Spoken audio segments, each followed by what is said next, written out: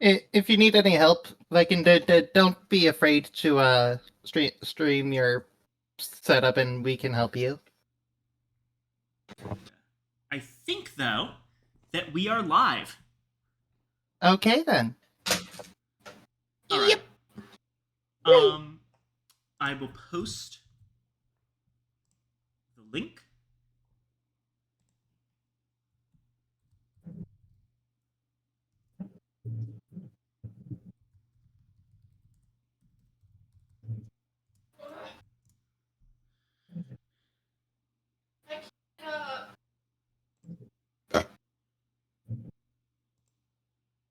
And right here.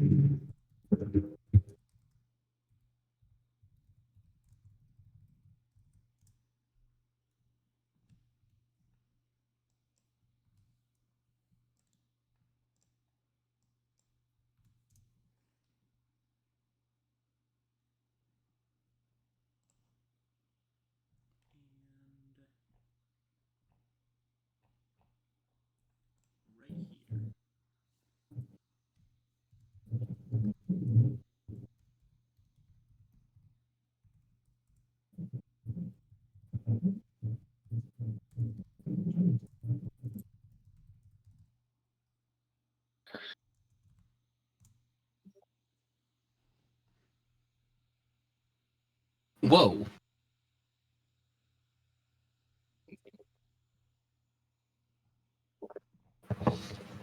Now there are two of them. This is getting out of hand. Sully, why are you bananas? The dogs is two. Banana Sully.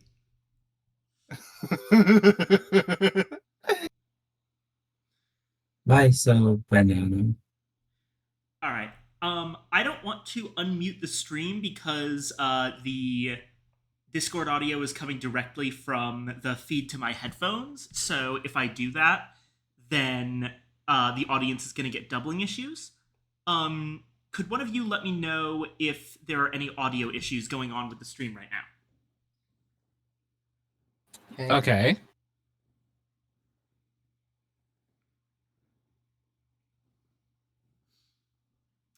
Righto, testing, testing. 1, 2, 3.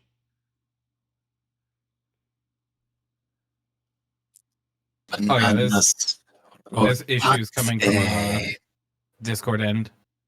Oh, I think it's it sounds like it's layering.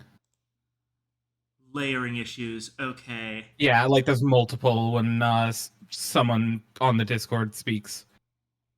I see. There's two of me and one of us. Wait. Hold on. I think I know what's going on. Let me just Yeah.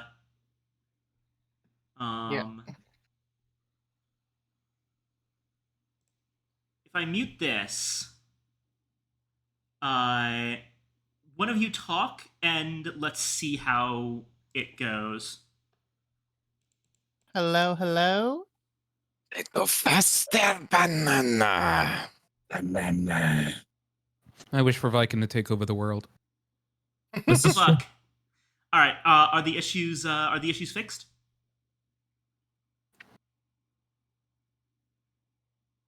It is fixed on the stream end. Nice. Yeah. Apparently, I had an audio channel that was going to Discord and an audio channel that was capturing my output. So Discord was getting double audio. Got it. Oh. All right. Also, my chat box. I just realized that. So, do you have alerts set up, Viking? Because Pi said that there was no like follower notification. I don't believe I have them set up yet. Okay, yeah, that makes sense. Just making sure, because sometimes they get buggy. So That's strange. I did get one. Alrighty. yeah, they just don't have follower notification set up. Wow. Yeah. I actually don't know how to That's so do sweet. that. Well, we can help you after stream. Yeah. Gotcha. There is one other thing I want to do that I just realized wasn't working properly. I've got like a little thingy to show my chat. But the issue is that because I changed, I believe I have to update it. Let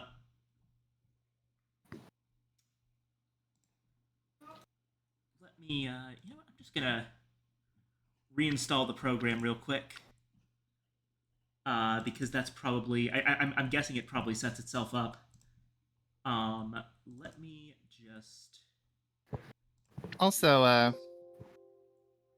don't know if anyone else has noticed this in stream, but Pi is also saying that you're quiet, Viking. Okay.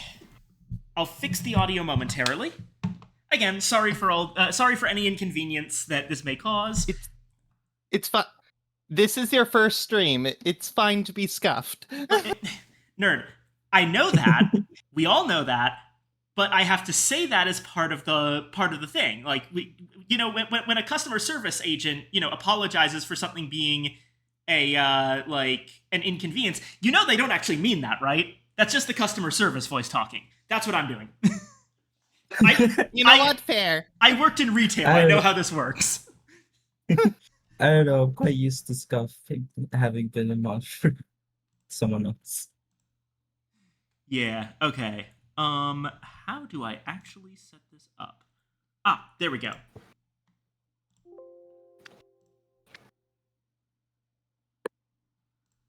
There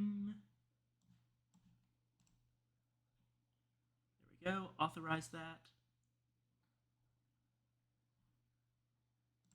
Save it.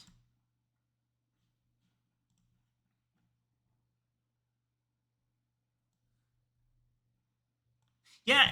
Okay. Let me read the chat now that I can actually see it properly. Okay. Be redeemed hydrate. I don't actually have redeems yet, but I do have some tea here. All right, spill the tea, sis. Tasty. I don't want to do that because then I'll get ants. God. Yeah, that's true. My sink has been covered in ants lately. Like they're just all over the kitchen. It's so annoying. Now, are we talking about ants the bug or ants with a U? Ants the bug. Attracting aunts would be would. I mean, Yeah, I'm fine with that. That's perfectly fine. My aunt's cool. Oh, Who said it had to be your aunt? Look, I'm I was trying. wondering what you meant by aunts. Not the A. Right. Okay. Let me fuck with my sound settings a little bit. Oh yeah, this is gonna be a stream where we say the funny fuck word. So be ready for that. Oh shit! Viewer discretion is advised. Yeah. TVMA. Righto. Tempted wait, now shoot. tempted to seeing that song from the new Pantheon stocking that's been going viral.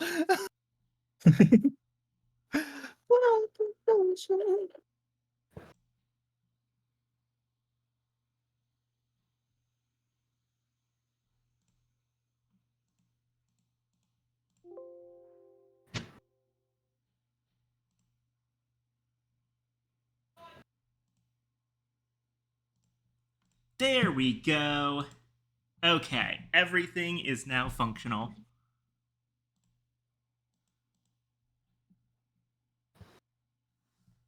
Hi, Wewin. Then we'll win. Apologies for the auto mod. Yeah. Okay, I now have things set up. Okay, first off, I don't know if there's a way to turn. Oh wait, auto mod custom.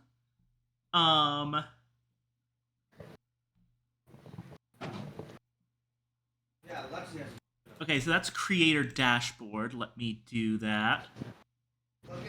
Hope you have a good day then, Lilin. Need me more cards. No, but Oh, it looks yeah. like the latest Yeah. subscribers is spinning banana. Thank you for dropping in, Lilin. Love you. Right. Banana. Rotate. Let me Banana. quickly set up. Apparently, my auto mod is set up from the channel Initial creator, auto mod. creator dashboard Sorry. page.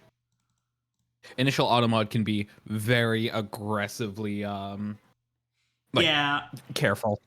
Let Yeah. me. Do you know where to change that? Bippy?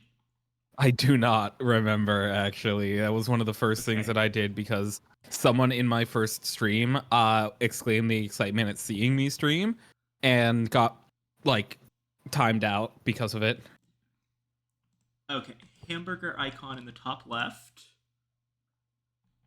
Yeah, sorry, you can't be clear, you can't be too excited, you can't be spicy, sorry.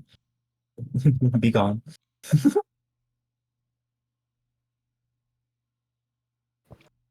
Damn, no spice. So that war was fought for nothing. Damn Brits. Yeah, Zoggy. They took There it is. Okay.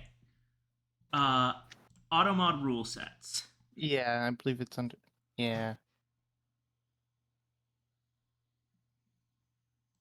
We want no filtering for sex-based terms and no filtering for profanity, but maximum filtering for all of the discrimination and slurs and harassment.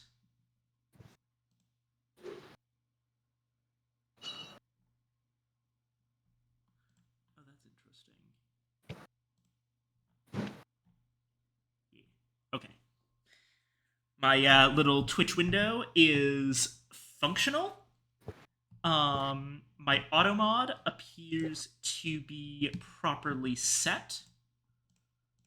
Is it functional? Because I'm looking at the stream right now and I don't see any of the messages in the chat window.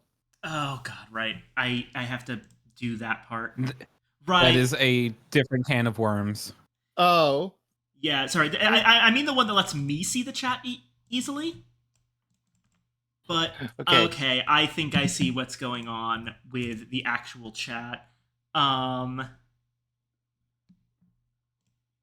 Right, yeah, okay. So what I want to do is apologies that the first part of this stream is going to be mostly just setting things up again after the name change. I probably should have done this earlier, but I didn't realize it would be a problem. Yeah. You said it was future you problem, and here's future. I didn't even say it was future me problem. I just genuinely didn't realize it would cause things to break because I figured things did it. I figured that the specific name of the channel wouldn't necessarily change the things linking to it, but Oh, Yeah, oh, no. I see, never mind, I see now. Change your name, everything breaks, gotta fix it all again. let's see. Ah, there it is. Chat box. Chat box settings. After this, I'll fix my audio, and then we can go. Yeah. Yay! Yay! I didn't know we let a sheep in here. I don't know. Look at those ears. That's a stupid I'm little looking. puppy.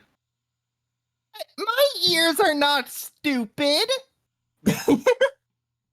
You're a I stupid didn't even have little any puppy. ears. I'm gonna bite your ankles. Emphasis on little then. Okay, how little is my loot when I smash it over your head? How little is your what? Loot. I don't know. I think you'd probably drop like a green rarity item. No. I think we're handing out a little bit too much credit here. I think I'd be lucky to find a gray. God Oh, damn What it. no. is this bullying? Oh no, I can't believe Nerd Letter drops just a singular low-level potion when defeated. It's still good in a pinch. I'll have you know, I have traveled the land and seen many sights and fought many monsters. Yeah, but how much loot did you physically eat? What? Listen, I don't have a problem, okay? We got, we gotta talk about your low quality potion drinking. They're yummy! They taste like strawberries. Yeah, if you unwrap them, you can't just like swallow the glass whole. Yeah. And like unless you're like a dragon, but you're like a I don't know what you are, but you're not a dragon, that's for sure. I said it earlier, didn't I? A stupid little puppy. Oh, okay. Heart emoji patting you. I bully with affection. I hope you know this. Party emoji. Oh, okay, that showed up. What do you mean this page is not available? Goodness, what is this? What is Sorry, this yeah, slander? I'm allowed to make fun of people, especially if they're my friends. It's true. It's true. Such is the truth. They're allowed to make fun of me. Guarantee you, if I went by the right pronouns, you would ask me to make fun of you. What does that mean?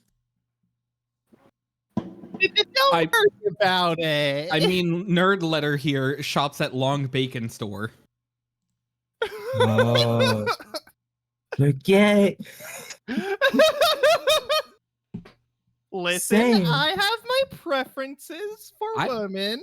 I don't knock anything. I'm just gonna tease you for it. I'm like, what's that fucking image of like, oh god, I need a girl to kiss? First response: do you think just because you're a girl that makes it any less depressing? It's like lesbian. Listen! Yeah. Viking, they're bullying me. Deal with it. I'm trying to figure this out. The backseat of the minivan. Wait, idea. Viking is Yeah. drawing the minivan. This is one of those like 3-layer of minivans with so many fucking seats to sit in. We have to sit in the very far back because she has just too much fucking tail. It takes up the entire middle row. I pat the tail. That also means that she can't reach us back here. I'll do it now. Hey, it just means when it gets cold, we have like a blanket. Oh wait. Yeah. It's not so cold blooded. Jesus, please. Good burp. I give that a 7. Yeah. Wow, talk about burpee. Okay. Am I on OBS or Streamlabs or what? I am on OBS, though the chat widget I'm using is through Streamlabs, I believe.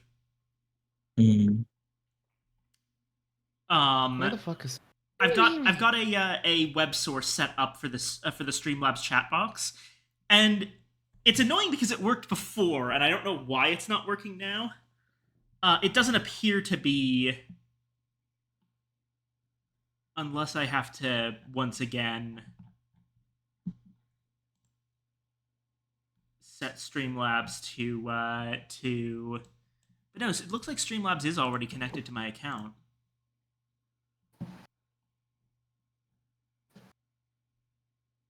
Try locking and unlocking the source for the chat, then try making it invisible and then unhiding it.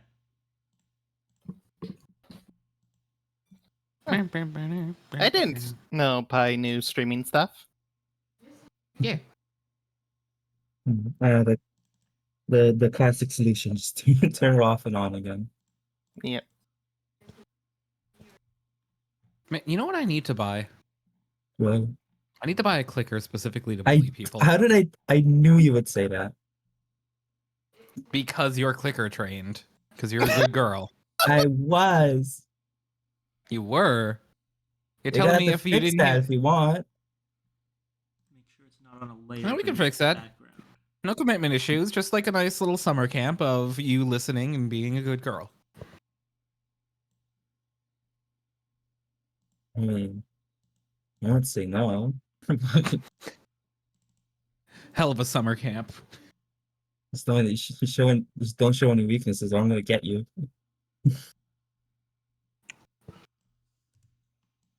Are you a nerdy femboy in his 30s? No, that's fair. Yeah. I can Unfortunately, still I make you don't. faster, maybe if I try hard enough. Eh, it would really depend. Quite frankly, the thing that I crave the most changes from day to day, and even I don't know. It's always oh, okay, I'm into MILFs today. Nice. Hmm. Duly noted. I don't know. I'm into everything. It's just Yeah. everything happens to be women. Yeah. I Yeah, can't no, help it. mine is just like I said, it just what I'm favoring, I don't know. And when I find it, Yeah. blush emoji. Mine's just more of it's It just is it keeps being women. I can't help it is it is amazing what I can tolerate if they have boobies. it. Oh shit, right. Hey nerd letter, how do you feel about flesh women? You know, like IRL ones that are super fucking hot and holy shit. Audio jungle. Huh? What? You scared away the bananas. Oh. Flesh women. Okay, But yes, I like Flesh Woman. I am having a lot of trouble getting this to work. It doesn't seem to be Oh, God. doing anything at all. Ah, boy.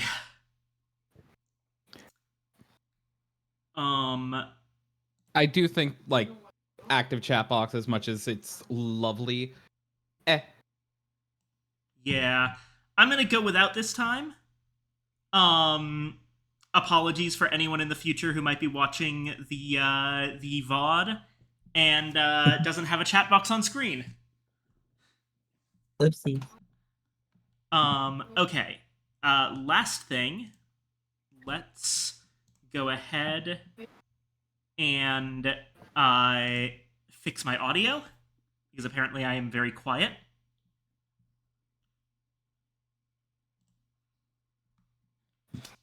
Okay, hopefully that helps it. But honestly, audio volume is something that I tend to have a lot of trouble with getting it all working. How does it sound? Sounds good to me. Alrighty.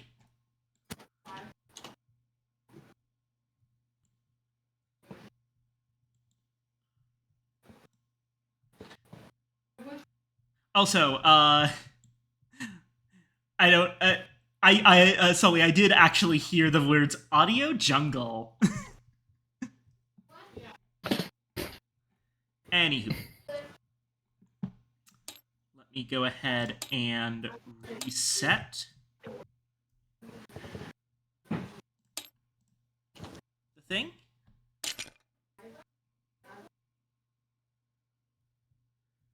Okay. And a couple of little settings that we're going to be doing here. I'm going to get rid of the whatchamacallit, interface. That's the one. Top menu can stay. I need to burn an incense. Oh, mistake.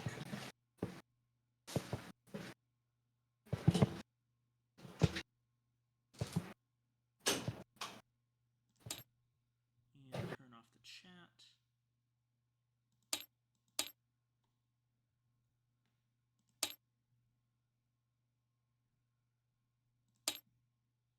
Gonna have to have the player names on to actually invite people properly, but after that,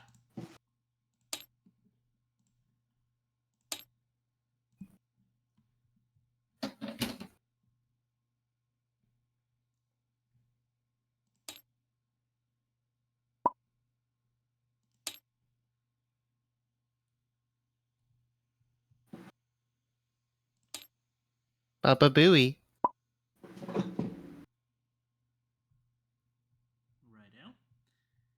Everyone who's currently in chat should have gotten their invites.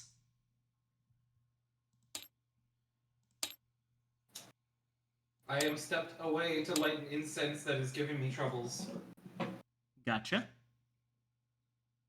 Did you say it again? I don't know if it responded to me.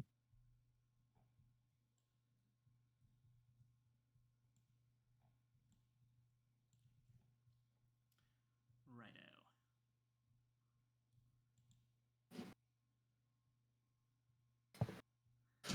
I meant the voice chat, Zero. Unless you do want to come in and play the game with us, in which case I'd be happy to give you the Serpent Warrior role. Can you get the invite again? Don't work for me. I'm just going to keep the thing on because the reason I'm turning the player names off is because it displays people's Steam names, but I'm not 100% certain that even matters here because I think everyone's Steam names are basically the same as their stream names. Here's your invite. Huh? Oh no. Oh. Nope. Okay. What happened? I crashed. Huh. Oh. It's just not letting me on for some reason. Yeah, I think that's the first time I've ever seen a tabletop crash. Just not letting you in, Evangeline. Did you get like an error message? What did it say? I was weird because like I get like the little message at the bottom. Oh wait, let me see. Oh no, Oh, it I just get crashed the little again. message. It Like, just like the pops bottom. up with like a bad like. It just pops up with like a red exclamation point on the tabletop logo and crashes a few seconds later. Okay, let me reset the stream, or not the stream, the room. I think it might be a problem with Tabletop Simulator because I was having issues trying to play it last night too. That'd be the worst timing. We've dealt. I'm sure y'all have dealt with worse. Oops, FinFan Fort has maintenance today of all days, and it happened 5 minutes before stream start. Well, yeah, but luckily it always happens on the consistent day of Monday. And Yeah, such fair solution was fixed by just moving to Tuesday. Not the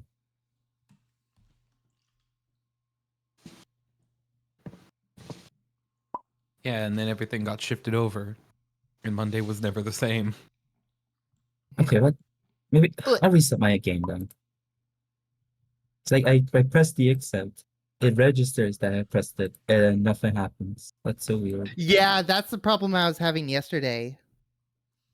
It's odd What because the? it's not a universal problem because Nerd was able to get in just fine. Hmm. There shouldn't be any problem with permissions because the stream or the room is set to invite only, and I've invited you all.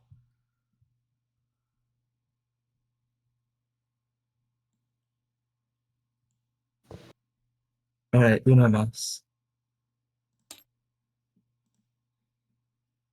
I have a lot more than one mass. Thank you very much. Oh, I see the connect them. No, what the fuck? There we go. Oh man,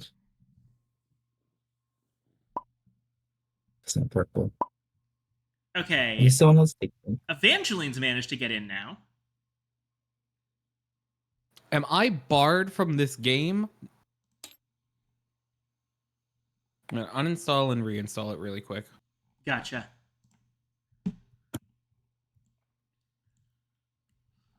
Let me lay some things out.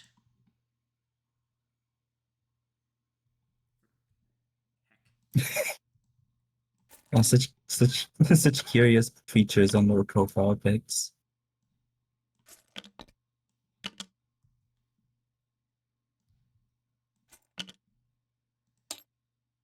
So, a little bit of admin. We're going to go over the rules of Eldritch Horror in a moment. But first, I want to talk about what actual setup we're playing, because this game has a lot of very good expansions. I've decided that we're going to be playing mostly just the base game. We're using one full expansion and a single rule from another expansion. We got the base game. We're using the Forsaken Lore expansion because Forsaken Lore doesn't make any actual gameplay changes. It just adds new content. And I've pulled out the Mountains of Madness expansion.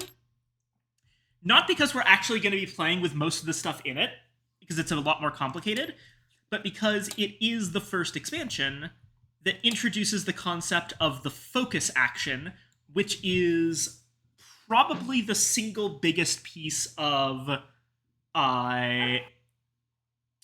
just quality of life that ever got added to this game.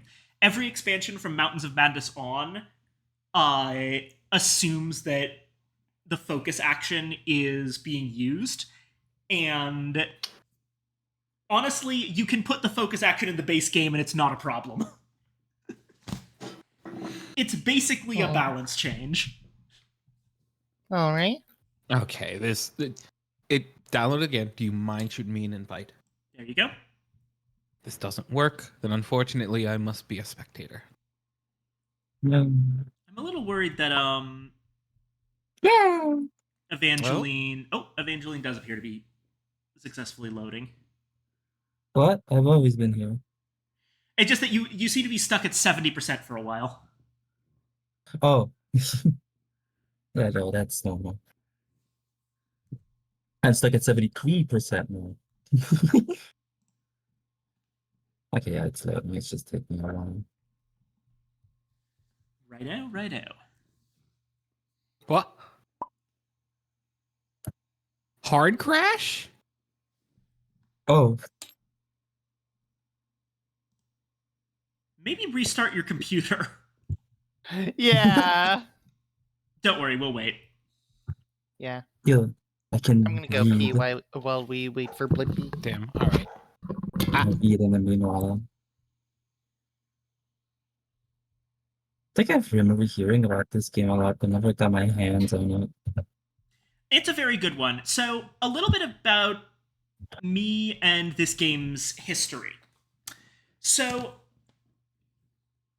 I was when I was a little kid, I didn't really have any feelings in particular on board games. You know, I played all the classics: Monopoly, Risk, Mousetrap, Candyland, occasional Snakes and Ladders, all the things that people recommend to like as family board games. I had absolutely zero knowledge of like the board game hobbyist scene. But eventually I got into H.P. Lovecraft from actually don't remember what the specific thing was that got me into Lovecraft. I think part of it was finding a book of Lovecraft short stories at the school library, and specifically falling in love with Dagon, Pickman's Model, and especially the music of Eric Zan. I still think, to this day, I think the music of Eric Zan is a absolute masterpiece of a Lovecraft short story. It is by far my favorite. But since I really liked Lovecraft, I went looking for other related content, and I stumbled across, I believe it was the TV tropes page for Arkham Horror. And so that was a Lovecraft board game, and it looked really interesting. So I picked up Arkham Horror 2nd Edition, and that was my first complex board game. Now, I have every single expansion for Arkham Horror 2nd Edition. I'm turning my head. You can't see me, but I'm turning my head very slightly to the right. And in my apartment right now, there is a shelf that has every single box of every single expansion ever made for 2nd Edition Arkham Horror right there. I can you count, got there, Viking. I can count all 9 boxes. Yeah, 9 boxes. Oh, wow. However, the thing about Arkham Horror Second Edition is that it's a very clunky game. It was from an older design school of board games, and be back. Yeah. Yay! Yes. Welcome back. Try one more time and hope. Appears the Bippy's Fuji is not working yet. We'll see. How? That should be So I unrelated. hated it. Fu-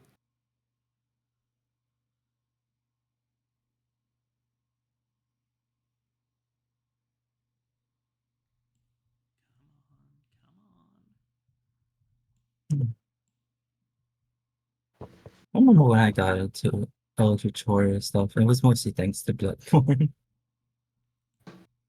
Yeah. But yeah.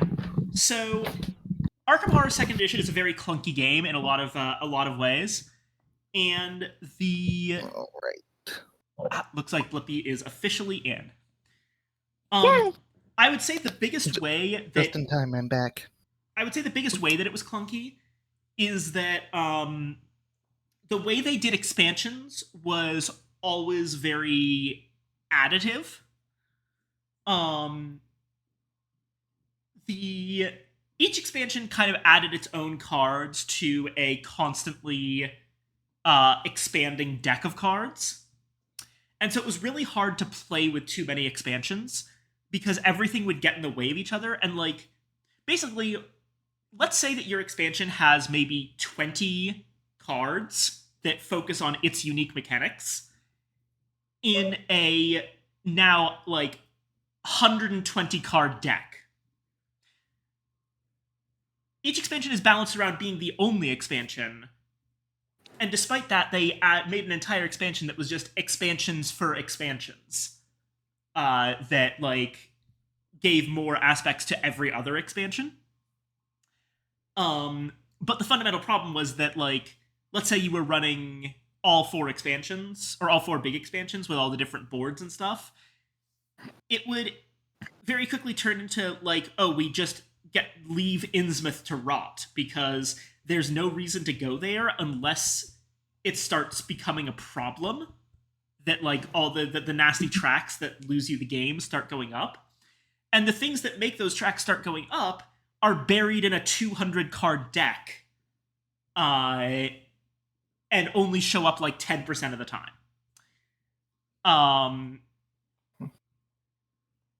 So then Eldritch Horror came out, and it did its expansions much more smartly.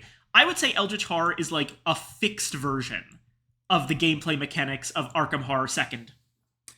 Notably, the things that add extra boards are locked to their corresponding bad guy. Like, if you're playing with Nyarlathotep as the Ancient One, that's like the only situation in which you'll use the special Egypt board, because that's the only case where the Egypt board is like relevant. All the expansions, or all the different components of the expansions that add new gameplay mechanics are locked to their respective Ancient One, which means that even though Eldritch Horror now has, I believe, even more expansions than Arkham Horror Second ever did, it never feels bloated because you're never playing with all of the expansions at once, by design. There's other changes too, but just in general, Eldritch Horror is, as much as I love Arkham Horror Second out of personal history, Eldritch Horror is simply a better game. And they clearly took the lessons that they learned from Eldritch Horror to create the Arkham Horror card game, which is an absolute masterpiece of a game, but it's campaign-based, so I didn't want to play it as a first game here. And I believe now the Arkham Horror 3rd edition is out, and it's got a similar design philosophy as Eldritch Horror. So they have very much learned how their specific kind of game works.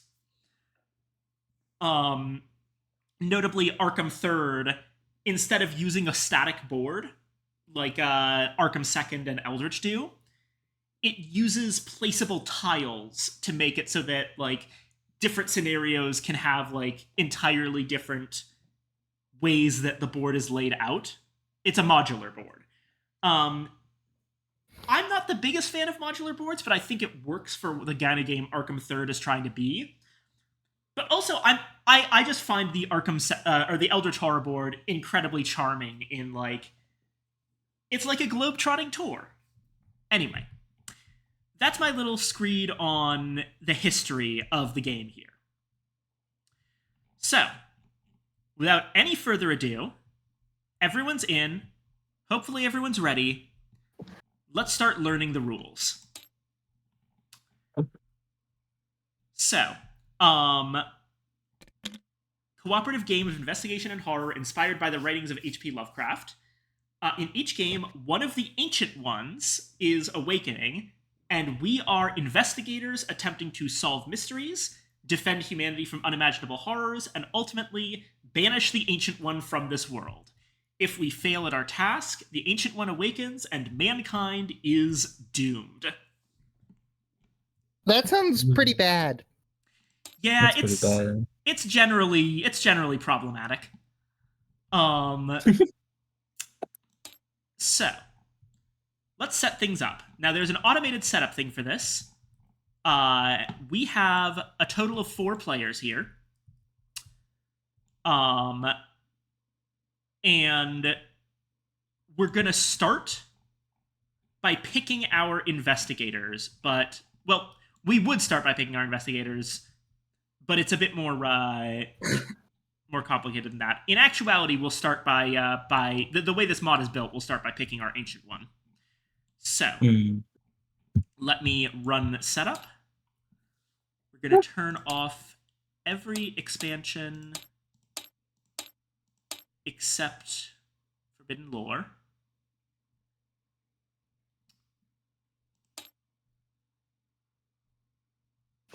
Four players. Nice fan-made ones? That's cool. And we can go for a random Ancient One, but I'm going to leave it up to you guys, both in the voice chat and in the text chat. Our options are gonna be Azathoth, Cthulhu, Shub-Niggurath, Yog-Sothoth, or Yig.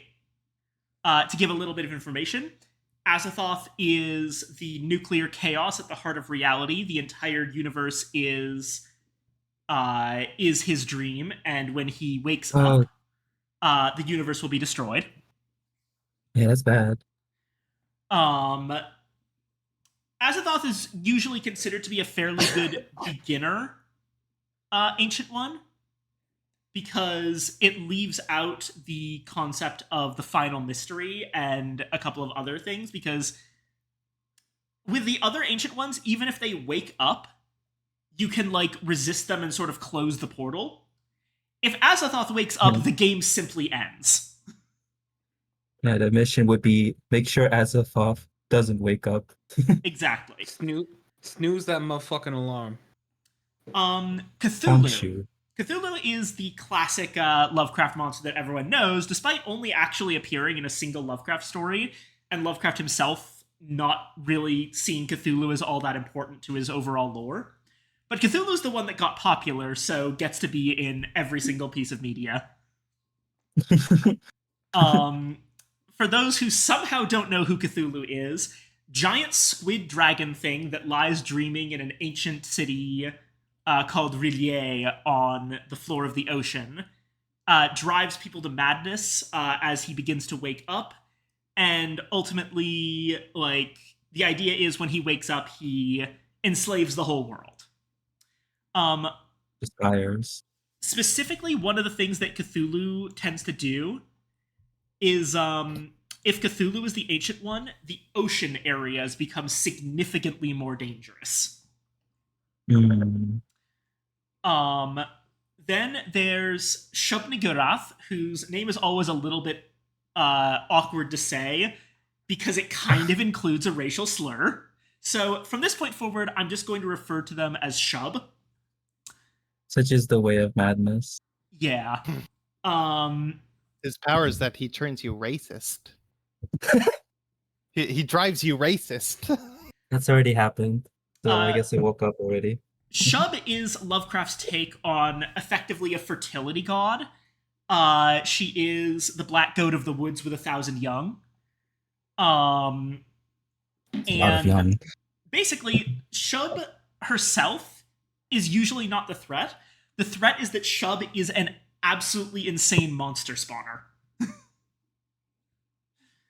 Just monsters flooding everywhere in the world. 1 billion children. Yeah. Then there's Yog-Sothoth, the Key and the Gate. This is the one that Lovecraft actually named his entire mythos after. Lovecraft's work is often called the Cthulhu mythos, but he called it the Yog-Sothoth cycle. Mhm. Because Yog-Sothoth was, he felt, like the big overgod, which makes sense. Yog-Sothoth is reality. Like, the entire universe is synonymous with Yog-Sothoth. Wait. Yes? So how does that make sense when reality is as a thought stream? Don't worry about it. I mean, Okay then. logically, Azathoth is dreaming about Yog-Sothoth. So then Oh. wouldn't that make Azoth the supreme deity? Sort of. No, there's a. I guess the can see difference. I think the difference is that Yog is like the light bulb. Azathoth is the switch. Yeah, basically. Okay. Yog-Sothoth tends to focus very heavily on like portals and stuff. When Yog-Sothoth awakens, space-time starts to distort, and you get like, oh yeah, you can step through a door in London and you end up on Pluto. Classic mistake. And finally, the one added by the Forsaken Lore expansion, Yig. And honestly, I have a feeling that everyone's gonna make me pick Yig when I tell you that Yig's title is the Father of Serpents. I was thinking Yig just because it's funny how short it is compared to the others. Yeah, that's the same thought process I had. Is like Yig would be really funny to choose just because it has a really short name. I was thinking Yog-Sothoth because the portal bullshit sounds fun. Yeah. It does. But yeah, Yig's thing is that they're basically there's a secret basically, you know the lizard people conspiracy? Oh, Yeah, like that's Oh my god, this is that? that is essentially the lore behind Yig, is that there are serpent people, and they're like they have secret cults and they're infiltrating humanity to bring forth domination of the world from behind the scenes. God, it's Facebook all over again. So wait, Yeah. God, that's the one that Lovecraft made when he found out he was Welsh? I actually don't think Yig was made by Lovecraft. Let me check that. A reminder about Lovecraft. His work was actually one of the earliest cases we really know of like the modern concept of a shared universe. Lovecraft had a lot of friends who were writers. They all kind of wrote for the same magazines, and they had a lot of like correspondence with each other through letters. And Lovecraft and these other writers were all kind of broadly writing in the same setting, mixing story ideas. So not every one of the all of the creatures I've mentioned so far, Azathoth, Cthulhu, Shub, and Yog, were all directly created by Lovecraft, but not every ancient one available in this game was actually a Lovecraft creation. A couple of the very like notable ones are Ramsey Campbell. Lovecraft stories mainly focused on his geographical area, which was New England. Of course. Ramsey Campbell, on the other hand, was a British writer, and all of his stuff focuses very heavily on the British Isles and like what things are like there in the Lovecraft universe. There's also August Derleth. I'm not going to talk at length about August Derleth because that's a can of worms about like whether August Derleth was actually like a good writer addition to the mythos. To put it very simply, August Derleth had very specific ideas about making the mythos a battle between a objective good and evil, which is kind of missing the entire point of Lovecraft's original writing, that the gods aren't good or evil, they're just incomprehensibly larger than us to the point that they have the same opinion of us that we have of, like, insects. We're not good guys or bad guys to insects, we're just, like, massive creatures that can obliterate them with a thought. I see. And, like, the only elder god that, like, actually has a specific interest in humanity is Nyarlathotep, and that interest is the equivalent of a kid burning ants with a magnifying glass. Yeah. To be fair, though, wasps are insects, and you can absolutely get your ass handed to you by wasps. That's fair. Okay. Maybe in the mind. end, we were the true wasps of the universe. Apparently, Yig is actually Lovecraft, technically. This is a complicated situation because this was one of Lovecraft's collaborations with Zalia Bishop. And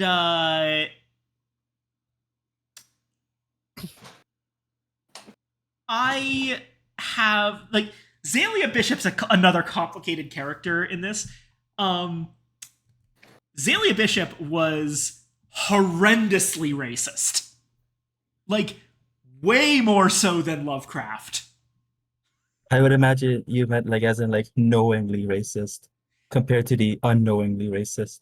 It's a bit complicated, but like Lovecraft, to talk a little bit about Lovecraft's racism, because that is something that we need to address real quick.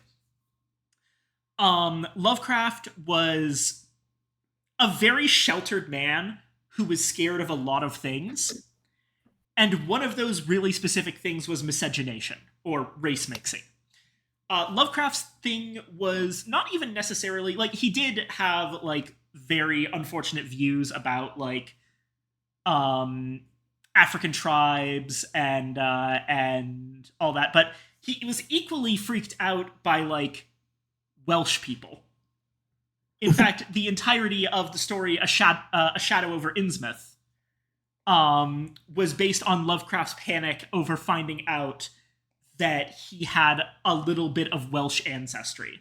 And that is a story, if people don't know, about a horrific society of mutant fish people due to, like, fishermen interbreeding with fish.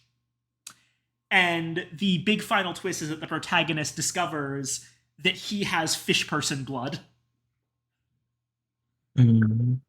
All just because the man found out he was a slightly different flavor of white. Yes. Now, Zalia Bishop, on the other hand, was pretty much your classic racist. Straight up the, like, black people are disgusting and inferior sort of racist. And that comes through in some of her writing. Honestly, the parts where the books where she collaborated with Lovecraft are some of the less racist parts of her writing library, because Lovecraft just wasn't interested in that. Yeah. I mean, I personally always interpreted, like, the Lovecraft racism thing as a product of his mental condition and the environment he grew up in. Absolutely. Yeah. Either way, so yes, it's very likely that Yig has some racist origins, but to be fair, I will also note that currently the rights to most of the stuff in Lovecraft's work are held by Chaosium Incorporated. And Chaosium, the creators of this game, along with many other games, including the Call of Cthulhu tabletop RPG, have stated a commitment to diversifying Lovecraft's work in really cool ways. Like, there's a lot of great, like, Black characters, Asian characters. One of the more recent additions is in Arkham Third and the card game. One of the characters, Stella Clark, is a Black trans woman. She is great. I love her. Based. And yeah, like, Chaosium has been doing a great job of basically unfucking the Lovecraft racism from the Lovecraft mythos. Again, based. So yeah. With all Yeah, I mean, that, that's such is the way of insanity that happens to people. yeah. I have very differing opinions. But yeah. So yeah, okay. Which ancient one do we want?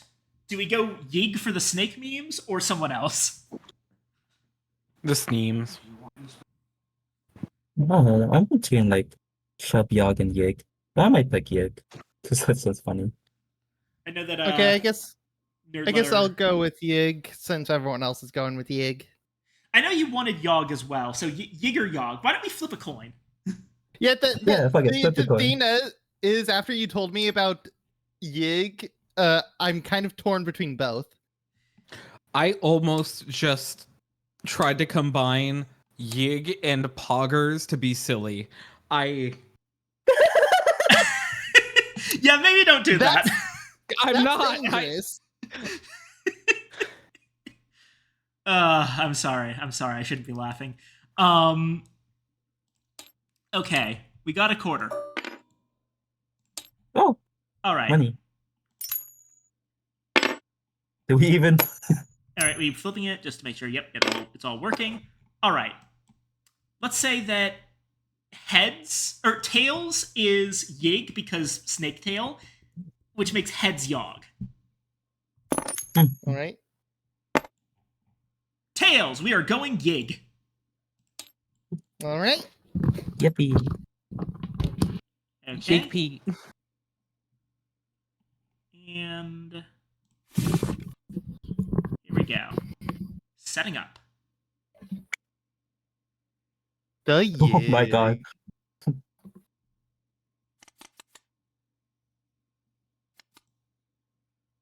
Oh, my game's backing out.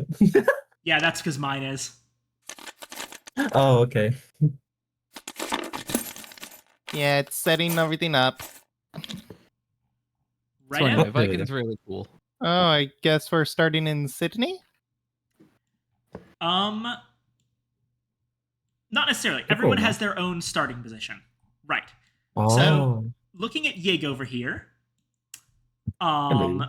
as it says, Father Serpents, many know that Yig's punishment for those who harm his progeny is a terrible curse, but few knew that long ago, serpent people betrayed Yig and suffered his wrath. Now the survivors return, eager to conquer for their true master. The specific setup for Yig is to set aside 6 cultists, 1 serpent person, and all the Yig special encounter cards. I like that. I like that he has feathers in this art because, Okay. I mean, realistically, Yig would probably be related to dinosaurs. I believe that the actual reason for the feathers is partially that, but partially because, possibly in the originals, but definitely in the Chaosium version of the lore, they've connected Yig basically to step away from like the Jewish lizard people conspiracy theories with this whole concept. They've actually connected him to Aztec mythology and like the feathered serpent Quetzalcoatl. Interesting. I don't know if that fixes the problem, but interesting. I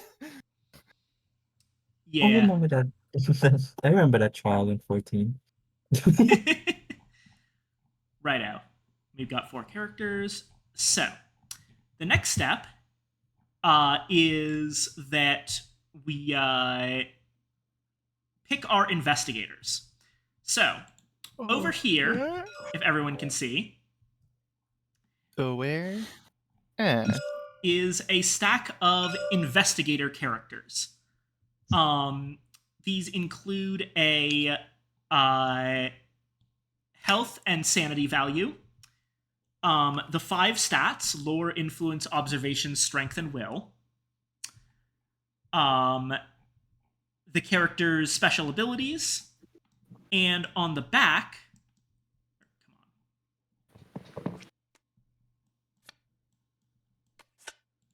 oh, I can't because someone's searching it. On the back of each... Oh, sorry, that's me. Gotcha. On the back of each card, you have the main thing on the left is the character's personal history, starting location, and starting items. Oh, and there's it's cool that there's death/insanity thing. Yep, there's like little story moments for if a character dies or goes insane partway through the story. That's cool. So we're working with just the starting stuff. So we have a total of 12 characters. Those would be Akache Onyele, the shaman, Norman Withers, the astronomer, Charlie Kane, the politician, Leo Anderson, the expedition leader, Lola Hayes, the actress, Jacqueline Finn, the psychic, Jim Culver, the musician, Lily Chen, the martial artist, Silas Marsh, the sailor, Mark Harrigan, the soldier, Diana Stanley, the redeemed cultist, and Trish Scarborough, the spy. Mm. Now, there's a lot of ways you can look over and pick a character, but honestly, I say for each of you, just pick someone who you feel that you vibe with.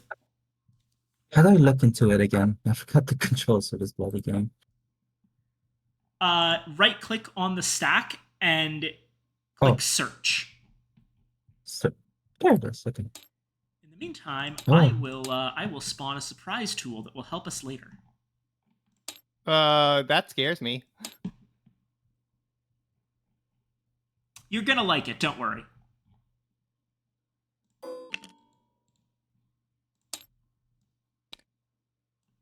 Interesting.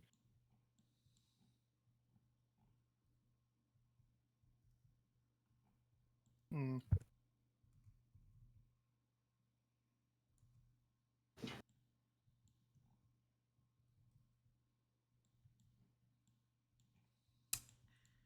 As a quick note of like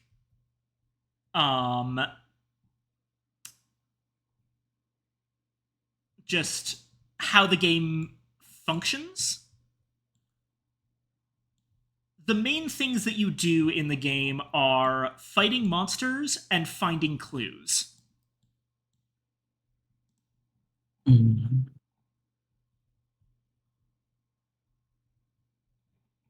What was Lily again? Finding monsters and fighting clues. Got it. Sorry, what did you ask, Evangeline? What was Lily again? Lily is the martial artist. Right? Mm. I think not necessarily someone I vibe with, but I think someone who would be good for this is Leo Anderson, the expedition leader. So I'm gonna take him. Oh, hold on. It looks like Nico's here. We might actually be getting a 5th player. Oh, Nico, if you would like, go ahead and hop into the secret VC. Join us. Oh, after Oh, I okay. shower? I'm not sure we can wait that long. Apologies. It's already an hour after we were supposed to start. How do I pick Lily up? What the heck? How do you pick Lily up? So you're picking Lily? Yeah. There she is. Oh, thank you. We got Oopsies. Lily and Leo. Thank you, Nico.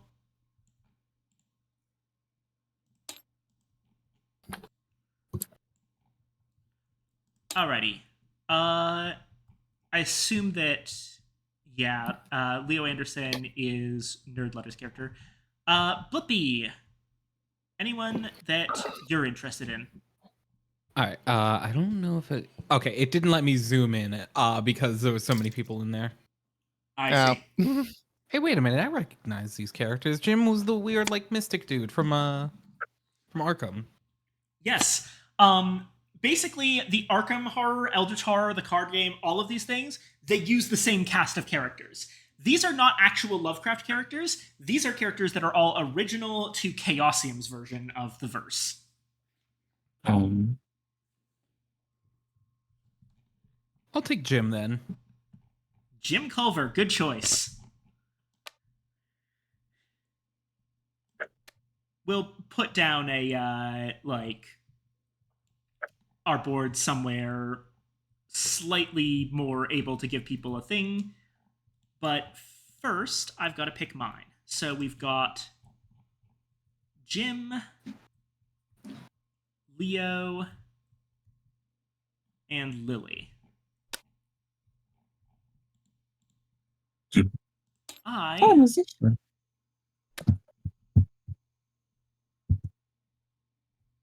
You know what? I will go with Trish Scarborough. Oh, you're playing along with them. Triborough. We've got a good cast of characters here. Yep. This cast of characters feels very B movie, but like in a good way. All right. Let's set things up and read everyone's lore real quick. So, Lily Chen. Lily speaks rarely, and when she does, her words are measured and wise. After a lifetime of disciplined training, every gesture is graceful, uncluttered by hesitation. When she was an infant, an obscure sect of monks believed that she was born for a special purpose, to face a great evil. Now the monks believe that that great evil is at hand, and they have brought Lily to Shanghai to begin fulfilling her destiny. That's some anime shit. Leo.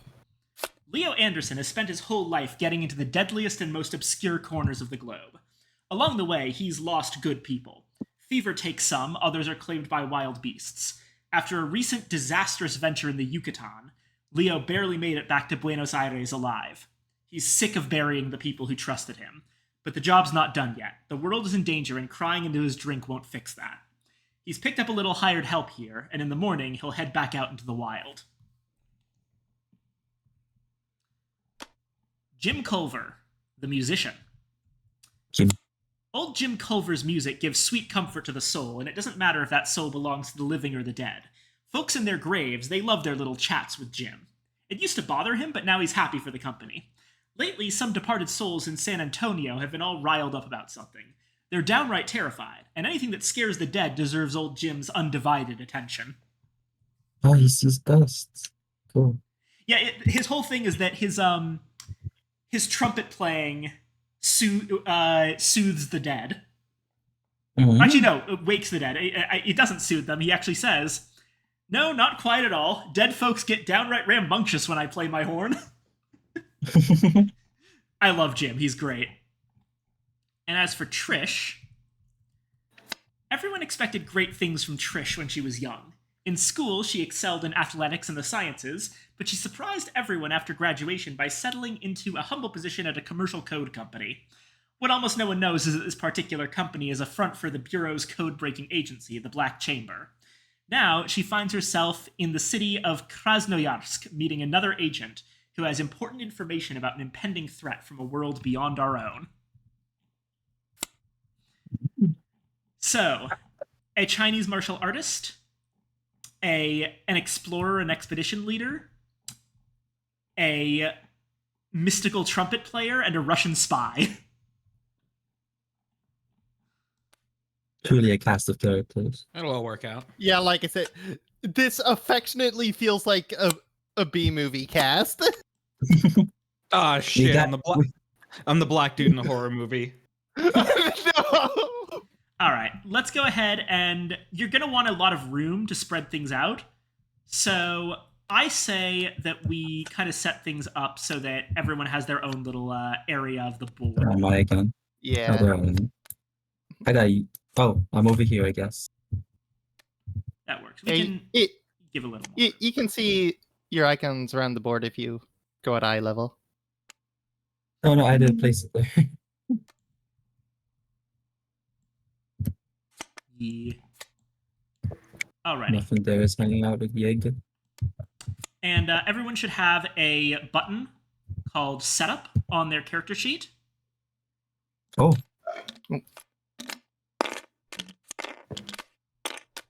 Oh, calculators.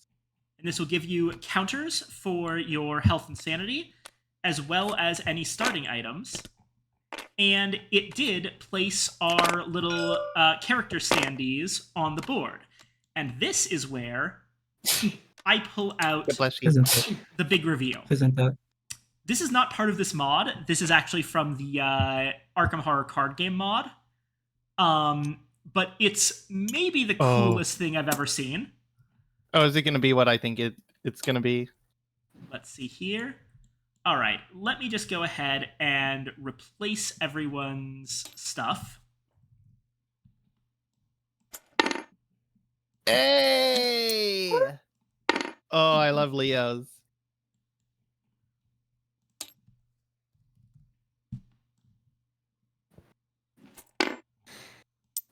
There's Jim. Oh my god. I love gems. Trish. And Lily Chen. God. Looking at Trish's sprite, it actually reminds me of Cammy White from Street Fighter, Let me actually Who is- also... who is also a spy. Um,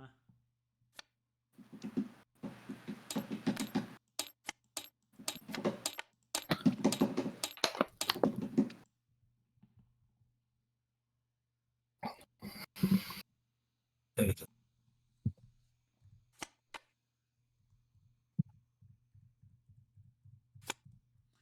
I have scaled them up by a factor of 10. We can scale them up more if they're hard to see, but I think for the time being... Yeah, I think we should scale them up a bit more, but that's up to everyone else. I don't mind. Let me see here. Or maybe not. I guess they just look small, because of the big city plots, but it looks like Jim fits just fine on a small city plot. So Yeah. But yes, these are the Arkham Fantasy pixel art mini cards and standees. oh, I saw you messing around with that earlier. Yeah, over here. Yep. It is incredibly cute, and I love them. Yeah, and it makes me miss Record Keeper all the more. Righto. Now that everything's set up, how do we actually play this game? Oh yeah, I still have to actually put together the Mythos deck. There's apparently a diagram. We've got corresponding players. Doom counters in the right spot. We've got a spawned gate. Active expedition token is in the right place. Spawned clues. And the final thing is to draw and place the first mystery card. I'll do that after I set up the Mythos deck, which... okay. Stage 1, 2, 3...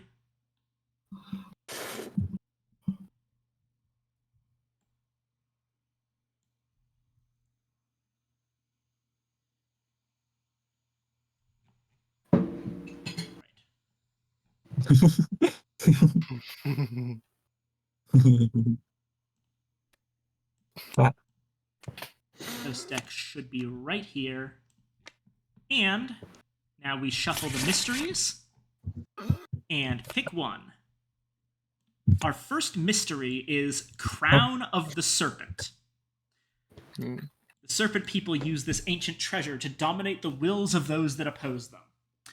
When an investigator would gain an artifact, they may gain the Serpent Crown artifact instead. At the end of the Mythos phase, an investigator that has the Serpent Crown artifact may attempt to break the crown's hold on the minds of those it has dominated. If they pass, they may spend clues equal to the number of players and discard 2 ally assets to solve this mystery. Oh.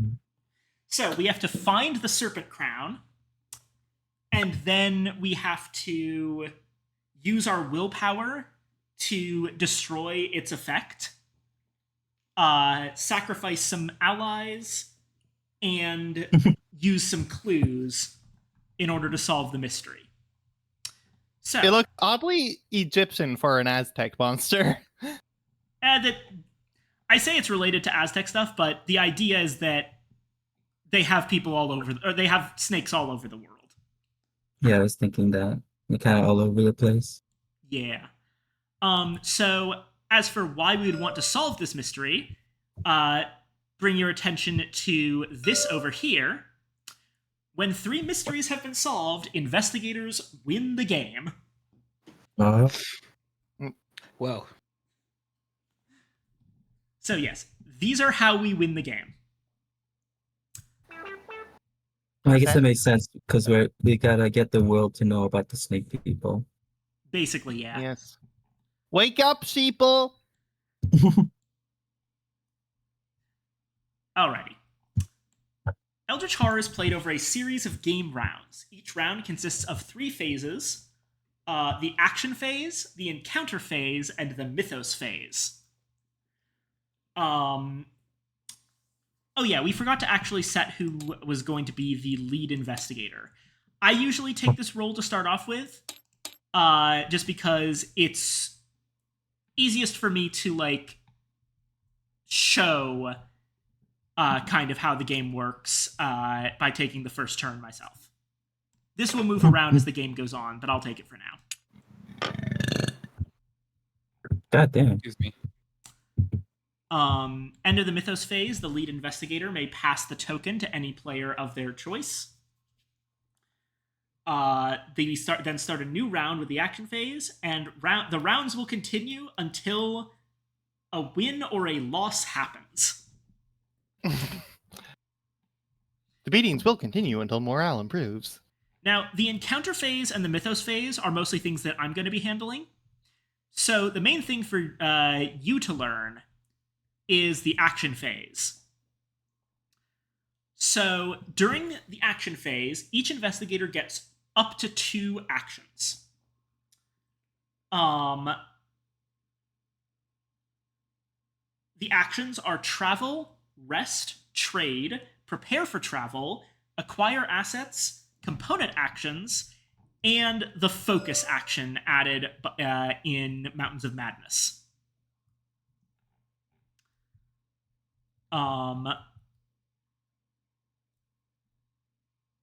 So just remember that the focus action exists and is going to be important.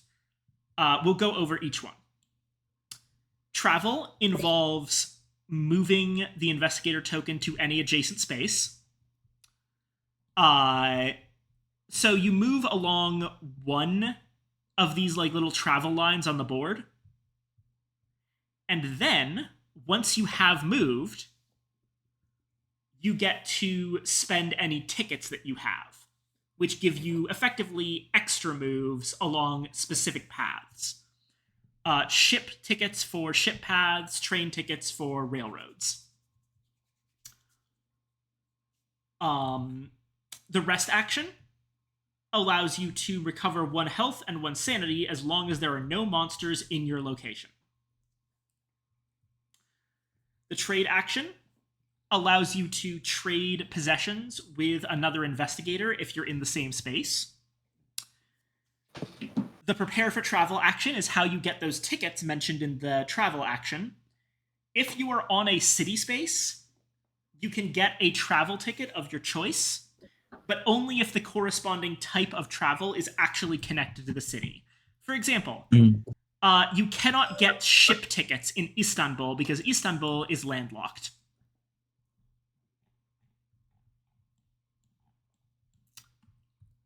And you can only ever have 2 tickets at a time. Otherwise, though, Wow, train and ship tickets are completely interchangeable, and you can buy a train ticket in Istanbul that you later use in San Francisco. I have a good starting place for tickets then. Yes, Lily starts out in Shanghai, which has every kind of path. For the record, the solid white paths are ship paths. They're always over water. The red paths with the little cross hatching are train tracks. And the dotted yellow paths are they're effectively wilderness trails. They're places that are only connected via road, and you cannot use a ticket to move along them. So they're a little bit harder to navigate.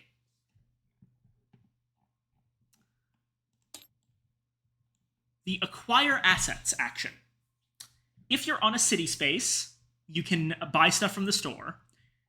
There's no money in this game. Instead, the way that you buy things is, if you look down here, this is the store.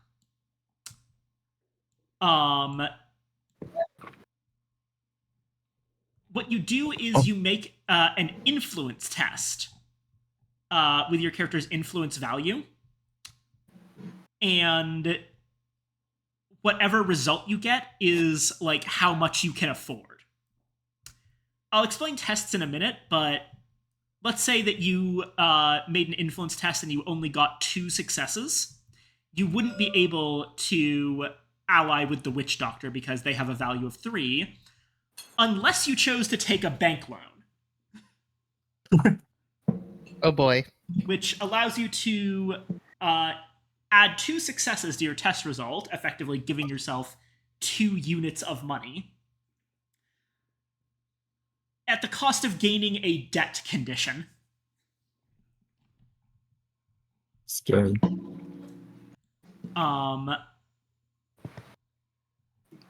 Much like healing, you cannot do this if there is a monster on your space. Mm.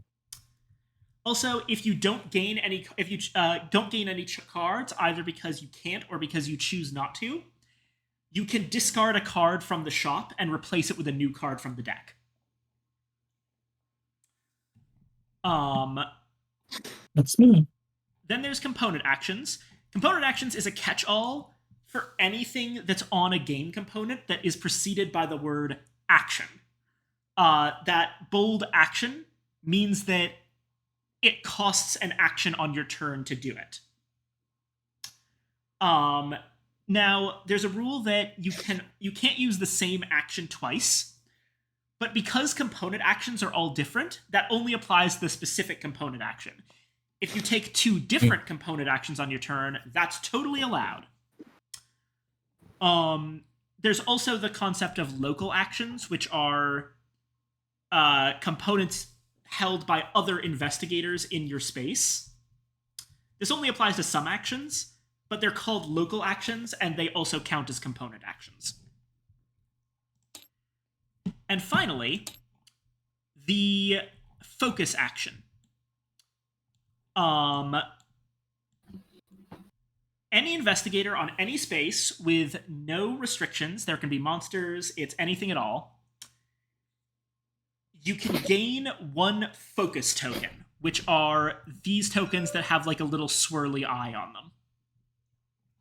You can't ever have more than 2 focus tokens, much like the tickets, and you can spend 1 focus token to reroll 1 die when resolving a test.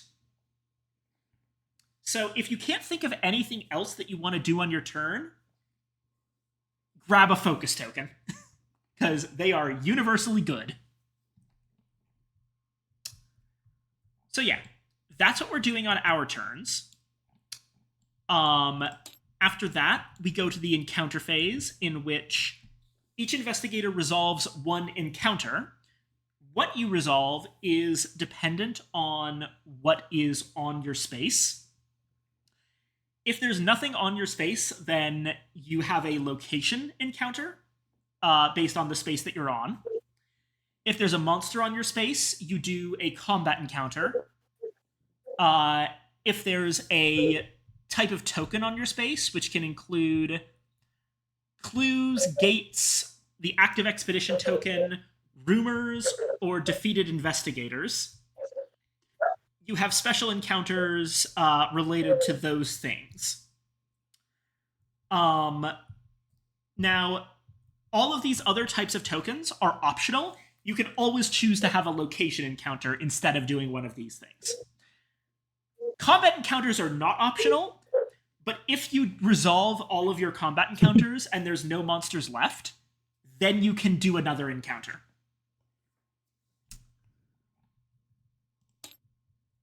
And finally, the Mythos phase, which we'll go into more detail on when we actually get there. But basically, we draw a card and a bunch of different things happen.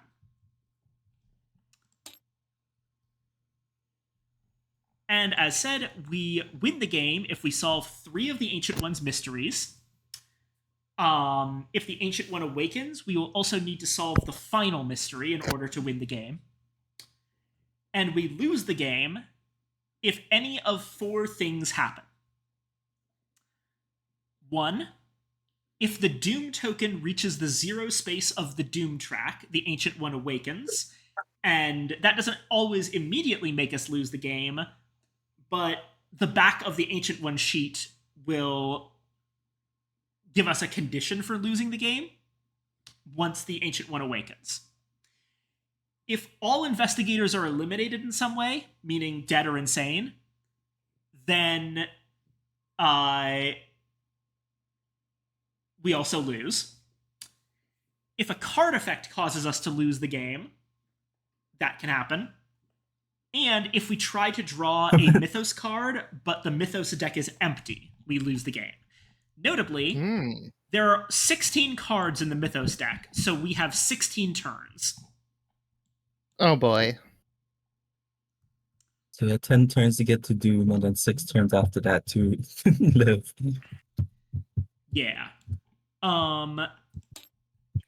And the most important additional rule is tests, because these are going to be very important. Once we're done with this, we can actually get right into it. Many effects require investigators to resolve a test, which is done by rolling dice to determine whether you pass or fail. You roll a number of dice equal to your value in the listed skill. So, for example, an influence test for Jim Culver here. Jim Culver's influence value is 3. So Jim would roll 3 dice. And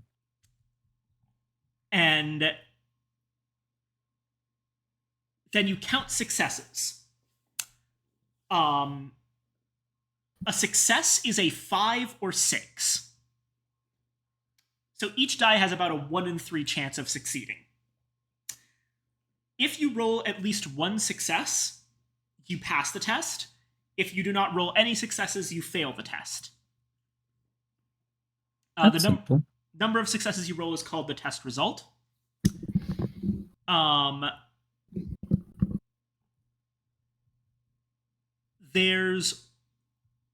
many cards, tests are declared using their skill icon embedded in parentheses.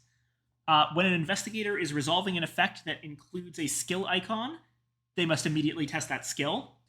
The test declaration may also indicate a modifier, such as -1, which causes the investigator to roll more or fewer dice in the test.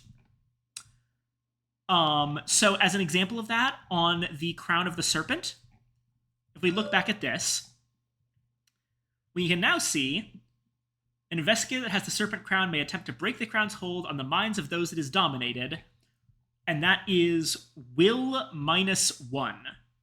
So whoever does this is rolling a test with their will stat, and they roll one fewer dice than their actual stat because of the -1.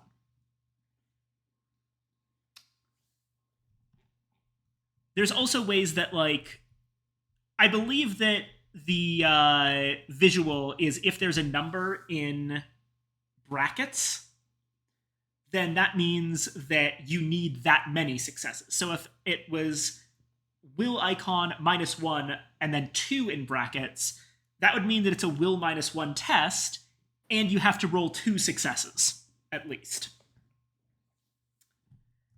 I want to be asked out of curiosity. Go ahead. If there was a success, like let's say like -1 or -2, and someone has that exact number, that means they just can't roll. I believe Is there like a minimum? there's a rule. Investigators always roll a minimum of 1 die on each test. Okay. So you always get a chance. A chance. There's notes on improvement tokens and complex encounters. We'll get to those when we get to them.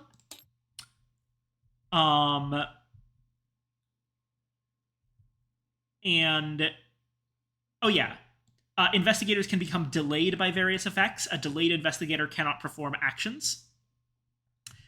The way this originally works is that you turn your little standee sideways. This is always really hard to do in Tabletop Sim, and that's another advantage of the little tokens here. If you notice, these tokens have 2 states, and if you hit the number 2 while hovering over them, they'll become grayed out. We'll use that to indicate the investigator being delayed. Okay. And yeah, if you're delayed during your turn, then you don't take any actions and become undelayed at the end of your turn. Oh, it's a stun. Okay. Yeah, it's effectively a stun mechanic. Everything else we will get into when we get to it. Let's get going. All right. Well, I will take the first turn. So, I've got my 45 auto. I've spawned in Space 16, Central Russia. So, the current mystery wants us to gain artifacts and also get clues. Our first clue has unfortunately... Well, one of our first clues has unfortunately spawned in Sydney, which has a gate there, which could be problematic. So instead, I'm going to... Let's see here.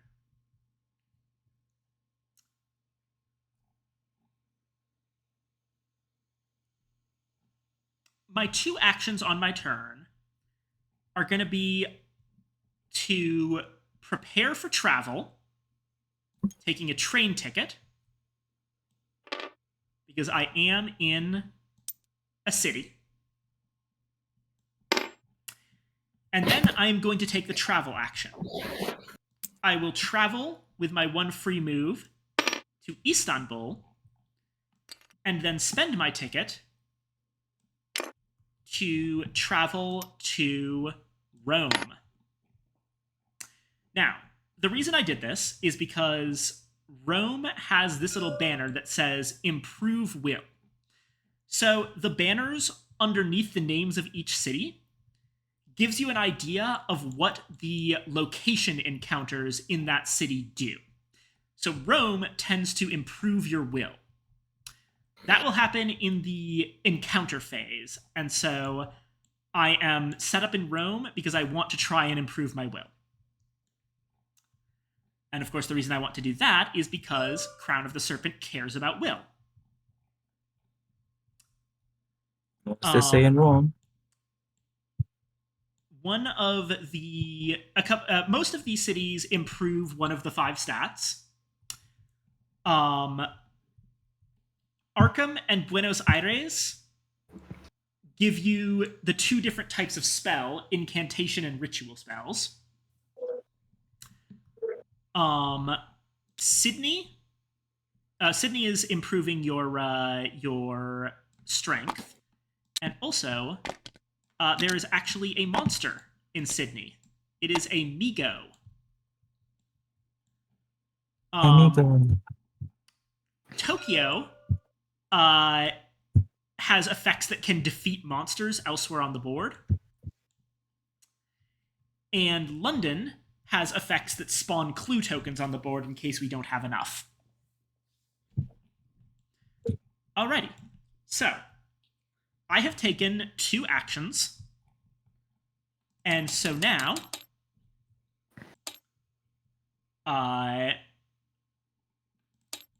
we're going to move to the left, which means that Blippi is up next. Okay. Let me see.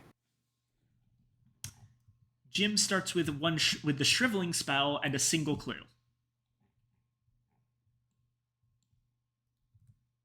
I'm at the very least in a nice spot where I can go and get this clue, because I'm that close to it compared to others. Yes. It also seems like, That is pretty close. yeah. Let me check.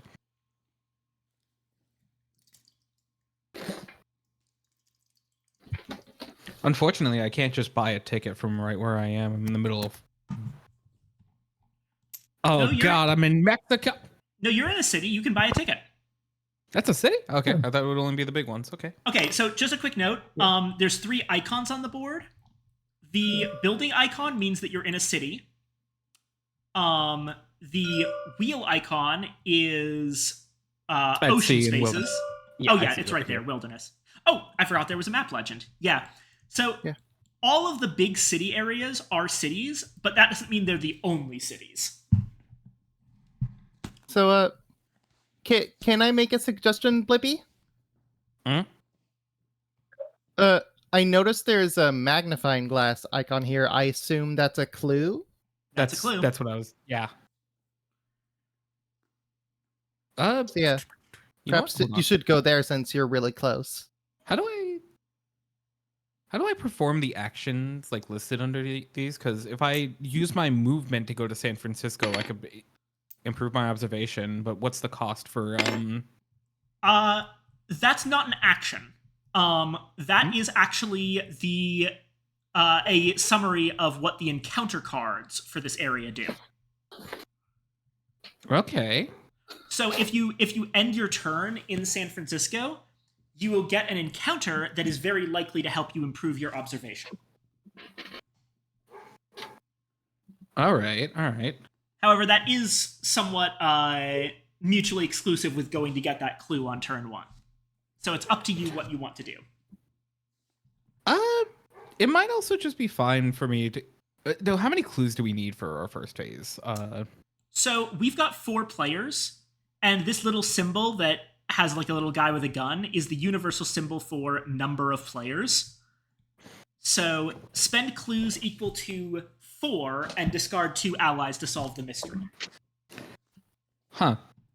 You know, I think especially since I have a clue to start, I can afford to take this a little bit slower and do something else. Where in the book is the acquire assets thing? Because you might want to like stock up. There's a little quick reference here that might help. Okay, and then test the influence. Yeah. You have and then pretty good influence. yeah, of course. Jazz makes you an influencer in these times. Yeah. All right, yeah. So that's what I'll do. Just to give I'm for gonna the move- record the general time period, this is similar to Lovecraft's actual time writing, but the Chaosium stuff makes the assumption that most of the action is happening somewhere in the 1920s. Mhm.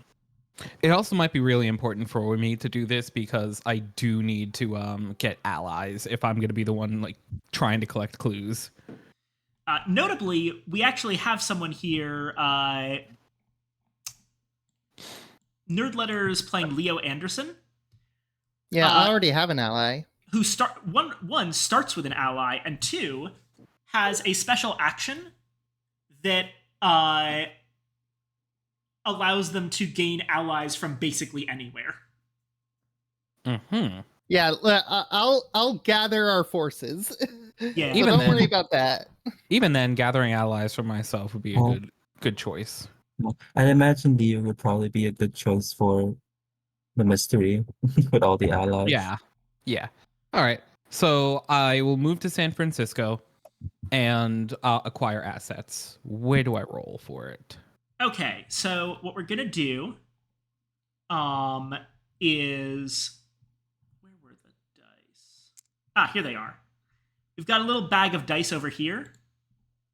Oh.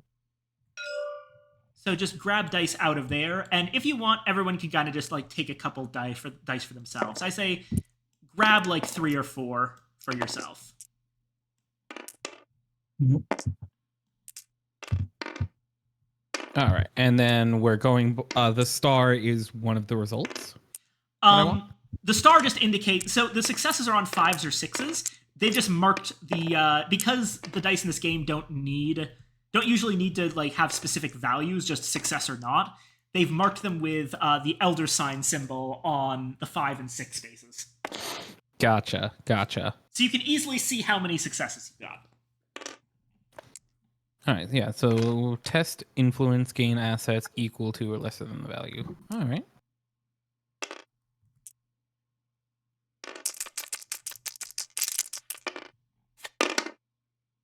Fuck. I only got one. All right. Okay, So well, you can take a debt condition if you'd like, or you can discard a card from the reserve and grab a new thing. Now, here's the interesting thing. If you notice, Leo Anderson is allowed to grab an ally from the discard pile. Yeah, that's what I was thinking. oh, Nerd letter. Is there anyone in the one of these allies that you would want to grab from the discard later? Notably, Pro- sorry. Probably the arcane scholar, because I'm not very well read. One mm, other note for the record is that Anderson's ability doesn't care about the ally's actual cost. He just has to succeed in an influence check. So putting Witch Doctor in the discard might be a good plan too. Because Witch Doctor is the most expensive ally here, and that would make it easier to like both potentially put a cheaper card in the reserve so that people can get things, but also leave the Witch Doctor available for Leo to pick up later. Let's go with the Witch Doctor because if you Nerd letter is also going to be like a bit of a combatant, so she might need to heal a little bit more. Yeah, So I just hit the restock button. I think so. Okay, that doesn't actually discard the Witch Doctor, so I'll just do that manually. There we go. Oh, and now I've got something that's cost 1. I can get that, right? Unfortunately, no. You couldn't buy anything, so you had to do a discard instead. Damn. All right. oh. But yeah, we've got a bullet, Yeah. which that's I need that. It's for my aesthetic. And I guess Hey, I might need it too. right now. I got 4 strength, baby. And that's 2 actions. So over to Lily Chen. Bye. Okay. Lily Chen actually starts out pretty stacked in terms of items, getting both the Lucky Rabbit's Foot to get a free reroll and a protective amulet, gaining extra will during combat encounters only. Where's the? Oh, Oh no, that it doesn't work like Oh. that. We move that at the end of the round. That just determines who's the Oh. first player that round. okay, I get it now. We go clockwise around the table. What do I want to do? Let's see. I'd probably wanna travel because I think I wanna get ways to kill stuff. So I think I want to travel to Tokyo then. Sounds good. Yep. Then what else? Probably. See if I can acquire assets. Alrighty. So I have units of 2. Okay. Oh, there we go. Oh, Oopsies. let's put that there. It's hard to move stuff. Okay. Actually, let me Hmm? let me help out for a second. Let me lock all of these in place so that we don't accidentally move them. Yes, and there. And I will similarly. There we go.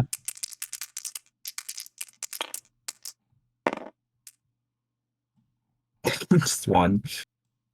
I probably could have done that instead. Anyways, So you could discard something, or you could grab the bullwhip.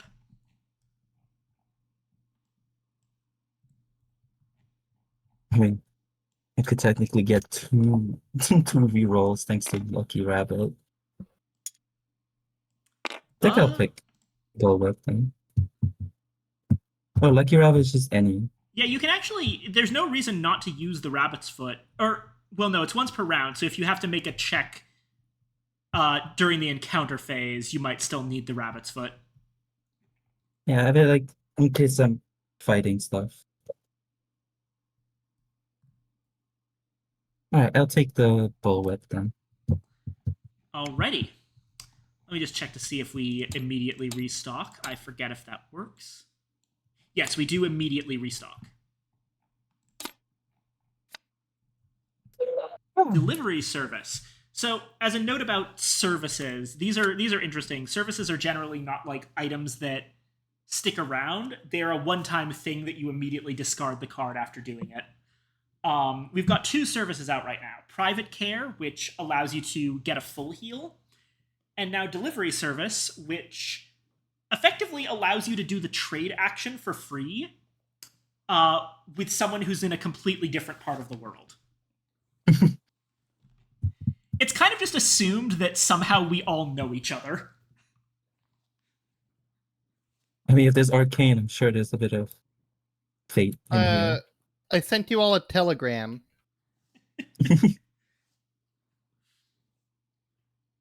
Yeah, I think that like Alright. knowing each other through Leo Anderson is probably the thing that makes the most sense here, considering he's very well traveled. Yeah. Common friend, you know? Yeah. Yeah, I'm putting together a very special team. Hell yeah. A task force, you could say. Alright, since that's all my actions, I guess I go into encounter. No, we actually go. Basically, everyone takes their actions, and then we all do encounters. Oh, okay. Right now. So it is it's now phase. Nerdletter's turn. Oi, compadre! I need to take it to the Horn of Africa. That was a horrible impression. I'm since he starts in Buenos Aires, I imagined Leo as Argentinian. Yeah, But he could be Argentinian. Yeah. I'm preparing for travel. Alrighty. So you're taking a ship ticket? Yes, It's all ships. and then I'm gonna move here and then use my ticket. Righto. Right Space there. 15. Nice. Nice. Alrighty. Blippi has redeemed Hydrate again. Hold on. Do you mind if instead of hydrating I just use the bathroom? Because I kind of need to. Go ahead. I'll Okay, hydrate good, for yeah. you. I'll be right back. I'll get a drink then, I'm thirsty.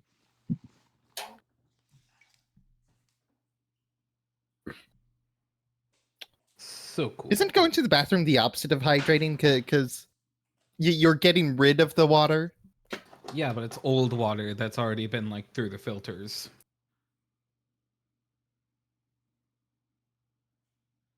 You know, it's like Actually, how I'll you're also gotta supposed feed the cats real quick. it's like how you're supposed to dump out the fishbowl.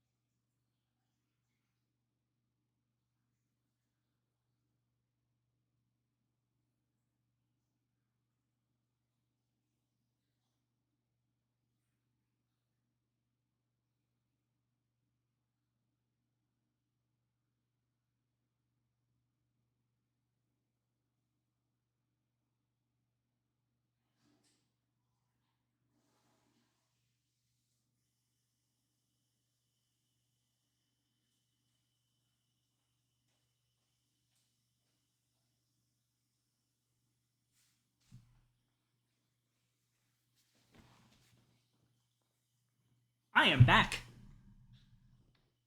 Hello, please Oh, do also whoa. hydrate. Yeah, I should probably actually refill my water. Hold on. And now she's gone again. I miss her. I guess this is our channel now. Nah, I'm fine. You take it over. So Okay. if Viking comes back for revenge, she'll kill you instead. Wow, okay. I'm fine. I'll make my own. I don't need to steal. When will she return from the war? The water wars. What about you, Angel? You wanna take over this channel with me?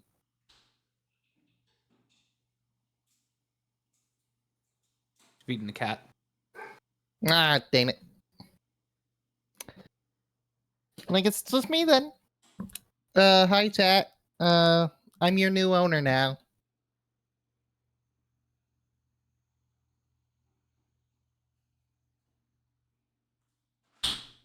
God, this heat is killing me. Hi, yes, I'm back. Hello. Yes, I would like to take over the channel so I can throw you under the bus when Viking comes back. Okay, Killing you. I am- stabbing you even. I am back for real. I'll come back for real. Yeah. I may have stabbed Angel. For the record, Nico, you can hop into the voice chat if you'd like. We're fine having you here, even if you're not playing, but I do Wait. apologize about the timing. You could be Yig, you know? If we literally just started, like we're still in the first turn, True. can we do some shuffling and make room? It's, Well, it's possible, Well, we'd have but Nico would have to figure out the rules through osmosis, basically. yeah. Would you like to do that, Nico? Would you like to fuck around and find out?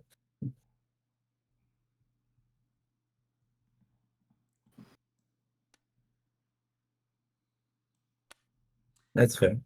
Sounds good. All right. That at least makes things simple. For the record, if we were to add a new character on the first turn, it is doable, and in fact, it's fairly easy. Nothing about the construction of the Mythos deck is dependent on the number of people. If you'll draw your attention over here to this card, there's 8 different copies of this card that are basically set up for different player counts. For example, this is the one for a single player. Oh, you could sell it. Okay. Yeah.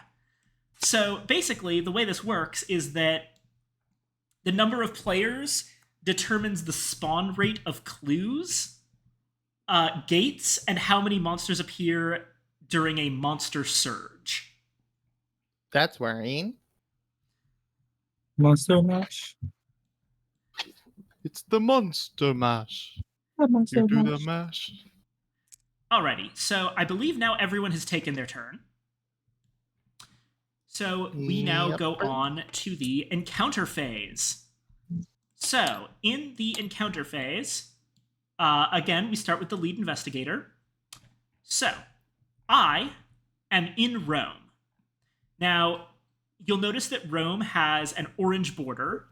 So we look over at these cards up on top, and specifically this orange border, that also has stamps for Rome, Istanbul, and London on it. This is the Europe encounter deck. Also, let me real quick.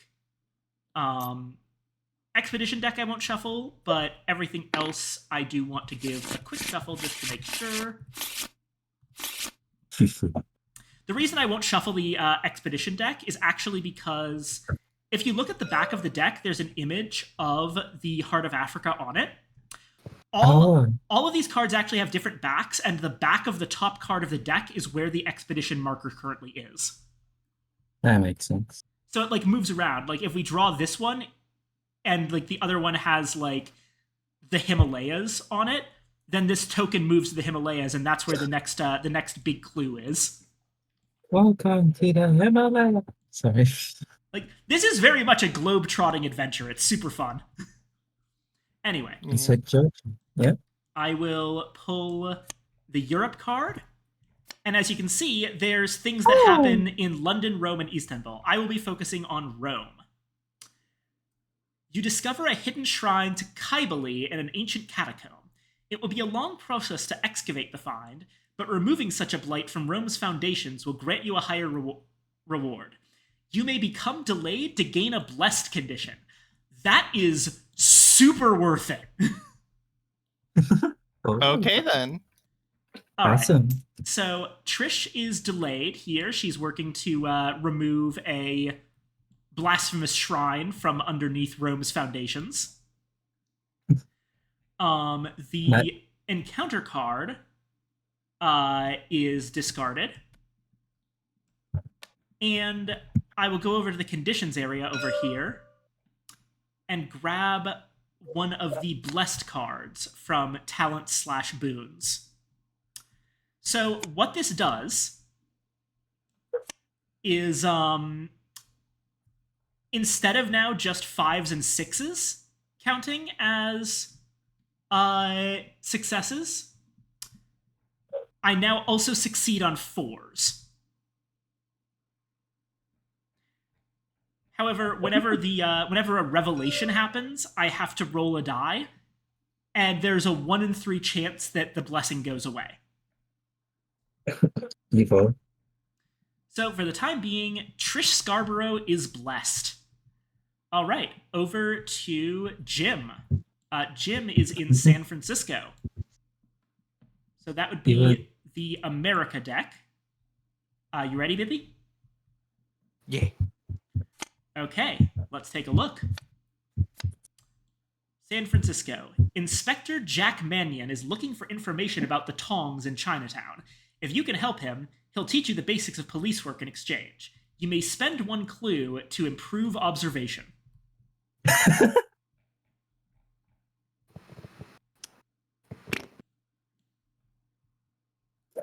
That might be worth it. I would say so. Observation's one of your lower skills. Yeah, at the very least, get to like an even 3 as best I can. So let's spend that clue I have. All right, take your clue, and we're going to put it in the clue bag right here.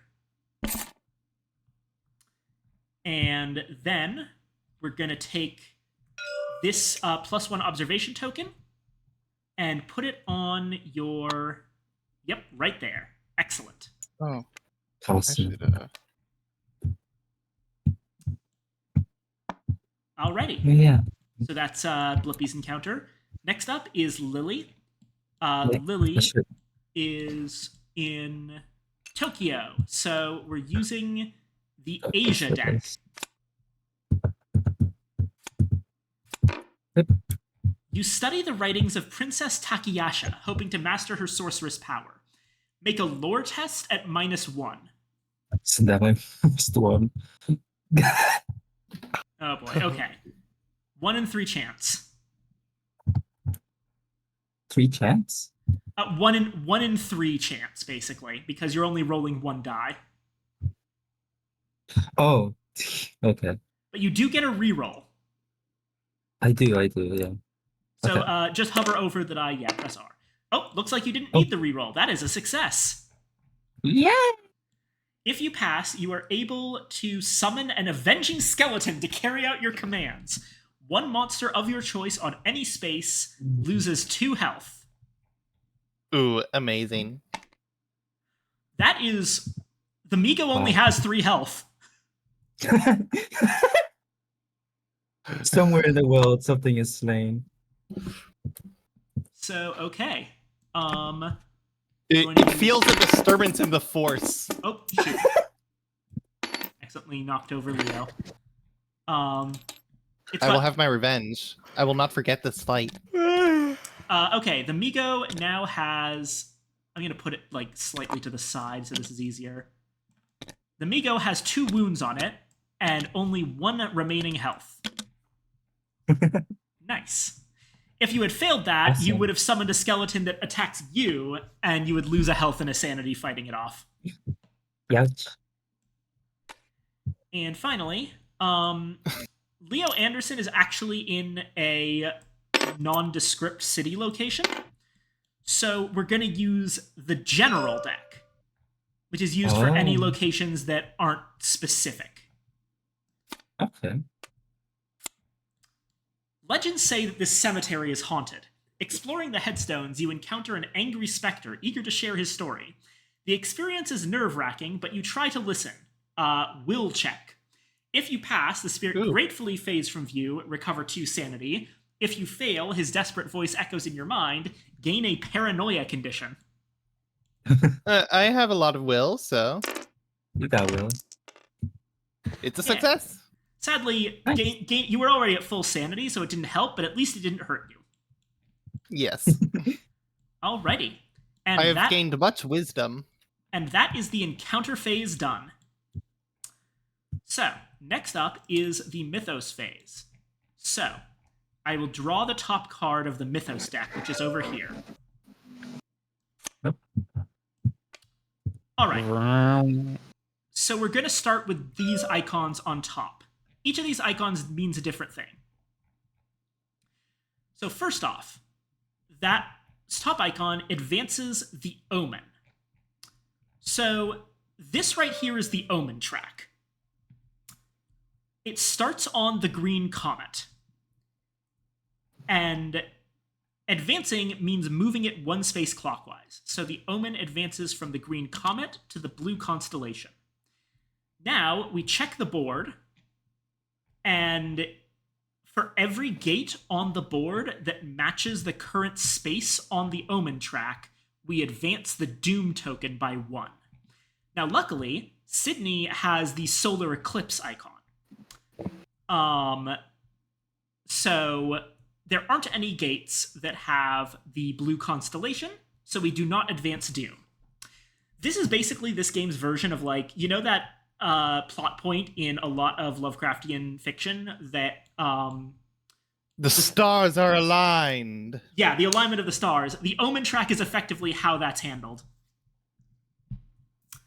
And this is why we want to be closing gates whenever possible, because if we have a lot of gates on the board, then Doom's going to start going real fast. Yeah, I was going to ask if there's a way to close them. There is, but you have to go through them first. Yeah. That's where you use this encounter deck, which is the Other World encounters. Anywho. The second icon, the one with the red lightning bolt, is Resolve Reckoning effects. So stuff on the board will have that little icon, the lightning bolt in the circle. That's a reckoning icon. Basically, those effects resolve whenever this icon shows up on a Mythos card. And we go in the order of monsters, then the Ancient One, then ongoing Mythos cards, and finally Investigator Possessions and Investigator Conditions. So monsters go first. So this Migo does have a Reckoning effect, which is to discard the nearest clue and move this monster to that space. So the clue in Sydney gets discarded, and the Migo moves to Sydney. Wow. A real traveler. Next up, Yig's gonna do something. Oh, no. Spawn 1 cultist monster on the active expedition space. Then if there are 2 or more monsters on that space, advance Doom by 1. So a cultist spawns in the heart of Africa. Now, of note, if you look at the cultist real quick, you'll see 2 icons on it. There's a little tentacle icon, which actually, yeah, that's called the spawn icon, which means that it has an effect immediately after being spawned. And it also got the reckoning icon. However, if you look at the back of the cultist sheet, or the cultist token, it has no stats. That's because every ancient one has unique cultists. So those 2 icons only are relevant, and they're only real if there's a corresponding bit on the back of the cultist ancient one sheet. So Yig's cultists are a little bit harder to fight than most cultists. They've got a standard level of horror and deal 1 sanity if you fail your horror check. But if you try to fight them, your combat check is going to be made at -1. They do 2 damage, and if you lose health, you get the poisoned condition, because they're snake people. However, they still do only have a single point of health. So yes, a Yig cultist is hanging out in the heart of Africa. There are not 2 or more monsters on the space, so we don't advance Doom. So next up is ongoing mysteries, or ongoing mythos cards, I think. We don't have any of those. And finally, investigator possessions and such. I think I'm the only one who has one of those, which means I have to roll on the blessed condition. Immediately off the bat. I do not lose it. Nice. All right, so that's the reckoning done. And finally, the 3rd icon means spawn a gate. Or spawn gates, plural. We've got 4 players, so we're only spawning 1 gate. The way we do this is we take the top gate token from the stack and put it out. Or in our case, we just click spawn a gate.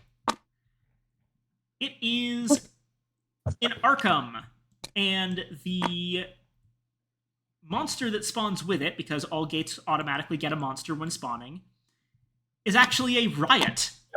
This is not a Lovecraftian entity. This is just normal people who are very upset with all the bullshit that's going on. To be fair, they are Understandable, in Arkham. honestly. Yeah. Notably, if we look at the riot, they have 3 health because they're a bunch of people. They are very hard to combat because it's a bunch of guys, and they deal a lot of damage, but there's absolutely no sanity check because, I mean, they're just regular people. You won't go insane from seeing them. And also, before you resolve the test to combat them, you can attempt to disperse the mob by making a -1 influence test to immediately defeat this monster. So yeah, you can talk down the mob, and that's honestly the easier way to deal with them. Anywho, now that we've gotten the icons, we can actually read the effect of the card. Ever since you arrived here, you've felt the call of that other world. An entire land of wonders awaits you just past that threshold, and you find yourself unable to resist the temptation any longer. Wanderlust. Each investigator on a space containing a gate tests will -2. If they fail, they gain the condition lost in time and space. However, none of us are in the same location as a gate, so that does nothing. Would I it funny almost that one of them spawned on? Yeah. Yeah, and I was debating whether to pursue the expedition in the heart of Africa or go to Sydney for the clue. I'm glad I did not go to Sydney. Well, it's not like you would have been able to, oh wait, no, you could have made it in 1 turn, potentially. Alrighty. So that is the Mythos phase done.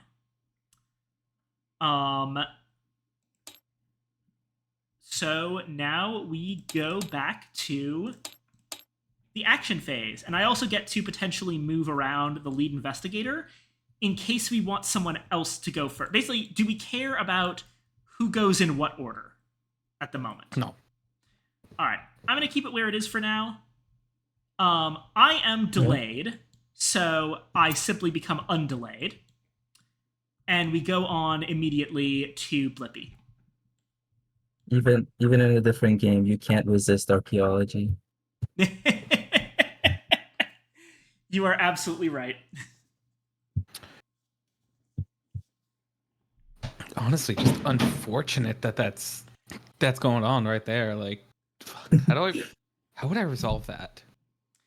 So to Good quickly music. explain how gates work. So a gate is effectively a potential encounter. Now, if you were to go to Arkham, the combat encounter would override the gate and would allow you to you would be forced to deal with the riot.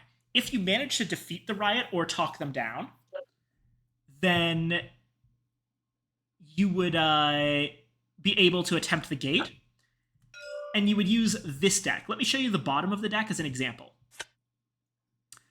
The way this works is that the top section of the card does a test. And then, depending on whether you pass or fail the test, you either go to the pass section or the fail section. So in this case, you would do an observation -1 test. If you succeeded, then you could make a lore test to close the gate, or else get lost in time and space. Meanwhile, if you failed the observation test, you would make a combat test. And if you succeeded at that one, you would get a random ally. And if you failed, you would get bitten by the spider, losing a health and gaining poisoned. So there's no absolutely good result. Like, I would have to pass that observation check right away. Yeah, well, for the okay. song. Even if you... So, obviously, it wouldn't be that one, because that's actually on the bottom of the deck. But in that case, there actually is a good result of failing, which is if you fail the first check but pass the second check, you get a free ally, even if you don't close the gate. Mm-hmm. Basically, going through gate encounters consists of little adventures where you generally have to make 2 checks. And there's a way in the gate encounter to close the gate, but bad things can happen.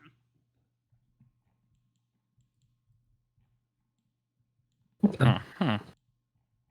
Huh. You can also still pick up that clue.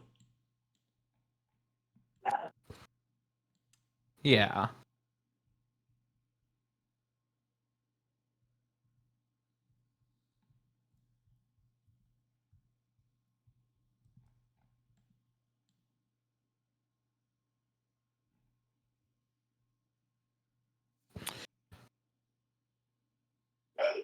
I think I should probably just move to the space and take this clue.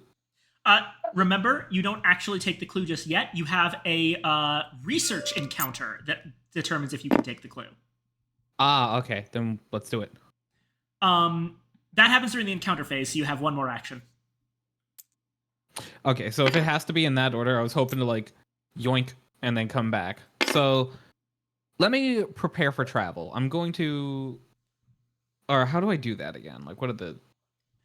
You pick up a just ticket. have to be in a city, and you can take a ticket of your choice. In your case, you can take either type of ticket because San Francisco has both train and sea routes. I will take a C ticket for later. Gotcha. And then walk over to the clue. Excellent. Alrighty. Evangeline, your turn. Pisses me off. Let's see. I think I'll prepare for travel. Alrighty. Get ready. So I'll just get a boat. Gotcha. Play. And then I'll try assets again. Gotcha. 2 dice. 2 whole dice. And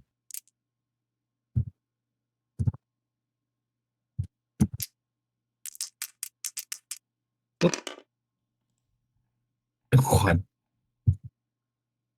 Just so you know, you can hover over a die and press the R. Oh, okay. Anyways, I got 1 success. Yeah. Gotcha. Would you like to use your Lucky Rabbit's Foot to try and re-roll? I'm considering. Or do you want I'll consider it. Do you want the delivery service to move some things around? Hmm, probably not. I think I'll just discard. I'll discard the Vatican for Leo, for nerd. There we go. Vatican missionary is discarded, and it is restocked with an axe. Damn. All right. Over to Nerd Letter. Hmm.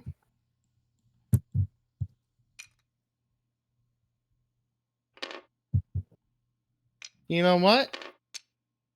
Good I'm night. gonna see if I can get that axe. Ooh. So I roll for it, right?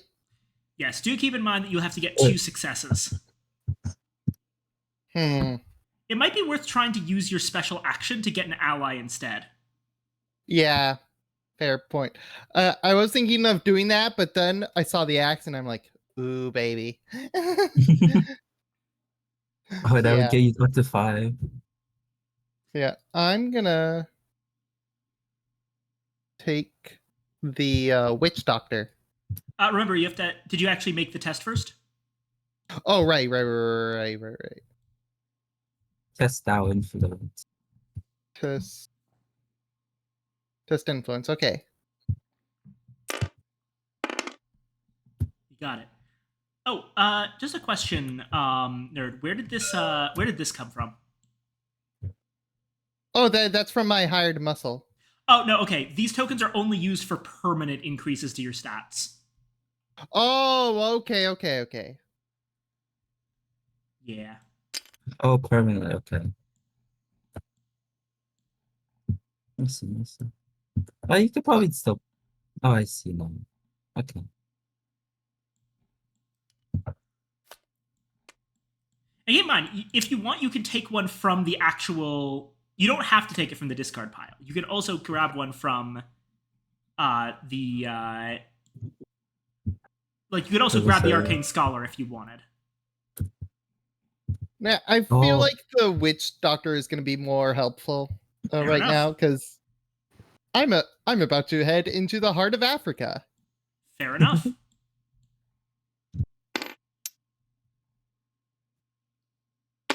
Alrighty. Leo Anderson has traveled into the heart of Africa. Let's go. And that's your second action. So, we now move on to encounter phase. I will start. Once again, I am in Rome. A witch cult must have used this villa to conduct their rituals. They've left behind a number of small potions. You may drink one to improve one skill of your choice. If you improve a skill, you must resist the ill effects of the elixir. If you fail, gain a cursed condition. Ooh, that's actually really interesting because if I get a cursed condition, all that happens is that I discard my blessed condition because they cancel each other out. Yeah, I'd say it's worth it. Yeah, definitely. Because you do have extra chances. Yeah, I think I will improve my will.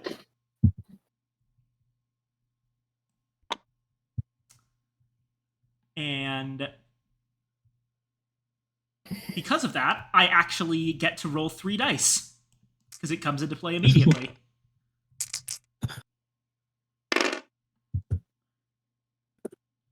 So 4? Oh. No, none of those are a 4. Okay, it looks like, sadly, I will have to discard the blessed condition. Blessed, no. Are all of these blessed? Yeah, all of these are blessed. I can shuffle. They're all blessed, Your Honor. So, actually, fun note here, by the way. Let me show you something cool. Mm-hmm. These actually have different backs. Oh, shit. Oh. So, even though all of these cards are blessings, they are not necessarily interchangeable. If you note, like, if you would gain another blessed condition, flip this card instead. So if you're blessed and you get another blessing, then you get the effect on the back of the card. Oh. Which, in this case, like the Beloved of Bast, would allow you to recover some health and sanity and then flip back over. Most of these cool. condition cards are like that. So, for example, the debt condition flips when you get the revelation effect, but you don't actually know what the result of defaulting on your debt is gonna be. To talk about that a bit more specifically, you get debt conditions when you take out a bank loan to buy something from the reserve, and you can always discard a debt condition by testing influence. And if you get a single success, you discard the debt. But of course, if before you do that, you hit revelation, then some men come to collect on your debt, and you flip the card. Notably, also, this is a local action, which means other people can pay off your debt for you. And yeah, basically all of them work like this. Poisoned, you flip it over when you rest. Internal injuries, flip over when you fail combat during revelation. Hallucinations, flip when you fail willpower during revelation. And detained, which is a funny one because you're in jail, flips over during the encounter phase. Okay. Anyway, Are you so winning? what? Hey, Guys, Con. Hi. Come on. Yachty. Blah, blah, blah, blah, blah, blah. We are still very early in the game. Have you encountered the horrors as of yet? I'm about to. We have encountered snake people. Well, those aren't horrors. Those are homeboys. No, no, it's Facebook snake people. Oh shit! Oh fuck! Oh no! Yeah. Yeah. The steeple. I can't believe we're encountering Facebook Marketplace snake people. Yeah. Alrighty. So that was my encounter. Next up is Jim. Jim. As you, baby. You ready? Right. Yeah. Okay. So you are on a clue token, so we get a research encounter. And you are specifically in a city. A Wichita shaman teaches you a protective chant, but warns you that objects of power attract Am your I? gig. Oh, it is a city. Okay. Yep. I believe it's that's like Chicago or something. Like technically all of the positions on the board have a name, but I don't remember what every single name is. Chicago would get hit by Eldritch horrors. Anyway, good luck. Yeah. But yeah. So yeah. You're gonna test lore. And if you you roll 2 fewer dice for each artifact you have. And if you pass, you gain a blessed condition. If you fail, you lose 2 health and get poisoned. Do you actually pick up the clue? It doesn't specifically say, which is weird. I think you get the clue regardless, and this is just an event that happens around it. Yeah, that's my The thing is, though, that the wilderness and sea ones specifically have the text gain this clue, but the top one doesn't. Yeah, no, I actually don't think that you can gain the clue here. That sucks. You'll have to try and pick it up again next turn. That's fucking lame. Anyway, how many am I rolling? It's a rolling Lore. book. Which you have good book. Yeah, I've got some good book. Okay, hold on.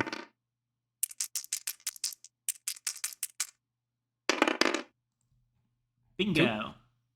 Yep. Alrighty.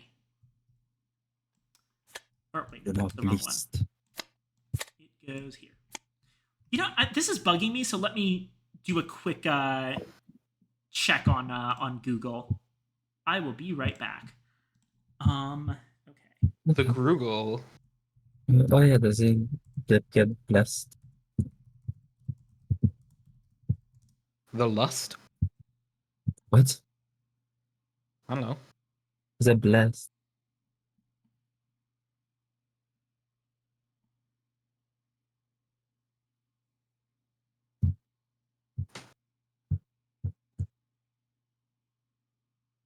Yep. Most research encounters allow you to gain the clue, but some do not.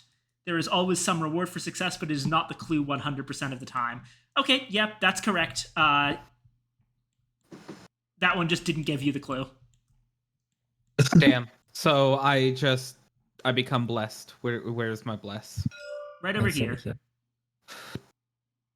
Oh, I'm so blessed. yeah. Note, by the way, about the double-sided cards is that you're actually not allowed to look at the other side of the cards until it tells you to flip it. Mm-hmm. Virtual revelation. Bam. Yeah. Alrighty. Next up is Lily, who is still in Tokyo. Me too. The Brotherhood of the Black okay. Lotus has poisoned you. You fall into a coma and confront your greatest fears. Will check. If you pass, you awake and feel transformed, gain a blessed condition. If you fail, the nightmares follow you into the waking world, gain a hallucinations condition. Okay. Now I see. So yeah, just yeah, that works. Success. All right, you are blessed. Okay. There we go. Michael, You're truly blessed. Congrats. virtual forgiveness. I absolve you of your sins. Me and Blippi had the same idea. And finally, this is where we get a little bit interesting because Leo Anderson is going to be dealing with a cultist of Yig because we've got a monster here, which means combat encounter automatically happens. So Come here, you son of a bitch! the cultist, the first thing you're going to do, let's actually read up on combat real quick, just to make sure we're doing everything in the right order. You resolve 2 tests. First, a will test, and then a strength test. Okay.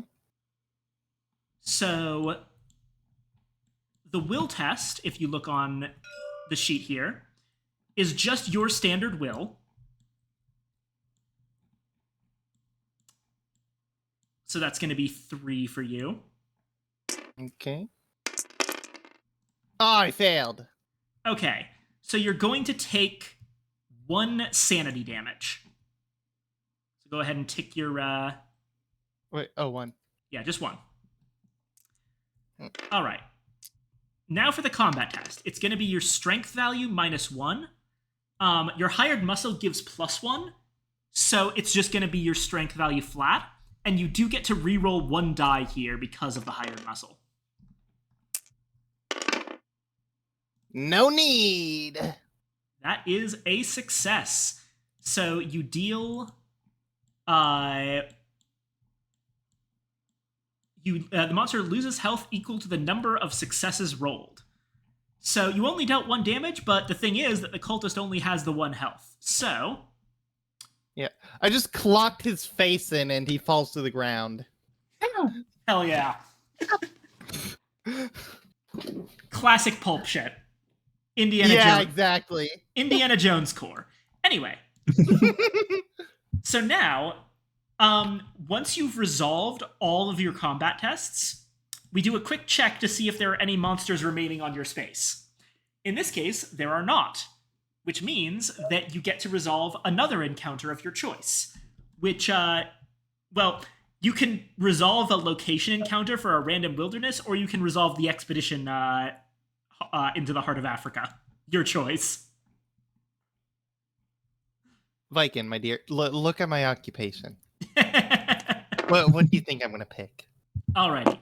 Also, fun fact, you might have noticed that I didn't move the expedition token just then. That was just scripted to happen. This mod is great. Oh. All right, so these work effectively like the Otherworld encounters. So, the whole jungle shakes and the ground splits beneath your feet. You fall through the crevice into a vast subterranean tunnel. All right, strength, which the hired muscle does help here. Yep. That's Just barely. That is a success. You follow the tunnel to the ancient city of Gaharn. Retreat Doom by 1. Hey! So Doom actually goes up to 11. If you have read about Gaharn, you know how to leave quickly. And you do a lore test. If you fail, you wake up in the jungle with no memory, gain an amnesia condition. You got this. Ooh, I do not got this. Who's got this?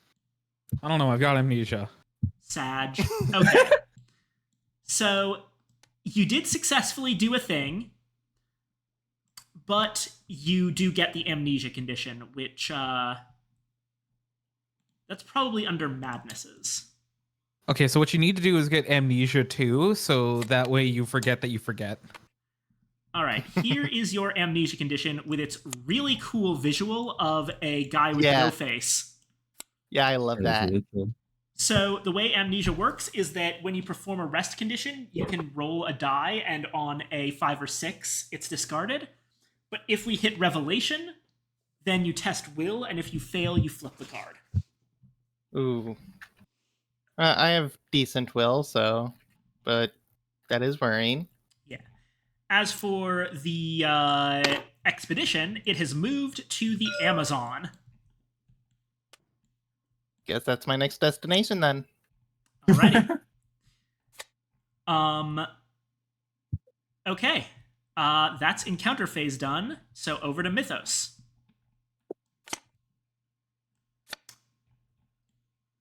Yeah. Strange sightings. Oh, I see. Interesting. We're gonna put this actually along the bottom because it's going to stay in play for a minute. Oh. So first off, the Omen's gonna advance, and this time, both Sydney and Arkham have Eclipse Gates. So what that means is that we're going to advance Doom by 2. It just retreated by 1, though, so it's effectively only advancing by 1 from where it was before. You're welcome. Then we do a monster surge. So what that does is at each gate that matches the Omen token's current space, spawn the number of monsters listed on the reference card. Oh boy, this is going to be nasty. There's 2 monsters on the reference card. So for each gate, we're going to spawn 2 monsters. The witch looks pretty. Don't fuck the witch. She'll poison you, dog. Wait, did I do that right? That doesn't look right. No, yeah, that's not correct. That's an epic monster. The yellow fog. The fog. It's Or a the mummy. fellow. All right. A couple of these have things that happen. The mummy actually has a spawn scenario, which, if I remember correctly, this is going to be really funny. So a mummy very briefly appears in Arkham before... When this monster is spawned, move it to the pyramids. He's just like, what the fuck am I doing here? I'm not supposed to be here. What is this America. Anyway, we've got a witch and a maniac in Sydney. Goodness. What's the witch's revelation? Each investigator who is cursed loses a health. No, right? And Yeah. the maniac, maniac is much like mostly just a regular human. You can still fail the will check, but it's will +1. And if you fail the combat test, you can get rid of an ally instead of losing health. And if you beat him, you get his axe. Man, Meanwhile- Sydney is not looking too hot. Yeah. Shit's going on in Australia. As for the warlock over here, Yeah, the warlock also looks cool. I like his suit. oh boy, the witch and the warlock have a bad combination. His revelation effect is giving people curses, and her revelation effect is damaging people with curses. Oh my Oh, god. no. That's nasty. All right. I know what I'm doing. Okay. So, finally, we're going to spawn 2 clues. One of them appears in... Oh, wait, no, hold on. No, it doesn't, because I know exactly why. I need to shuffle that. One of them appears in... looks like Space 16. And the other in Shanghai. That's just where I was. I have a plan in mind. Nice. Alrighty. And finally, pulling the curtain back slightly, you see that same suspicious man watching your hotel. You're going to have to sneak out the back exit and try to lose him again. Strange sightings. Ongoing, investigators cannot perform rest actions, and it gets discarded the next time we get a revelation. God. So we currently cannot rest, which is unfortunate. Okay. Especially for me. Oh my god, guys. So now we go back to action phase. And let's see. So what's your plan, Evangeline? I'm gonna fight some monsters, yo. Fair enough. Okay. I'm like, since I have a ticket, what I'm gonna do, I'm gonna get that axe, and I'm moving to Sydney. Nice. Alrighty. Note that if you kill the maniac without using the axe, you get an axe for free. Also, don't you already have a bullwhip? But I could get 2 axes. Unless it's like a limit on weapons. There's not a limit on weapons, but I believe that there's some kind of limit on how many weapons you can use in a single combat encounter. Let me check that. Mm-hmm.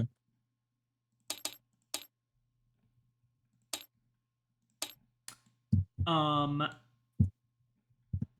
encounters.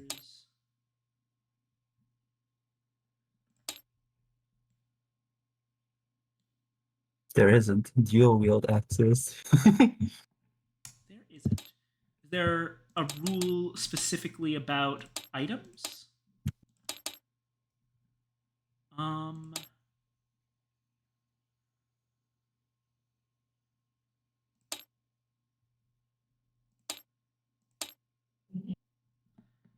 No, I guess not. I might be missing something somewhere, because I could have sworn that there's a rule about this, but I'm going to once again check on Google.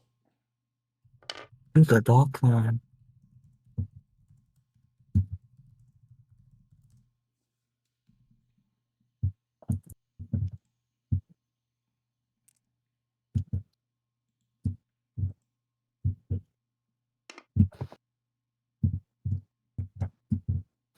Okay, that's what it was. Let me see if I can find where that's explicitly stated. Um.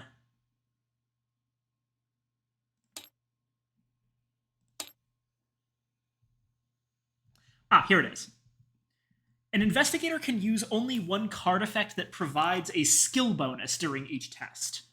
If they have multiple card effects that provide a bonus, they use the highest bonus. So basically, think of it like this, right? Let's say you have the axe and the bullwhip. The axe would be used. You would use the axe because it has the highest strength. However, you would still be able to use the bullwhip's one free reroll alongside the axe's rerolls. Okay, so there's only a limit on the weapon I use for the bonus, but the effects. This actually applies to all tests. There is only a limit on the plus modifier bonus that you use on a test. So that's how that works. Get it? Yeah, okay. I think. So could I have 2 axes? You could, but it wouldn't do anything for you. That's fair. I mean, I could give it. I could give you an axe. Oh wait, no, actually, Leo could probably just buy it. Yeah. What I'm saying is that, like, so if you're spending an action to get the axe, I think you would be better off either grabbing a different thing from the reserve, like the arcane scholar, or grabbing a focus token, which allows you to get an extra reroll. Oh yeah, I forgot I could focus. Yeah. Actually, I think that might be better because that's like 3 rerolls in a combat if I need it. Yeah. So basically, Lily meditates and then takes a boat to Sydney and fights everyone. Where are you going, Lily? It's part of her training arc. All right. I am going to I'll take the first turn. And this time I've improved my my willpower to the point that I'm comfortable. So I think that I will buy a train ticket and then take the train up to Area 16, right where I started, in order to have a research encounter. Over to Blippi. What's Jim up to? That is a good question. Keep in mind, he is still in a city, so he can do city things. Not much of a fighter. Man. Now, you do actually have... Keep in mind, you do have this shriveling spell. You might not be much of a physical fighter, but you can attempt to kill this warlock.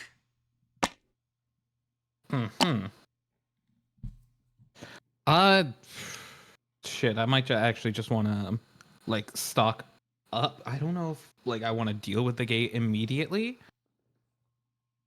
Because we do need clues. We need clues. Yeah. Or clueless, as you could say.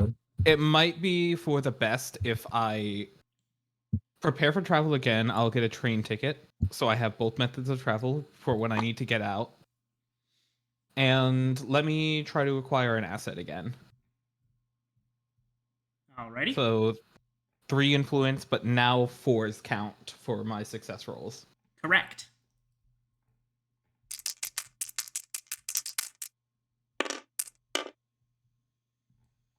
Didn't matter, I only got 1. Alrighty. Do once again remember that you can go into debt. I don't think I'm going to. I think I'm just going to let it sit the way it is. Alrighty. Unless you want to, like, discard the Arcane Scholar so that we can get something else. Allies and ally. Leo Anderson will will definitely be able to grab him later. Sure, let's get rid of him. Bandages. Right out. Okay. over to Evangeline. I'm gonna focus up. So, but that's influence. Oops. Okay, there we go. That's really small. Oh, never mind. It was loading. Okay. And then I'm traveling to Sydney. Nice. Right. Whoop. Soft pigeons. I think that's all. Such is all I have to say. Alrighty. Over to Nerd. All right. I'm gonna go to the city and get a ship ticket. And then I can immediately use the ship ticket to move here, right? Hold on. Let me see. Okay. You get a ship ticket and. Okay, hold on. So you were in the heart of Africa. Yes. So you took a travel action to move to the Yes. city. That's your entire first action because you don't have any other tickets. Yes. So now you can get another ticket, but you can't use it to immediately move. Oh, okay. I mean, at least you're safe from the ocean.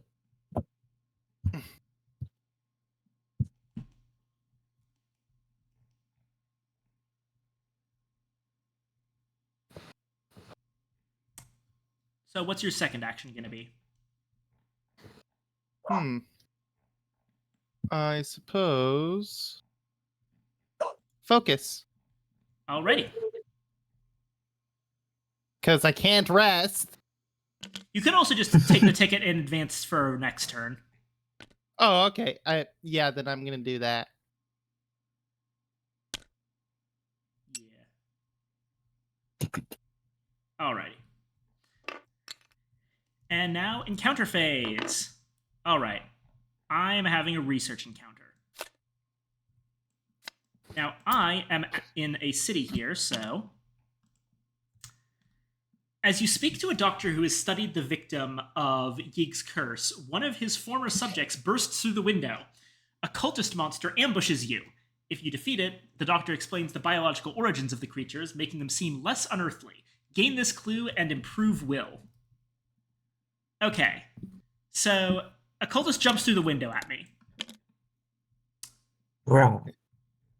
So, Well, you guys do your encounter stuff. I'm gonna go to the bathroom real quick. gotcha. Okay, I succeeded in my horror check, so I don't take sanity damage. And I have my 45 automatic, which is going to mean I roll 6 dice for strength. Oh my god. So, hopefully, the odds are in my favor. That is really powerful. So yeah, this thing bursts through the window, and Trish just turns around and caps it in the head. Twice. Twice, yeah. Bam, bam. Cultist gets God. sent back to the pool.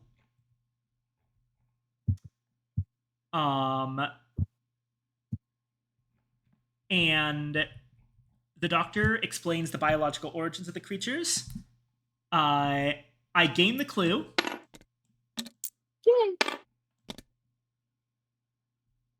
And I get to improve my will.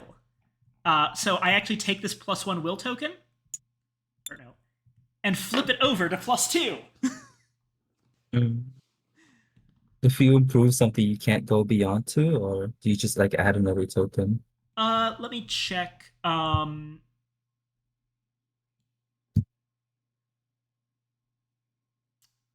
I think you can only improve your skills up to +2, but don't quote me on that. I'm gonna check once again. Duly noted.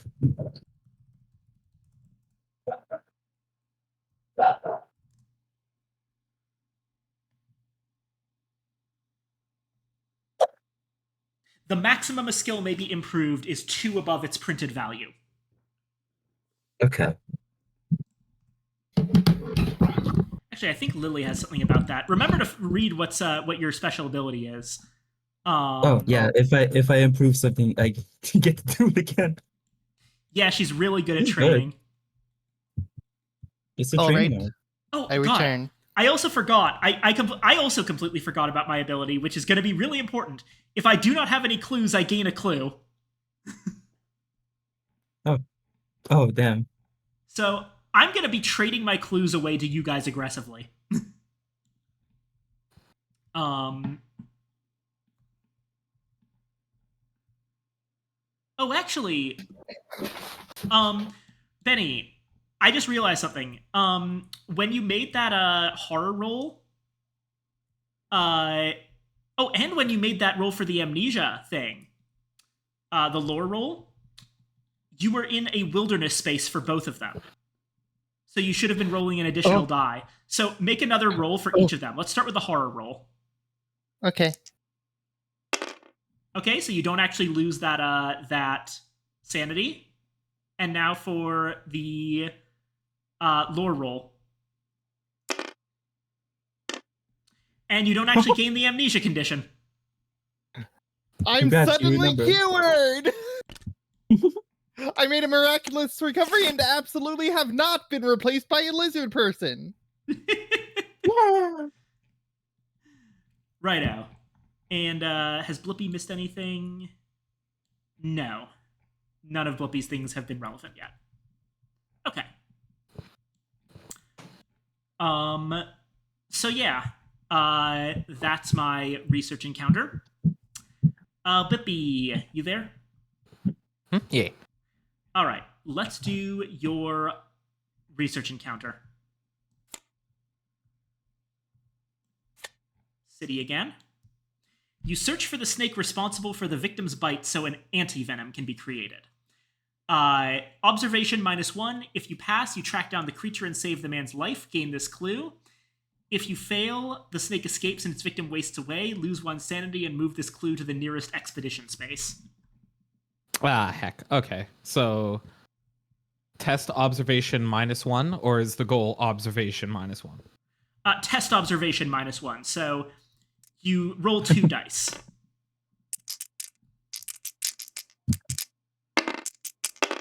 Oh. One of them hit. Hey. Nice. Nice. And that is a success. So you track down the creature, save the man's life, and get the clue. Yay.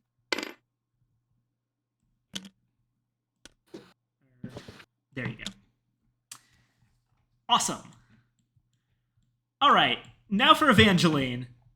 You get to choose what order you fight these things in, so I would recommend starting with the Maniac. Absolutely. Okay. First off, okay. you're going to roll Will +1. Will +1. So I have 3 wills, so I roll 4. Yeah. And you're blessed so you succeed on 4s as well. That is a success. Yeah. Oh my god. All right. So you don't lose any sanity. Now for combat. It's going to be your combat value -1. I like that's an issue. So it's 4. Righto.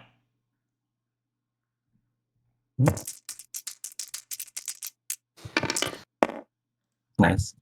All right. 5. That is enough to kill him. So, the Maniac is dead. And you gain his axe. Let me real quick. Or wait. Gonna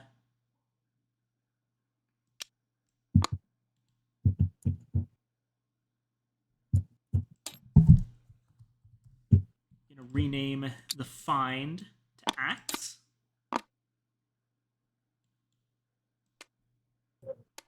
Is that not how that works?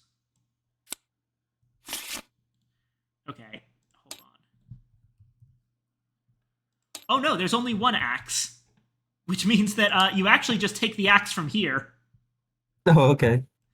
and we restock it. I've got an axe. All right, so now you can use that instead of the bullwhip immediately. All right, who are you fighting next? Probably Margot, because it is also really weak right now. Fair enough. Okay, make a flat will check. Uh,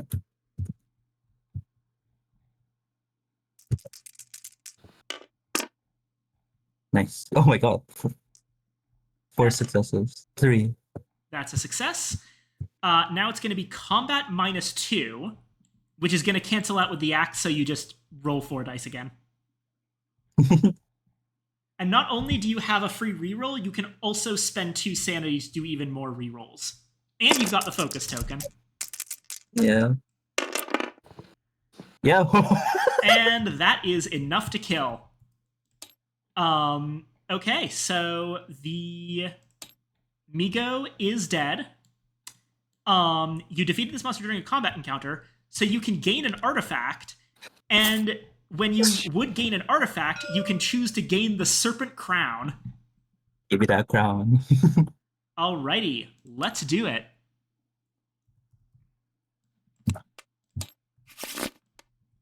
This is the Serpent Crown. Item magical. As an action, you can test will -1, and if you pass, you can spend a sanity to gain a random ally asset from the deck. But you discard allies on a revelation. Oh, and then obviously the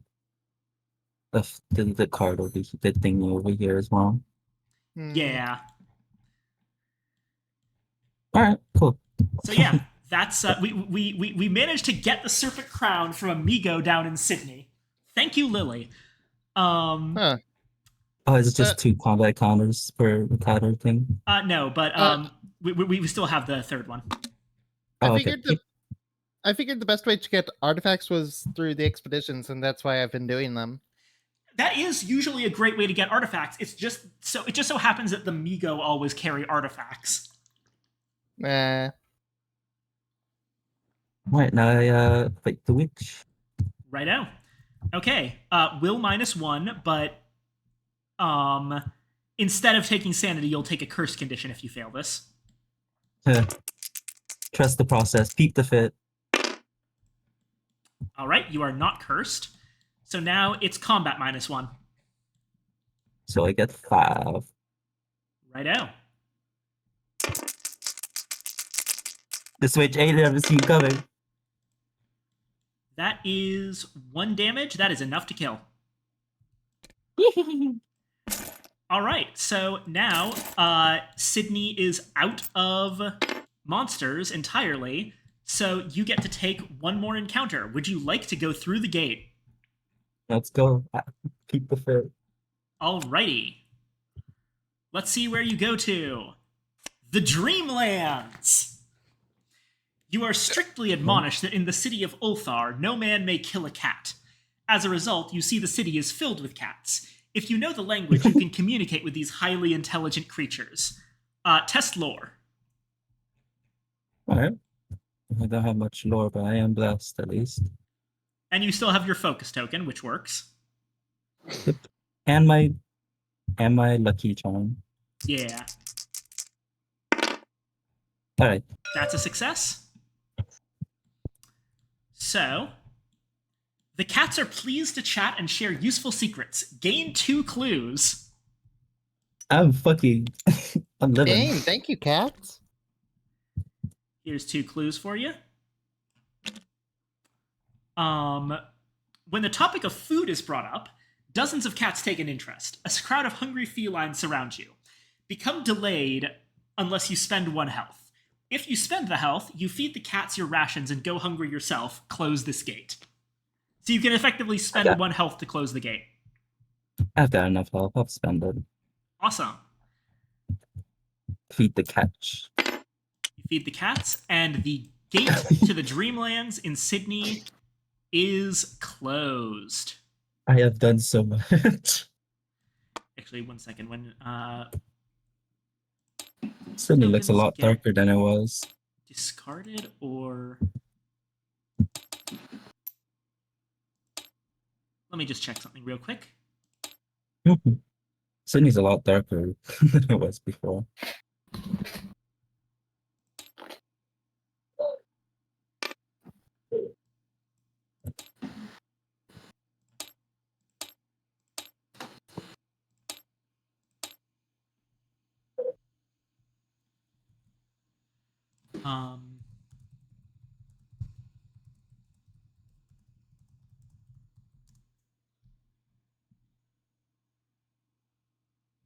Okay. We're going to put it in the discarded gates pile, and then when the gates deck effectively is empty, we will reshuffle. Alrighty. So that was a productive turn. Thank you, Evangeline.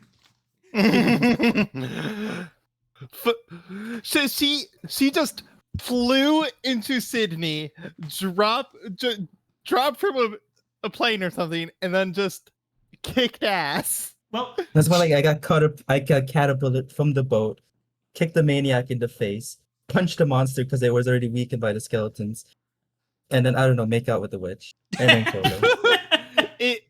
I'm imagining it in my head just being straight up campy martial arts movie bullshit. Yeah, I'm imagining a Jackie Chan fight scene.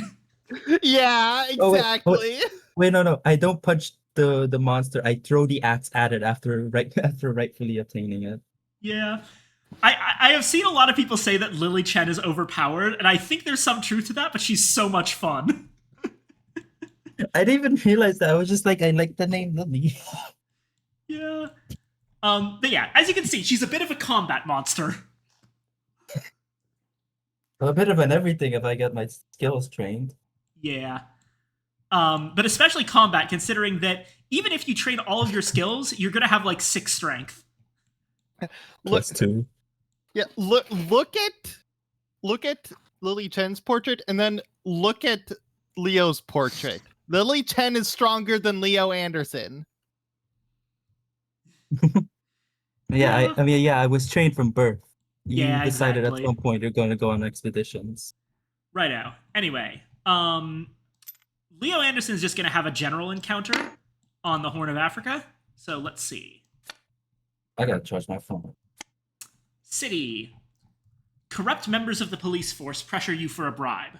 You speak to some people you know to take care of the problem. Influence check. Okay, I do not have good influence. Ah!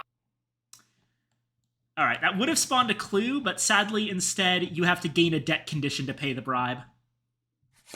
Ah! Here is a debt.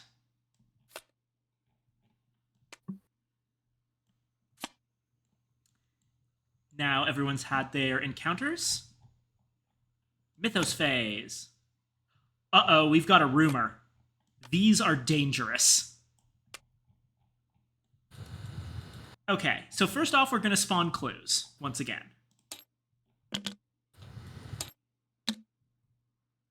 Looks like they've appeared in the Amazon and on Space 12. Then, we're going to take a rumor token and put it on Space 19. Which is, where is Space 19? It's up here. In Kamchatka, yeah. I did not know the name of the place. I just knew it was somewhere in Russia. Yeah, that's Kamchatka. After a sudden burst of flying debris, you are confronted by a terrifying figure. It is a stark reminder that dark forces in the world are working tirelessly to annihilate you. Return of the Ancient Ones. When an investigator on Space 19 defeats a monster, they may spend a clue to place that monster on this card. When the total toughness of monsters on this card is equal to or greater than the number of players, solve this rumor.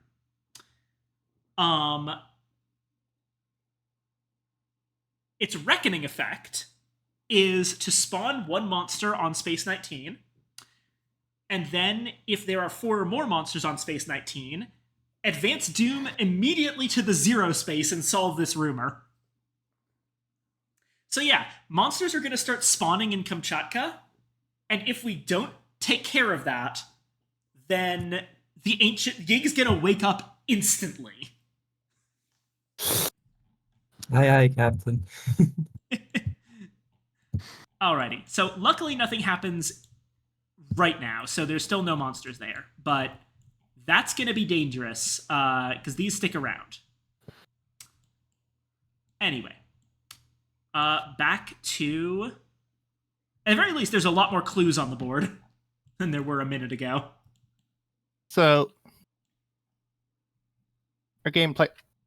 I think Trish and Lily are the closest to the rumor. Sadly, we can't do anything about the rumor just yet, not until the next revelation happens. If only I waited a little before going on that little rampage. No, unfortunately, that wouldn't have worked because you specifically have to kill the monsters on Space 19. Oh, okay. Okay, I'll have to Okay. do that later. Then yeah. Righto. So I think Trish is going to still be focused on, like, actually solving the mystery. Actually... Okay, no, that one just does item possessions. Actually,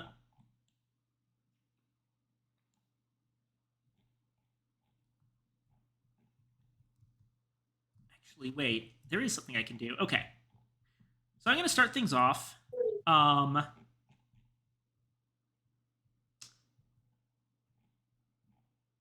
Trish has really bad lore.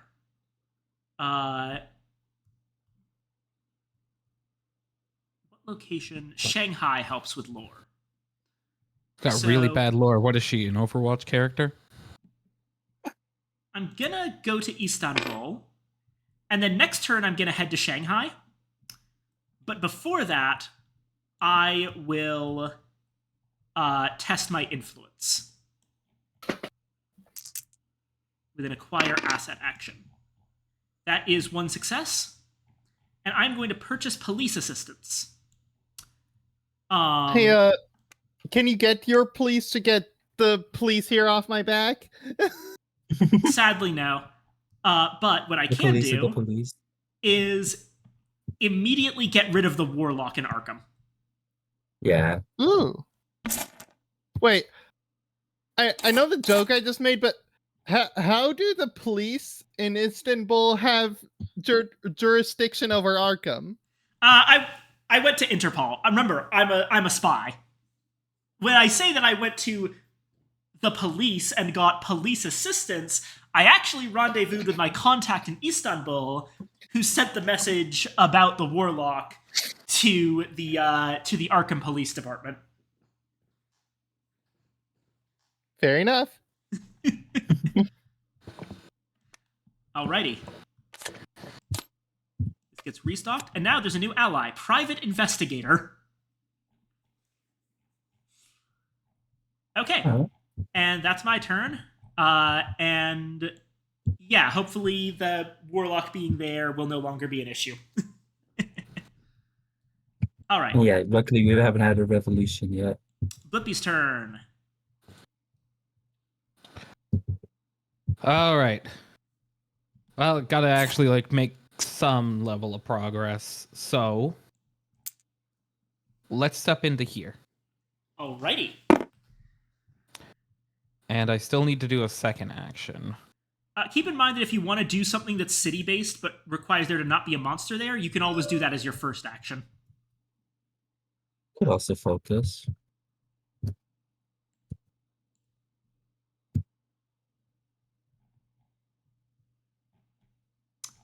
You can also use that shriveling spell, but it wouldn't kill the riot immediately.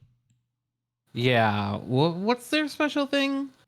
So the Riot's gimmick is that they've got a lot of health and are very difficult to fight, but you can actually defeat them with an influence check.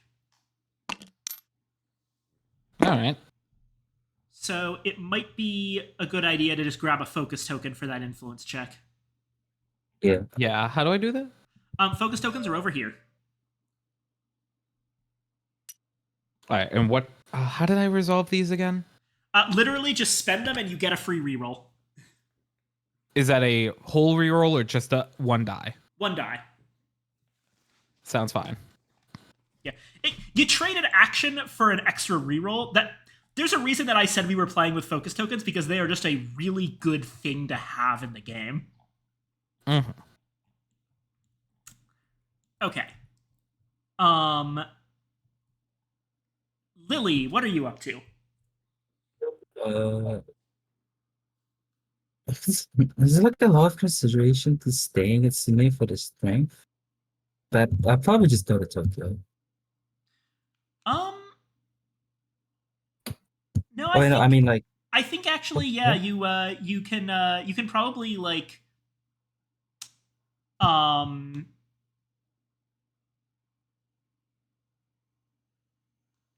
me see. Like, okay, we have to wait for a revelation before this becomes an issue. And True. even then, like, even if we got 2 revelations while you were traveling there, that would be fine. So I say, actually, you're fine to stay in Sydney and just prep for a bit. actually, I think I'll go. Oh, wait, there's a clue there as well. I think I'll go to Shanghai. Fair enough. So Improve your lore. I'll get a ticket and then I'll move and use the ticket. Ooh. Ooh. Nice. Alrighty. It might be a good idea for me to get clues because I'm definitely going to be killing things. Mm-hmm. All right. And finally, Leo, what are you up to?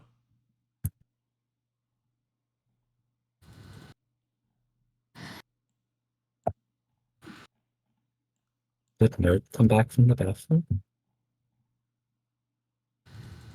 Nerd letter, hello? Yes. There you are. It's your turn. Sorry. That's it. I will use my ticket to travel to Buenos Aires. Buenos Aires, yes. Is that how it's pronounced?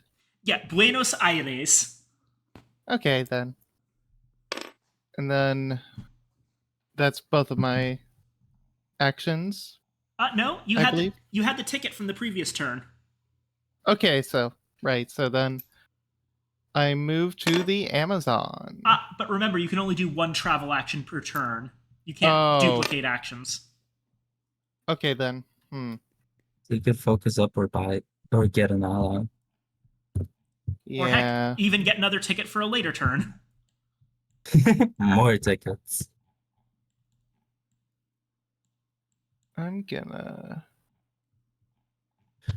I mean, Ooh. the tickets wouldn't matter for Amazon because it's Uncharted. Yeah.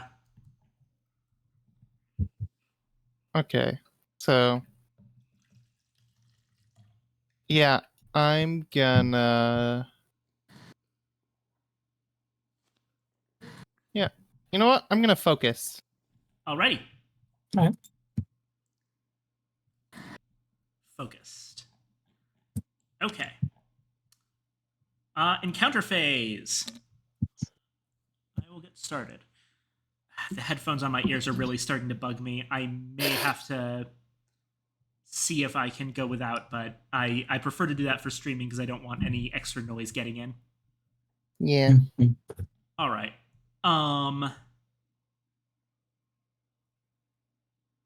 So I'm in Istanbul. Let's see what happens there. Inside the loud hustle and bustle of the Grand Bazaar, you negotiate to find a skilled instructor to tutor you. Influence -1. If you pass, improve a skill of your choice. If you fail, the instructor teaches you nothing. Gain a debt condition to pay for his lessons. Okay. Influence is 3. It only costs money if you fail. Isn't it influence -1? Oh, you're right. Well, it doesn't matter because I rolled 3 successes. Oh my god. Yeah. So any given one that I take away would not have mattered. So yeah, I get to improve a skill of my choice. So I'm actually going to improve my lore. Yeah.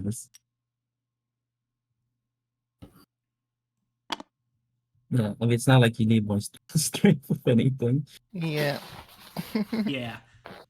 Okay. Over to Blippi. Blippi is going to have an encounter with the riot. And it's obvious what I want to do. Yeah. All right. Influence -1, so that's 2 die. Yes. Got this. That's a Hey. success. The mob is dispersed. Oh, bye, mob. And now you can either have an encounter in Arkham or go through the gate. I get to choose. You do get to choose. All right. Well, we do have to deal with the gate. Alrighty. Otherworld encounter. Yugoth. Oh, yeah, you went to Pluto. Well, Remember that Migo that we defeated in Sydney? This is where they're Yeah. from. Oh. The Migo originally appeared in Lovecraft's short story The Whisper in Darkness, and they are alternately referred to as the Migo and the fungi from Yugoth. Yugoth is their name for their home planet. We know it as Pluto. okay. So the best case would be get 2 good rolls. Yeah. You find a room filled with strange metal cylinders. Inside of each cylinder is a living brain that can communicate through a speaker box. You ask them for help. Influence check. All right. So that's 3 this time. Yes.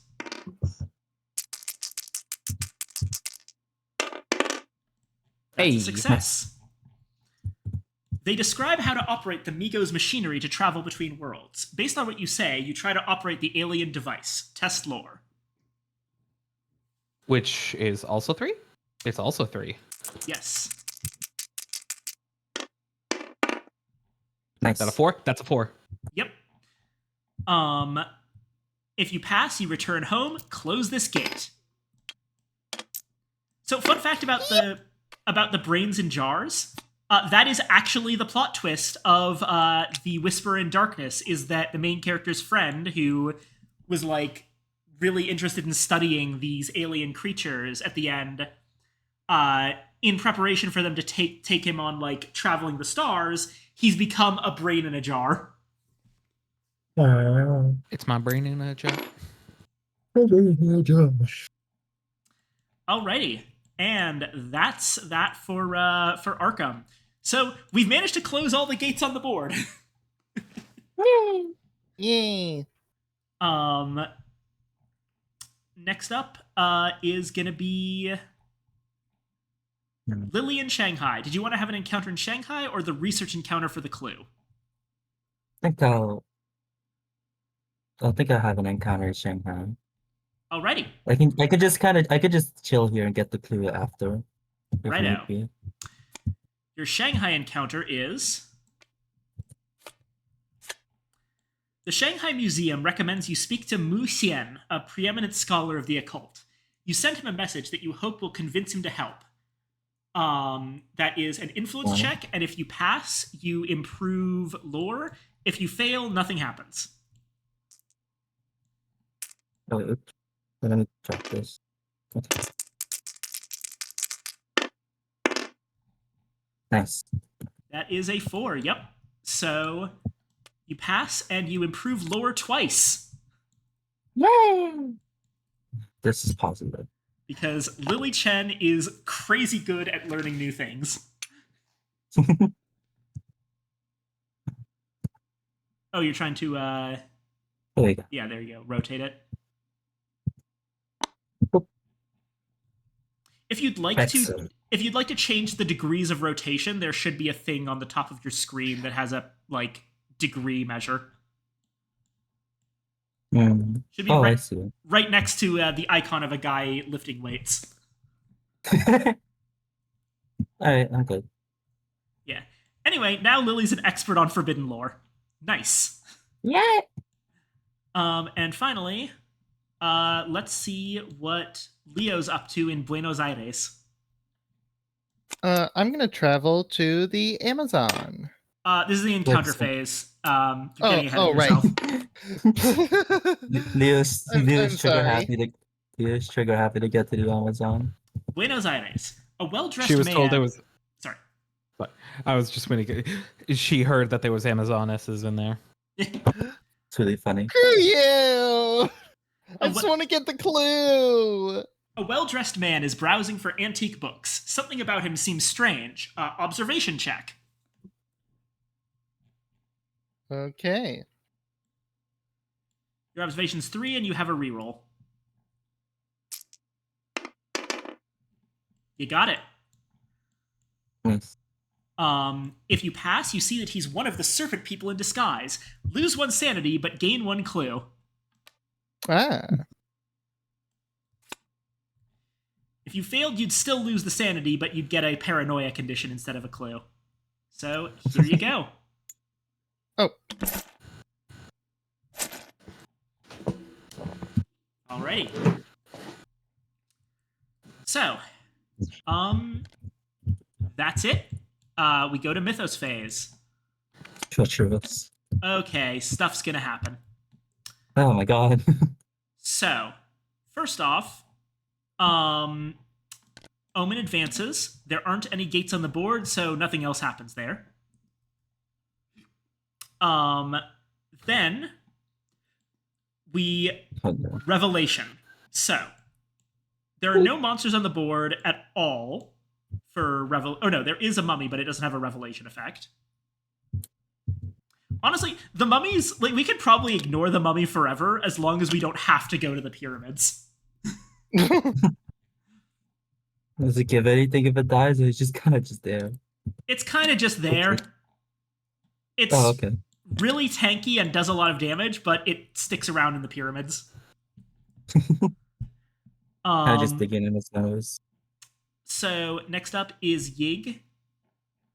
So occultist spawns on the active expedition space in the Amazon. There are not 2 or more monsters on that space, so we don't advance Doom. These dang cultists getting in my way. Yeah, it's an interesting note that like Yig really heavily uses the expedition counter. He is my arch nemesis, clearly. All right. Next up, we have the stuff on the card. So, strange sightings goes away. That guy has stopped following us, and we can rest again. Okay. Return of the Ancient Ones will spawn a monster. Yeah, I lost the health. Here we go. Oh god, that's bad. Uh, That is a Hound of Tyndalos. These guys have a normal will check, but do 2 sanity damage. They have a -1 strength check and do 3 standard damage. And their revelation effect, which thankfully won't activate right now because they It's already past the phase. it's already past the Can't see it. timing, there you go. is that they get moved to the nearest space containing an investigator. And then an investigator on that space immediately encounters it. So these guys actually chase us down. So I dare it. I want to mention this one because this is this is not a Lovecraft monster. This is based on an excellent short story by Frank Belknap Long, titled The Hounds of Tyndalos. And the gimmick with the hounds in the story is that, so the main character's friend takes a lot of drugs in order to travel through time mentally. Because that works. But I guess. While mentally traveling through time, he attracts the attention of the Hounds of Tindalos, who are described as creatures that are like fourth dimensional and can travel through time freely, but they are also creatures that are entirely based on angles. They can only travel through corners. So, with these things having the guy's scent, he starts plastering over all of the corners in his home to make it so that like he lives in what is effectively a perfect sphere. But the main character is helping him to do this. And the main character has to leave for a few days. And when he comes back, he discovers that there's been an earthquake, and the earthquake knocked the plaster out of the corners of the room, and his friend got eaten by the hounds. Well, It's reminding me of like a short video story from Monument Mythos of the corner people. Oh yeah, I think the corner folk from Mr. Manticore's work are probably based at least somewhat on the hounds. Yeah, I was thinking that. I was like, oh, that's not really similar. That's cool. The Hounds of Tindalos are quietly one of the more like almost no one mentions them in the first breath about Lovecraft stuff because they weren't a Lovecraft creation. But they're quietly referenced in a lot of places because they're such a cool concept. yeah, Yes. very interesting. I'm gonna kill it. Nice. Anyway, Yep.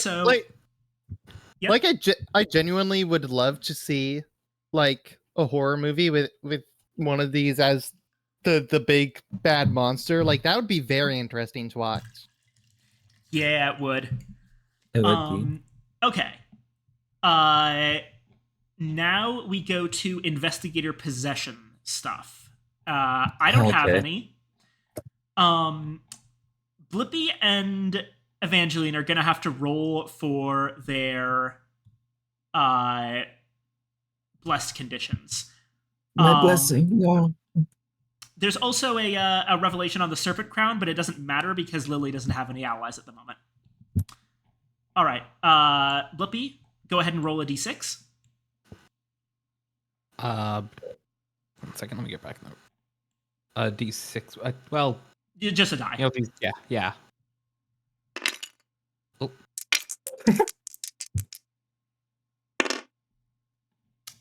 1. And that's the blessing gone, sadly. Oh. Or you could re-roll it. Yeah, you know what? Fuck it. Oh, wait, actually, I will lose my. Could you? Let me check that real quick. When resolving a test, that's not a test, sadly. All right, go ahead, Evangeline. All right. Lucky doll. Oopsies, I'm grabbing it. Oh wait, oops. Oh, okay. Lily does not lose her blessing. Yay! And finally, I forgot about my protective amulet. Some men have come to collect on your debt. Local authorities. Again. Someone was asking about you, says a fellow traveler. They said you owe quite a bit of money. Naturally, I said that I didn't know anything, but you may want to find your way to a new town soon. You attempt to hide from the police. Make an observation check. Okay.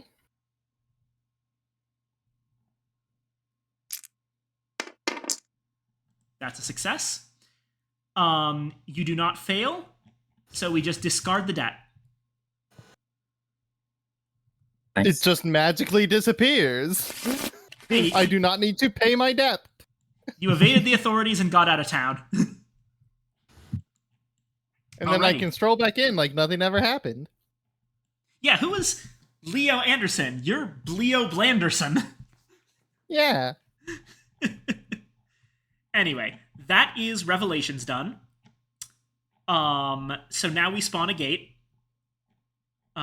Just the one, yeah. It is in Shanghai. Oh dear, that is a Chthonian. They don't look pretty. Oopsies. Big sandworm creature. I mean, I mean, if you try, I will. Oh shit! Does it have spice? Chthonians. What was the name of the guy? They come from Brian Oh. Lumley's novel, The Burrowers Beneath. I have not actually read The Burrowers Beneath, sadly, so I don't know much about them.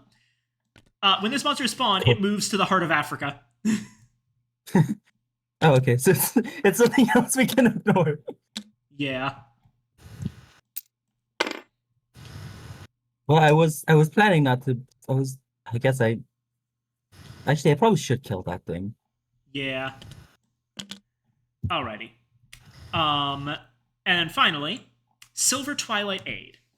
Once inside the lodge, your host invites you to follow him upstairs. Several members stare in astonishment. Outsiders are rarely granted such access. At the top of the stairs, you are ushered into a library filled with rare and exotic tomes. Now, he says, how can we help you? Each investigator may do one of the following: gain 1 clue, gain 1 asset, gain 1 spell. So, I have a question. Yeah? Mhm. Oh, Can hold we on. trade clue? Before anything else, my DoorDash is here. Oh, okay. Okay. I do have an idea. I think I'll probably get a. Wait, oh, it was. Oh, it's not I'm- service. I'm wondering if we can trade Yeah, okay. clues, and then we can send all our stuff to whoever has the highest will, and they can solve the mystery. Oh, that's what I was thinking. I was thinking of taking delivery service. This is an asset, and then give it to Viking because she has 4 will.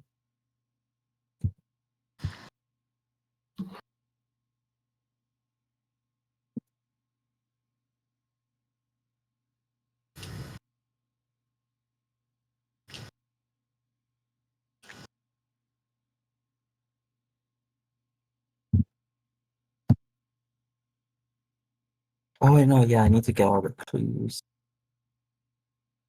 So, yeah, we could try giving them to Viking.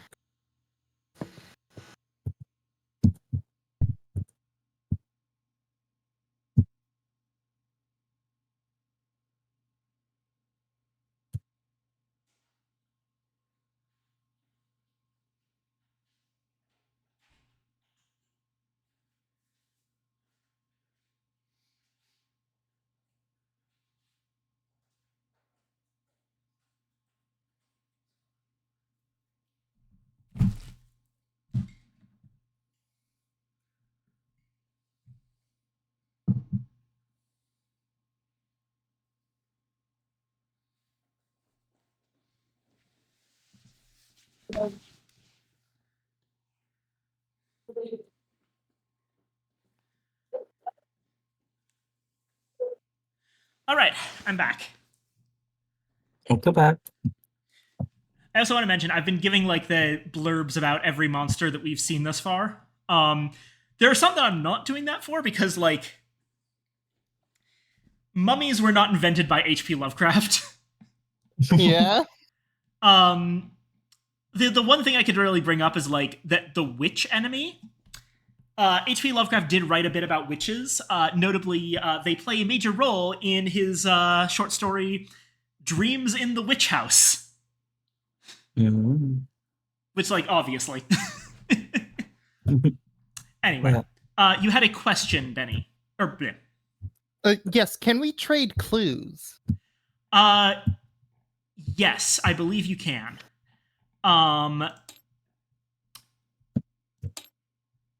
Clues are, yeah, the trade action specifies that you can trade assets, artifacts, clues, spells, and tickets. Okay, yeah. Then, like, what we could try doing is me and Nerd give you our clues, and then I also specially deliver the artifact right to your doorstep. Fair enough. And I can also lend you my allies. Heck yeah. Yeah. Notably, Len. also, the Crown of the Serpent discards allies, but you can just get them right back from the discard pile, Yeah. Yes. which is very funny. Of note, though, the delivery service sadly can only use item. It can only do items. Yeah, so we're gonna have to meet up. Definitely. Yeah, but I can at least get you the crown. And also you have no allies, so it's safe with you. Right. I am going to choose to gain an asset myself. So the way I do that, if you're just getting a random asset, then we just shuffle the deck and I draw one. I got a lucky ring. I may reroll one die when resolving a test. Nice. Very nice. Oh, it's a random asset? Yeah, it's just a random asset. Oh, damn. Never mind. Because I have to meet you. Actually, yeah, I think I'll gain a clue. Oh, no, it Blippy, what do you want to get? Sorry, what am I asked? Clue, asset, or spell. Give me a clue. I will gather all that, whatever we can, and then we gotta pull it together to solve this thing. There's your clue. All right. All right. Evangeline? I was gonna get a clue, but since the tip is already got it, then that should be fine. Then I'll get an asset. Just because Blippy has a clue, the other mysteries are probably also going to involve spending clues. So it's pretty much always good to get clues. That's true. I'm gonna get a clue. Oopsies. That is the whole bag. If I can just click it. Yeah. Oh, there we go. Clue. Do it like you're like snatching something off of a hot stove. Just snatching a snack off of your dinner bowl. Yeah. And nerd, what do you want? Clue, asset, or spell? Do an asset. All right, draw from the asset deck.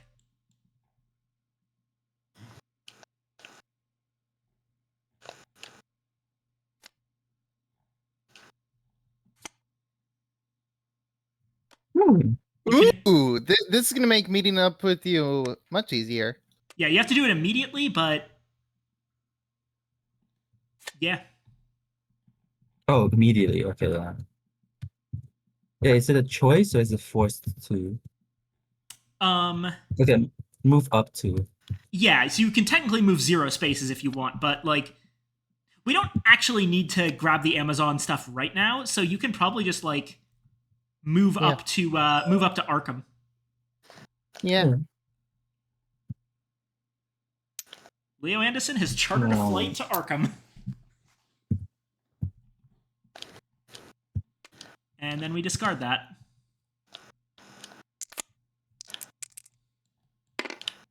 Alrighty. And that is finally Silver Twilight Aid finished.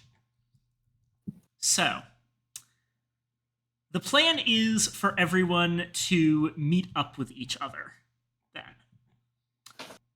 Where's the meeting point? Where are we doing this? I said Arkham's probably good. Actually, maybe Rome? Yeah, let's. I think actually, like, I think Istanbul, I'm already there, and for everyone else, that's a good centralized location. Yeah. Yeah. What space is Rome around? Is that Or city? actually, Oh, hold no, on. Very nice. Let me think about this. No, Rome is probably better because more people are further away from Istanbul than further away from Rome. So yeah, I'm going to... Hold on. I mean, it's mostly because I'm gonna go up and defeat that thing, which means that, and because it's a wilderness, unless I purchase a ticket, I'll only be able to move once out of there. Yeah, after our meetup, I'm probably gonna go search out that rumor as well. Oh no, I meant like I'm going up there immediately because that Yeah. thing's probably gonna be dangerous. My suggestion is to grab yourself a train ticket and then go up and fight the Hound. Yeah, that's what I was thinking. But yeah, it should be your turn. Yeah. Okay. So what Oh wait, I'm oh yeah, gonna do is move to Rome, and then I will let me see. I'm gonna acquire an asset.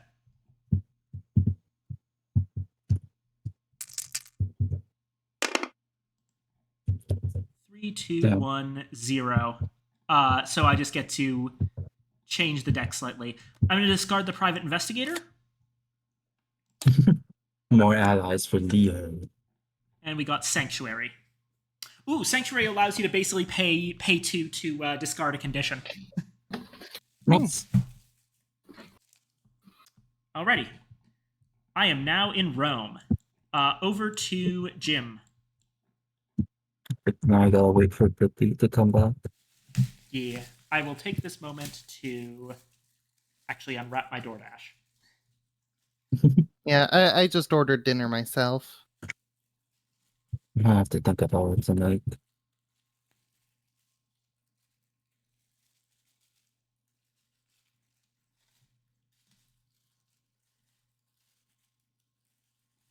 Oh, thanks, okay. So how's everyone enjoying the game so far? I like it. I really like Yeah. it. It's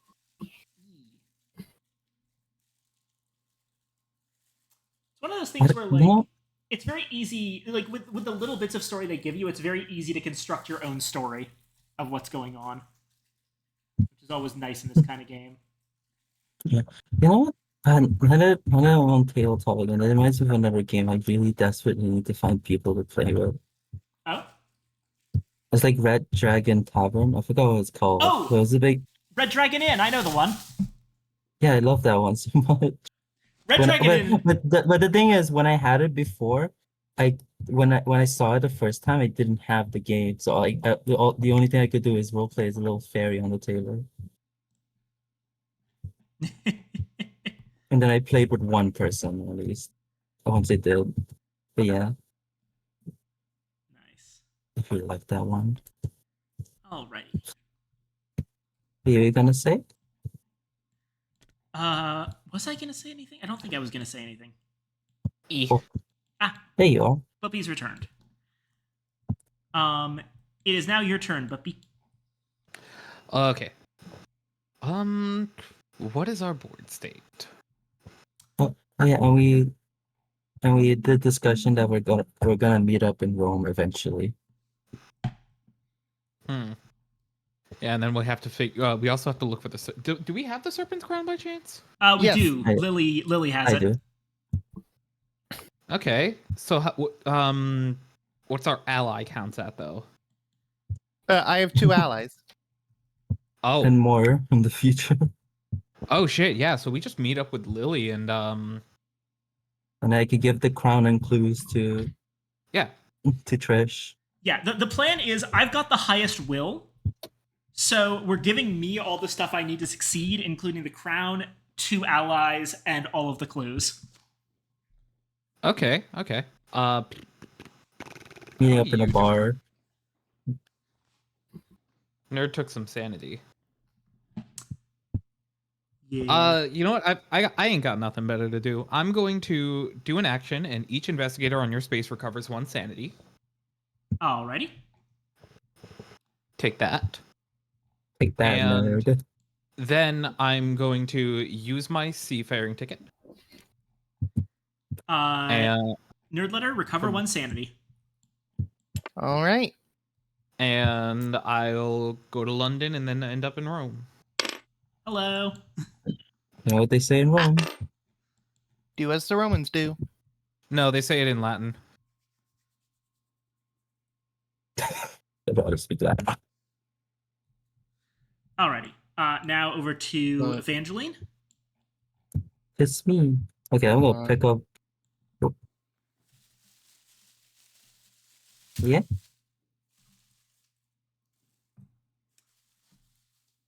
I think Nerd was talking to someone else. Oh, I'm gonna pick up a train ticket Hey, and hey, Blippy. Facut Romani faciont. Yes, I did Google Translate that. Living up to your name. And then I'm traveling upwards to the Rumo. Righto. It's actually good I got a clue as well, because I need to use those for the monsters. Because they require a clue to put around them. Alright, I think such is all I have to say. Okay. And now,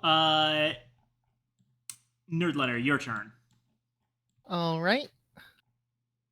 I'm gonna get a ship ticket bound for London, I like that you picked it up. and I'm gonna head to Rome. Right now. We don't need to pick it up at all, but we do it anyways. Yeah.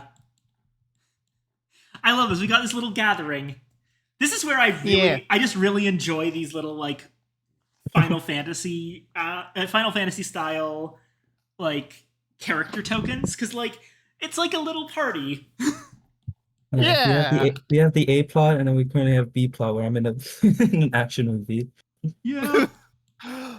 You're in an action movie? May I remind you, I knocked a cultist out cold with a single punch. Okay. Okay, action martial artist movie. Yeah, like Lily Chen is currently having a Jackie Chan movie, and whereas Leo Anderson and Trish are both having like a spy flick, or not a spy flick, a pulp flick. Yeah. And Jim's singing. They're playing the trump. I also love like the whole thing about like Trumpet raising the dead, and then in his little icon here, they put a little skull floating off. Did they? Yeah, look at Jim. That was one of the first things I noticed. It's so cute. All right. God, I wish I had handy like who made these icons, because I really want to shout them out. I'll see if I can do that at the end of the stream, because man, they did a great job. Anyway,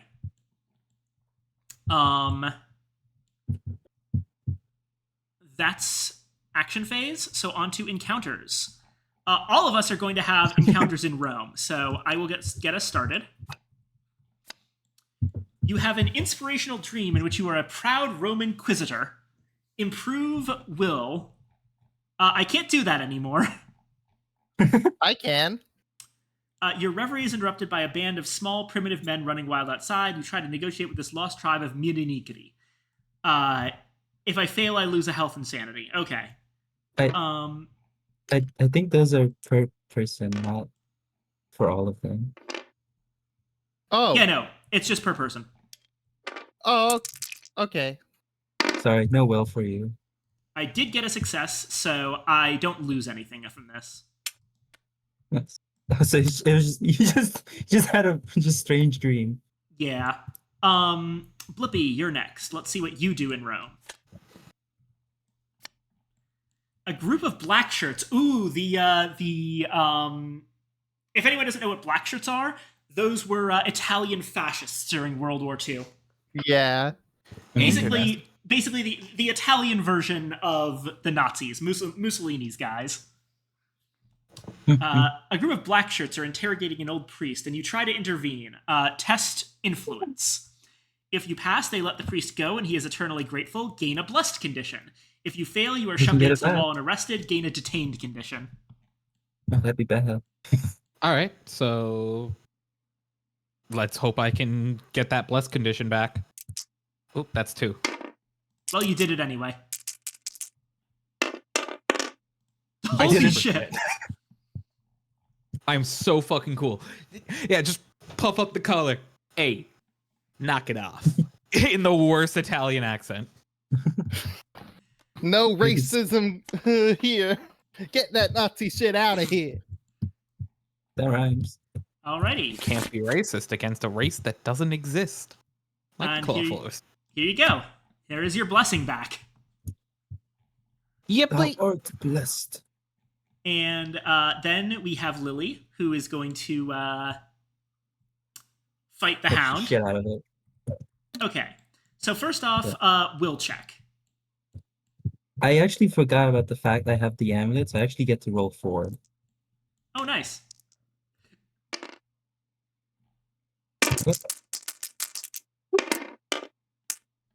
That is Nice. successful.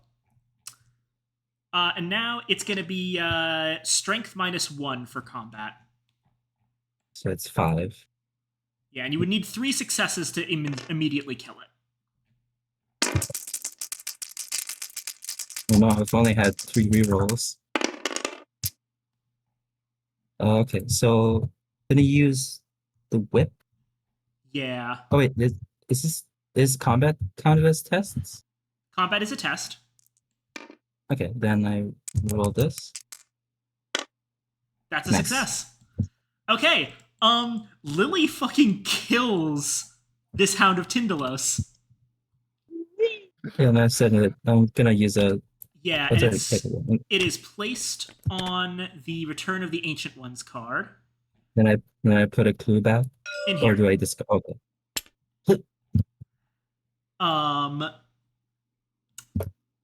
And now, like, no matter what, the next monster that gets killed on this space is going to solve this rumor because the Hound of Tindalos is like counts for 3 of us. And do I now get a wilderness encounter? Because I am in a wilderness space. You do in fact get the wilderness encounter. No, what do I find up there? Past where your campfire allows you to see, you hear voices chanting. You try to draw a protective sigil on the ground. Test lore. If you That's pass, the next morning you find evidence of cult activity that you can use to identify the cult members, gain a clue, or improve influence. If you fail, you're cursed. It's a good thing I improved my lore before coming here. Alrighty. What's the button? Okay, amulet. I mean, but okay, yeah. Please.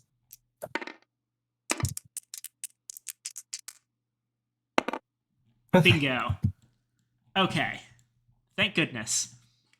You can either gain 1 clue, or you can improve your influence up to 4. I know what I You would know do what I'm here. doing.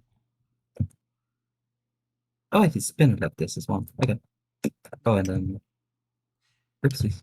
No, you just flip What it the over. There we go. Oh, it's pressing R. All right. Gotcha. Power. Lily has now an incredible stat line of 2 lore, 2 influence. No, sorry, 4 lore, 4 influence, 2 observation, 4 strength, and 3 will. Which could become a 6 and 4 if I'm in Who's combat. the lead investigator again? Yeah. Well, I don't like investigating. I just like punching things really hard. That said, there actually is something to that. So I think on my next turn, I'm actually going to move the lead investigator to Lippy. And it's because, if I go last in order, here's what can happen. Jim can trade with Trish. Then Lily can move over to, like, here. Yeah. And then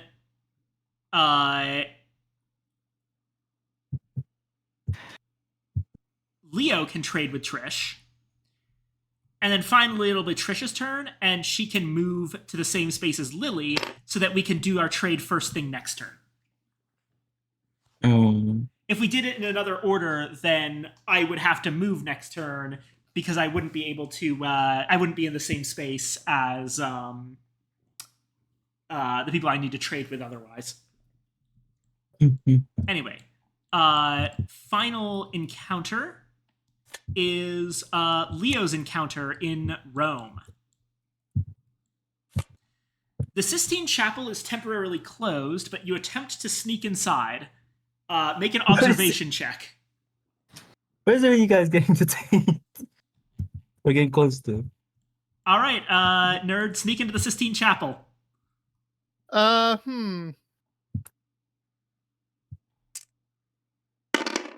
You do it. I snuck into the Sistine Chapel.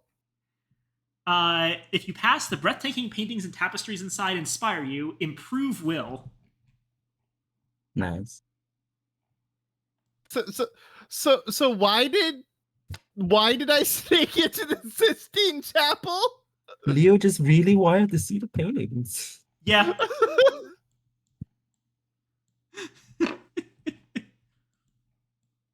Hey, you're trying to be like Indiana Jones here, right? I mean, he does that in the newest game.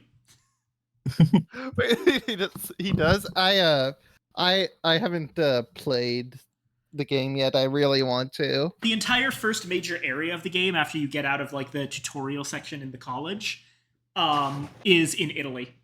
It heavily involves the black shirt takeover of the Vatican City.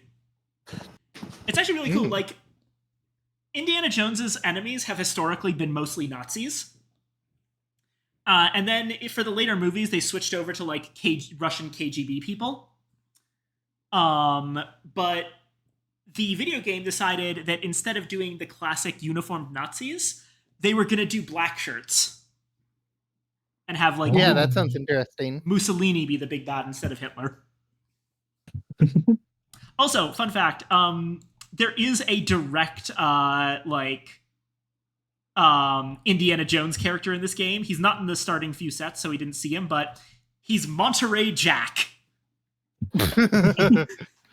but yeah, I personally am more of a fan of the Nazis being the big bad in Indiana Jones movies because the reason they're always the big bad is because Hitler allegedly had a fascination with occult artifacts. And so I just think that's really cool. Yeah. And Though fitting. black shirts are an interesting new take on it, though. Because you can always make the excuse that they're still kind of working for Hitler. No. Anyway. That's everyone's encounters, so Mythos time. Joey. The Storm. Okay. We're going to advance the Omen again. It's back to the Comet, but nothing else happens because Shanghai's Gate is not the Comet. Revelation again. Oh boy. So, okay. No enemies have revelation effects. A new cultist does appear in the Amazon. And what's the cultist revelation effect? There isn't any. The cultist has the revelation symbol because the cultist can have the revelation symbol, but this one doesn't. Remember, the cultist is defined by what's on the sheet. Oh, okay. Basically, cultists can have spawn effects and they can have revelation effects. So they've got the reminder icons for them, but they don't necessarily have them. Those reminder icons are basically just remember to check for these. Duly noted. That said, there are 2 or more monsters on the Amazon space, so Doom is going to advance. Oh dear.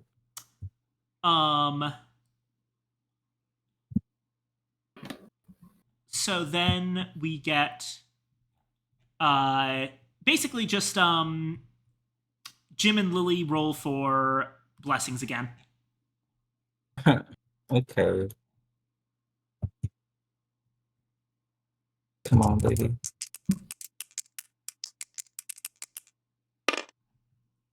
Fuck. Nope, that works. It's only on. You only lose it on a 1 or 2.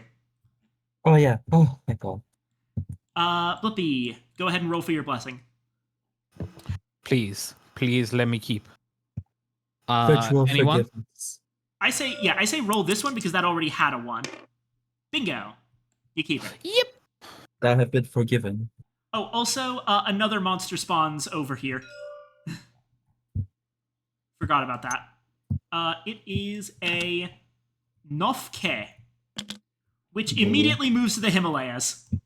Okay. Welcome to the... Wait, that means it doesn't count for the 19.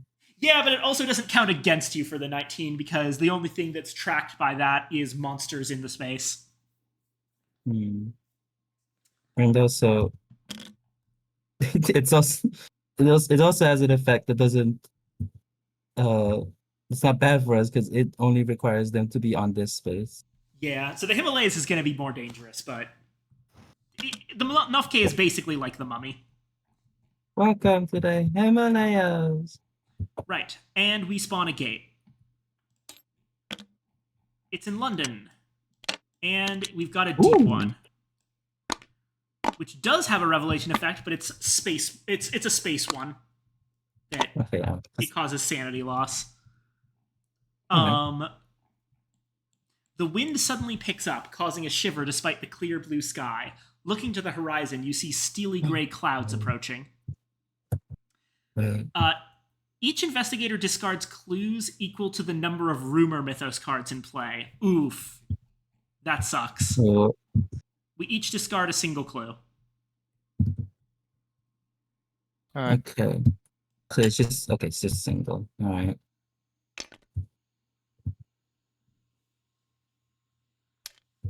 Let me count. So, you have none.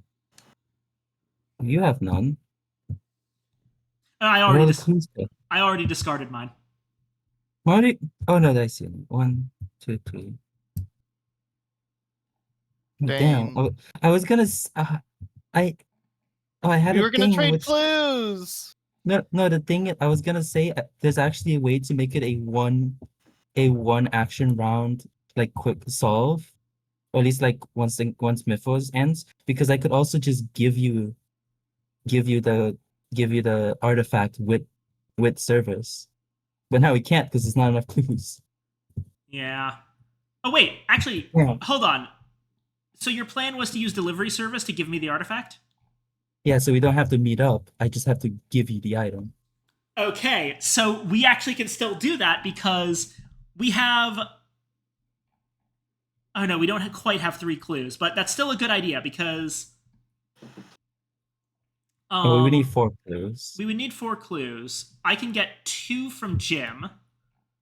And we can still... I think we still have to meet up, but... Or actually, no, wait. Okay, I can do this. This is gonna be really funny, but we're gonna shift it from me doing the... It's not gonna be me doing the thing anymore. It's gonna be Leo. Oh. Trust me on this. I do have 4 now, so... Yeah, you've got the same as me. And allies. So here's what we're gonna do. I'm gonna start us off this round. And I'm going to start by using my character action. If I do not have any clues, I gain a clue. Ooh. I then use the trade action to give this clue and my lucky ring to Leo. Okay. That's my action. Now, next turn, even if we can only get 3 clues to Leo this turn, next turn, I can just do the same thing. I am a clue-generating machine. So long as the Mythos don't fuck us. I still have clues that I could hand over. Yep. Yeah. So, my dinner has arrived, so I'm gonna go get that real quick. Yeah, I'm also gonna go grab something. I will be right back. I don't know if I can grab something to eat. I can make soup. Alright, I'll be right back. I'm a junkie.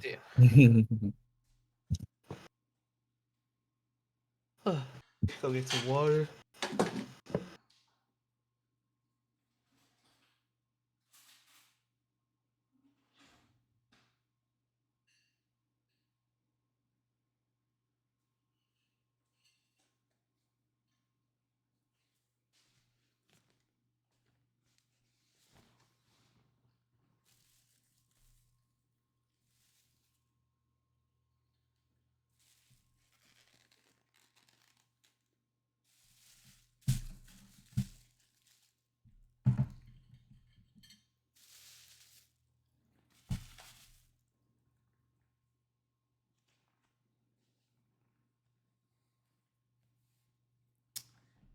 All right, I'm back.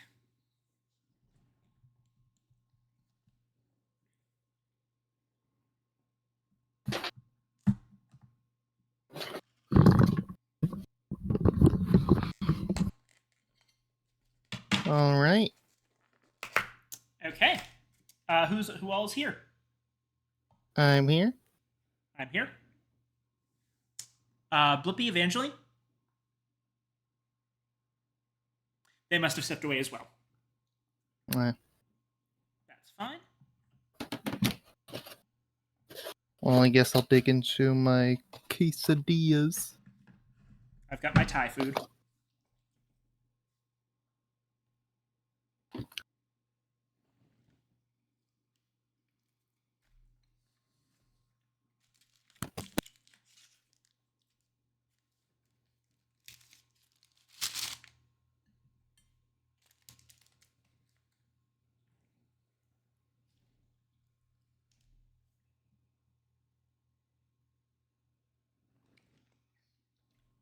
You know, I do think, obviously it's your stream, so you do what you want, but it is getting pretty late for some people. I believe so. I don't think we're gonna be able to finish this in this stream.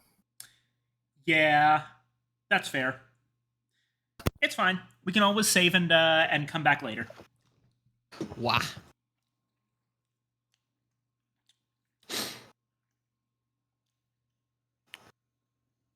So what's the haps? I think Evangeline is still getting food. Actually, since we're all getting food, why don't we just end here? I don't think so. Okay. Not yet. Okay. Again, your stream. You decide when. I want to finish the first mystery. Okay. Yeah, I was thinking of that too.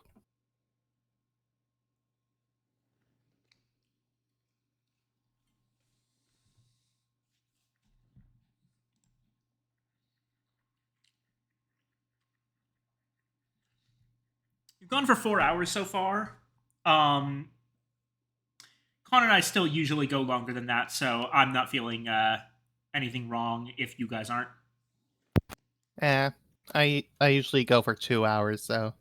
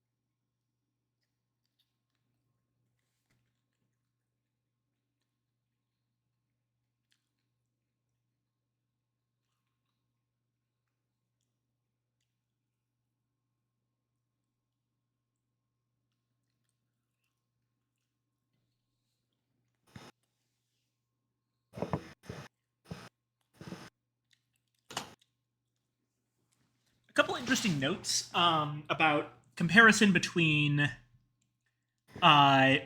this game and Arkham Horror Second. So, one of the big things here is that gates were a much bigger problem in Arkham Horror Second because, first off, if enough gates opened, you would just lose immediately. And second, the way monster surges happened were not on Mythos cards. Instead, a monster surge would happen if a gate ever spawned in the same location as an existing gate. Basically, if gates tried to overlap, there would be a monster surge, and a single monster would appear at every gate. The new way it works, of course, is that monster surges happen based on the Mythos deck, And when they happen, they only spawn, more monsters spawn per gate, but instead of spawning at every gate, they only spawn at the ones that match the omen. The omen track is completely unique to Eldritch Horror. This means that gates are not nearly as oppressive a constant issue, and you can in fact have large portions of Eldritch Horror where gates just don't show up. Which does a really good job at just making the first off, making the gates feel less constantly present, so that you can actually have fun in Arkham without having to deal with, or on the board, and in locations without having to deal with gates. Another thing is that Eldritch Horror labels what you're likely to get out of locations for the encounters. Arkham Horror 2nd did not do that, and encounters were often very much a coin toss. Especially with how many encounter cards got added to the deck with every expansion. And it meant that it was just really hard to get what you needed from places. Actually, never mind. I think that they did label the encounter spaces, but it was just really weird labeling, and a lot of times encounters wouldn't even like do the thing that you wanted them to do. More often than not. And yeah, like the Mythos deck is also very much cut down. Like the base game Mythos deck in Arkham Horror 2nd was like 40 to 60 cards, whereas Mythos decks are constructed with the specific ancient one in mind in this game, which also means you can kind of count cards. We have had 5 Mythos cards come out of the deck, and only one of them is... We've had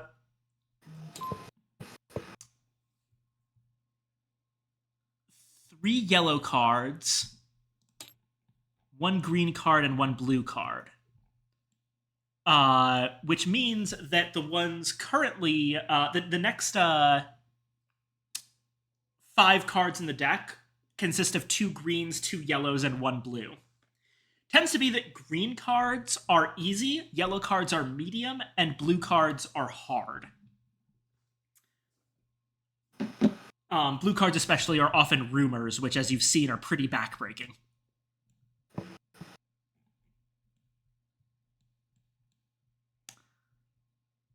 Evangeline, are you there yet? Apparently not. Dag.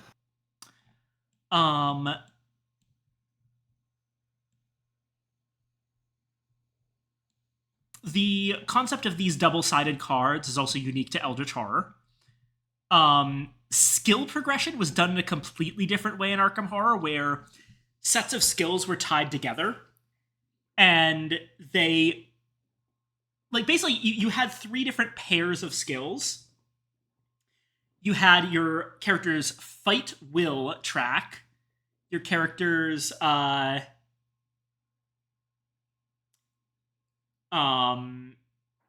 think it was sneak, and oh God, what was it? No, okay, it was fight and will. Then it was sneak versus observation, and then it was luck versus lore. And in order to raise one, you had to lower the other. So the tracks were effectively like diametrically opposed. Like, so you could be better at fighting. Hello. But yeah, you could be better at fighting at the expense of your willpower, or you could be better at sneaking around at the expense of missing important clues. It was a cool idea, but it really just didn't work in practice. Anyway, Evangeline is here. Okay, awesome. Okay. So what I have in mind is I'm gonna move back to What you're doing right now is rolling for your to keep your blessed condition, I think. Oh yeah. Sorry. I thought you rolled that already. Oh, maybe we did. Hold on. No, okay, we did that part. And then... Okay, I think we were just waiting for everyone to get back. Oh, yeah. I was. Right. Yeah, we were going to go into action. Yes, action phase. Okay, so it's my turn. I will use my ability to gain a clue. And then I will... Oh, wait, no, I already did that part. I gained a clue and then traded it to Leo. So now Leo has one clue. So it's Blippi's turn. Yeah, I remember that. 1 second. Yep. I got So- 20. What's our state right now? You traded that to Leo, but we're trying to get everything to Lily. No, we're trying to get everything to Leo. Yeah. Fair enough. Can I just simply hand over both of my clues? Absolutely, that's a trade action. All right, well, there you go. With my clues. I have 2 of those. Thanks for the clues. And I'll grab another focus. Wham. Alrighty. Actually, weird. Or no, never mind. All right. Lily, your turn. Okay, so I'm gonna move back to Shanghai, and then I'm going to try to get that delivery service asset. It shouldn't be too hard. Gotcha.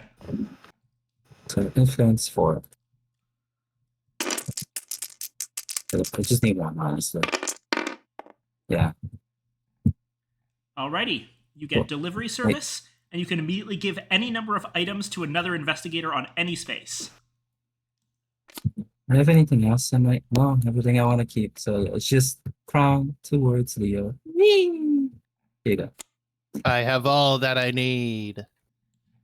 Well, Probably almost, give but one yeah. of the weapons, but that's up to you. Give me your bullwhip. No, but they're real. Oh wait, you spent 2. Oh, any number. Okay, then actually, yeah, the axis thing is much better. Here, you may have mine with. Yes, finally. You have Exodia now. I am now and, a true adventurer. Now do it. Yeah, I guess. Kill everything. And now I chill here, ready to close another gate. Because I'm just that awesome. Yeah. Unless it requires my. Unless it requires my observation roll, then maybe not. Okay. I didn't use it. That's good. And now it is Leo's turn. So Leo doesn't currently have the ability to do anything with the serpent crown. Not without another clue. So really, my suggestion would be either stay in Rome to improve will, or head over to Istanbul, which is where I'll probably be going next turn. I'm probably Yeah, gonna so- stay in Rome. Gotcha. Yeah. All right, so what are you doing with your turn? I am going to Yeah. 6 out of 10. I'm gonna see if I can. Okay, so first Oh, I'm gonna focus. Right? Forgot to restock it. Oh.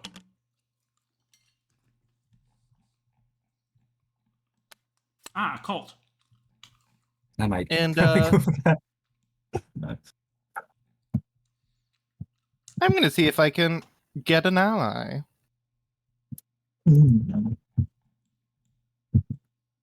What you said reminds me of that guy going like Okay, cemetery graveyard. let's see who I can get. You know, I'm in Rome. Let's get the Vatican missionary. Nice. It's got a priest.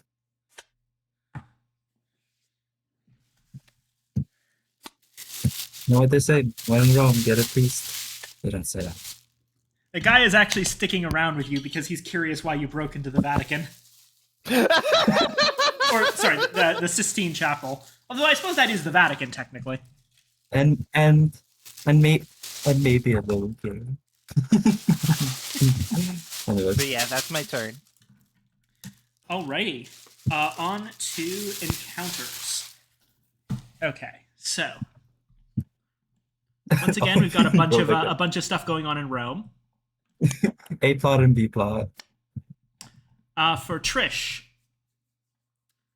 a raggedy-looking man offers to trade an old coin for one of your belongings. He claims that throwing the coin into the Trevi fountain will ensure that you will safely return to Rome. You may discard one item possession. If you discard the possession, the knowledge strengthens your resolve. Improve will. Well, I can't improve will, and I don't want to discard anything, so I say no to I him.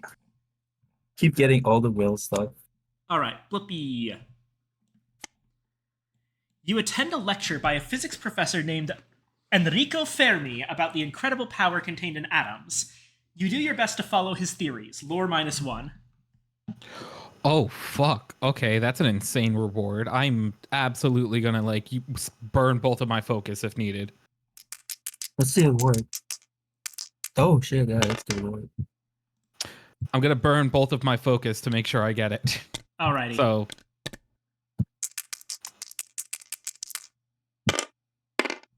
Well, you fuck. only need the one. But You could do them one at a time. yeah, sure, let's say I'm in the good timeline. Yeah. Alright, so that's more will and a clue. Yeah, gain a clue, improve will. Freaking sweet. All right.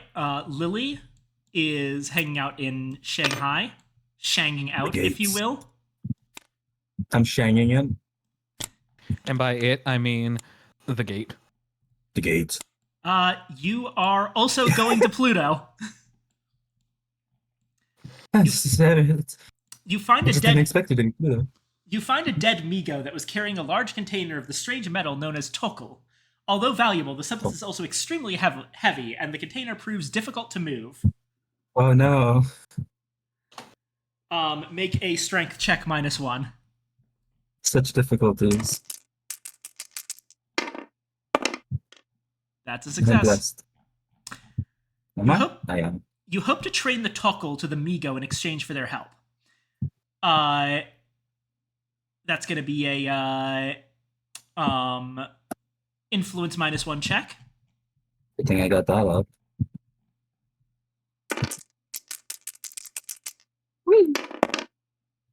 Yes. Righto. If you pass, the strange winged crustaceans agree and return you home. Close this gate.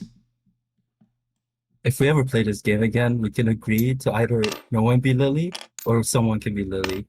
for easy or difficult. Yeah, no, she's great. Maybe a bit too great. Yeah. I didn't expect that. I was like, oh, I'm strong. That's my move. And then I actually at some point I read below what I did, what one of my skills did, and I was like, oh no. She's strong. Yeah. And Right. as for Leo, let's see. In a hidden room beneath the Colosseum, you find an ancient creature that once fought gladiators. Somehow, the terrible beast has survived and attacks you on sight. Strength check. It was a good thing I gave you that whip.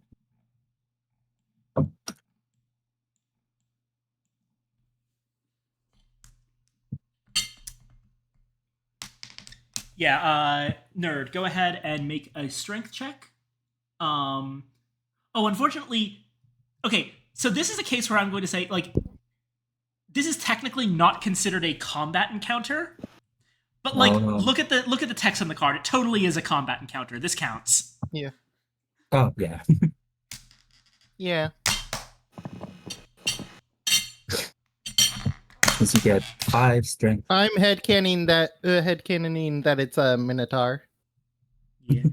4 strength, not 5. Leo's base is 3. Hired muscle. Oh right, the hired muscle. I forgot. Yeah. Go So, ahead and roll an extra die. There you go. Oh, thank you. Awesome. Nice. And that's just you don't get hurt. Yeah, that's unfortunate. Such is the way of it. Righto. Fuck off, Minotaur! Mythos phase. Oh god, again. Okay. Oh, this works out. So we advance the thing again. Nothing happens with gate. Oh no, something does happen with gates. London is a constellation gate, so Doom advances. Revelation effect. Oh dear. That. This is getting bad. Another cultist in the Amazon. And another point of doom. The Deep One and Nofke activate, but they don't actually do anything because they rely on people being in the space. A vampire spawns in Space 19. My ass is never leaving this place. And A vampire now. It's official. That place is haunted. yeah. And I'm very sorry to say that Jim and Lily have to roll for their blessings yet again.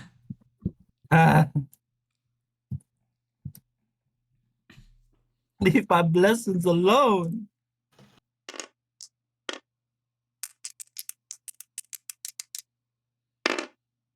Whew.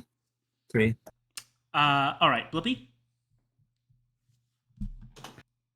Sorry, I was talking to a friend. What's up? No blessing. Roll blessings again. No, not again.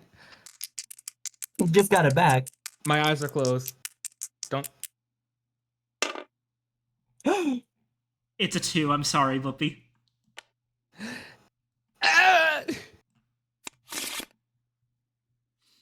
Okay. And then we spawn another gate. In Rome. Oh god.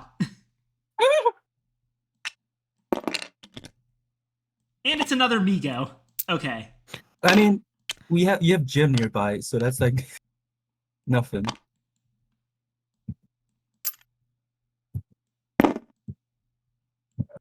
Okay.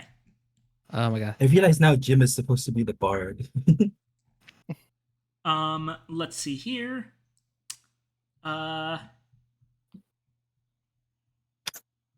And finally, you wrap the towel around some ice and apply it to your injuries, hoping to reduce the swelling. You make a mental list of all the sacrifices you've had to make and those that you've asked of others. All that terrible loss, you can't for the life of you think of any good that's been accomplished. All for nothing. Oh. Shuffle a solved mystery back into the deck, and less investigators as a group spend clues equal to half the number of players. We don't have any solved mysteries, so instead we just advance Doom. No. Doom. Honestly, that's about the best result from that card. Absolutely. Yeah, but it is getting worrying close to 0. Yeah. Yep. This is how the game goes sometimes. Okay. Back to action phase. So, let's decide what order we go in, because I think I still have to go first. So, Yeah. here's what we're doing. I'm going to start off by getting myself a free clue off of my ability and trading it to Leo. The stars are aligned. Alrighty. And then it's Jim's turn. Now, you and Leo can basically go anywhere you want.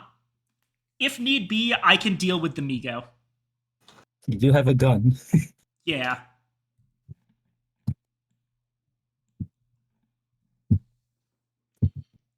So it is definitely not the worst idea for me to just shoot the Migo. Peppy. Bippy, hello? Yeah. Oh, What's that?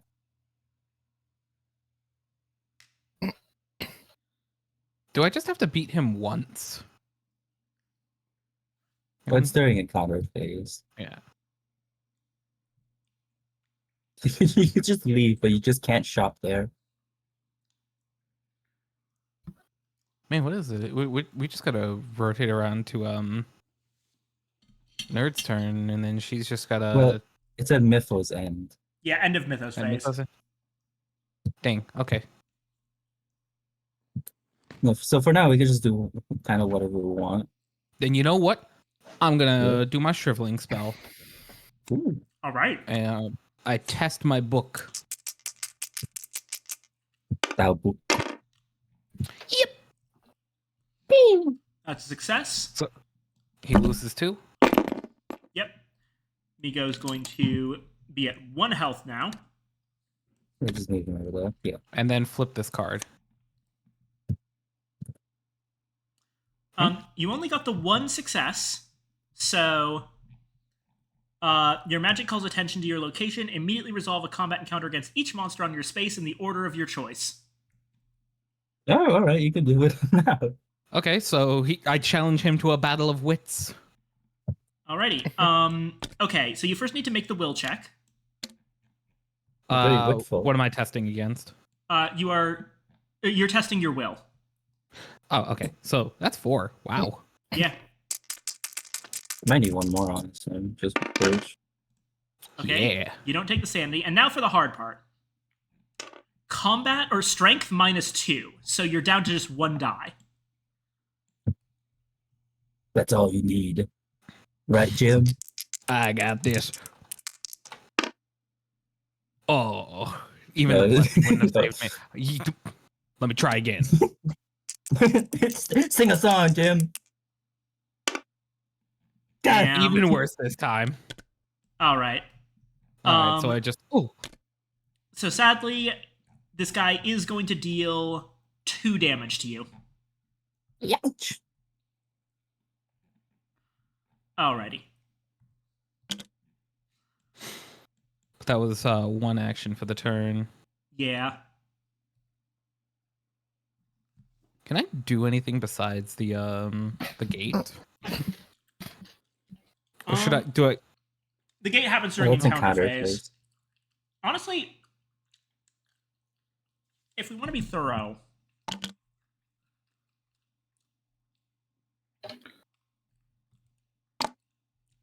someone might want to go deal with that deep one over there. Well, I think if I buy another ticket, once you deal with this vampire, I can get there. Honestly, but you guys are closer, so it's probably better for me to go to the Amazon. Oh, hey, wait a minute. So is shriveling reusable? Yes, it is. It does say. Okay, so that means I could just cast shriveling again and probably get rid of this thing. Oh, sure. Oh, yeah. I'll do that. Cool. So test book again. No blessing. Well, Oh, well. You still do. Oh, yeah, wait, is... Okay, you still do flip the card, is the thing. Nope. and we run it. We roll it back again. You got... So that one worked. All right, now you And have now I'll punch. one more. You got it, Jim. Damn. God damn it. All right, take another 2 damage. Fuck. You're not playing hard enough. Okay. Right. Now it's Lily's turn. Okay, so London is too far for me, and one of you could deal with it. So instead, I could try getting a boat ticket. I move here, and I move to Sydney, do whatever's in Sydney, and then I can get a boat ticket to get to Buenos, and then get to the Amazon. And hopefully, there's not too many cultists. Yeah. All right, that's the plan. All right, boop, I buy a ticket, and dust I move. Whee! Whee! And I guess I chill here. Yee. All right. Leo, your turn. All right. Resting on your seat. So, yeah. Wait. Can I do it on my turn to destroy the Serpent Crown? It's Mythos End. Yeah, end of phase. Mythos phase.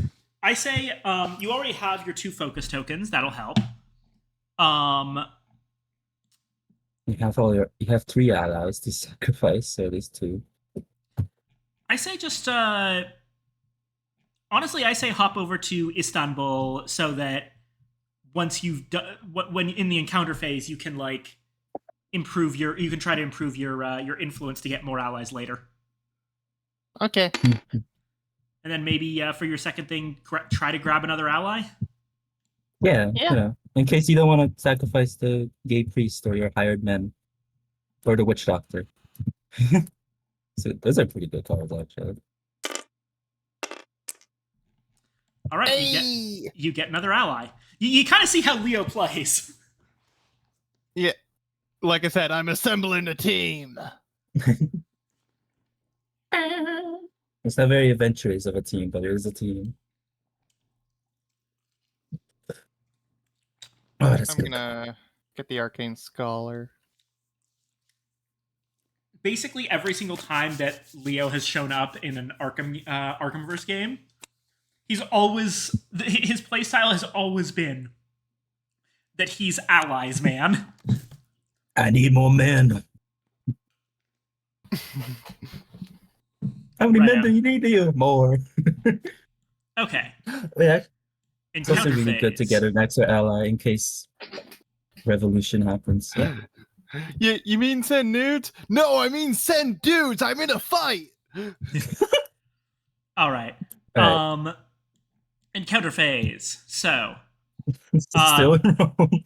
I'm going to have to deal with this Migo. Oh yeah, sure. All right. I've got 4 will.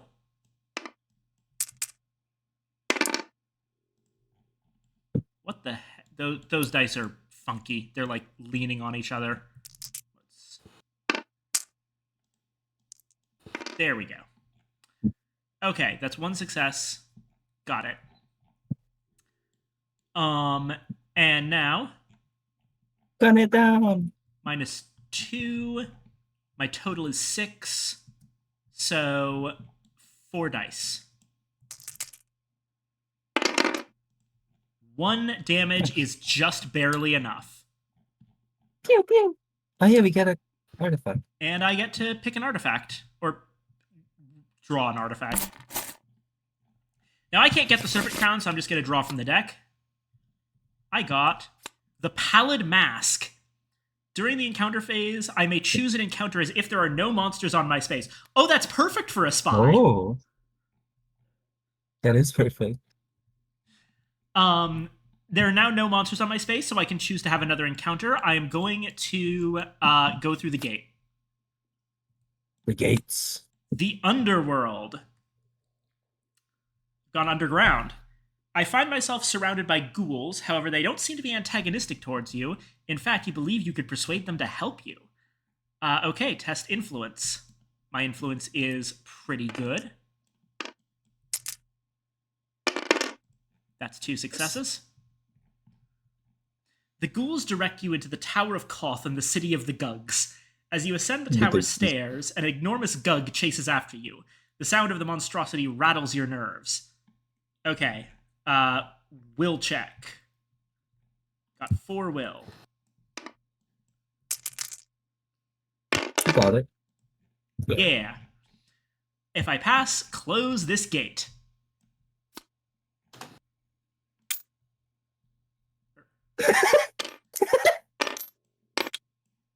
It's really funny. All right. The gate in Rome has been closed. When in Rome, close the gates. All right. And now Jim gets to have a regular ass Rome encounter. Maybe healing. You speak to a number of Vatican authorities about your investigations. They carefully consider your story, -1 influence. If you pass, you are thanked for doing good work, gain a blessed condition. Let me back in. Let me back in. I'll get into heaven somehow. Yeah. You've just been It like turns out blessing and unblessing this entire time. It's hilarious. walking in and out of purgatory. You got me walking through fire, got me walking through fire. Oh wait, there's some puppy girls in here. Hold on. I just saw a post in a Discord. There you go. I would love to improve strength. It's funny, like Rome Yeah. says improve will, but I've noticed that like half of the things in Rome also bless you because obviously. Anyway, Lily, let's see. I'm gonna get you. You dream of crossing a vast desert hunted by an enormous winged creature. In the dream, you turn to face your fears. Will check. Oh, okay, this strength. Will check. Oh no, my will. Whatever will I do? This Whatever will you do, yeah, you succeed. I will succeed. I'm getting you. Sorry. Alrighty, so improve strength, and then since you're Lily fucking Chet, improve it again.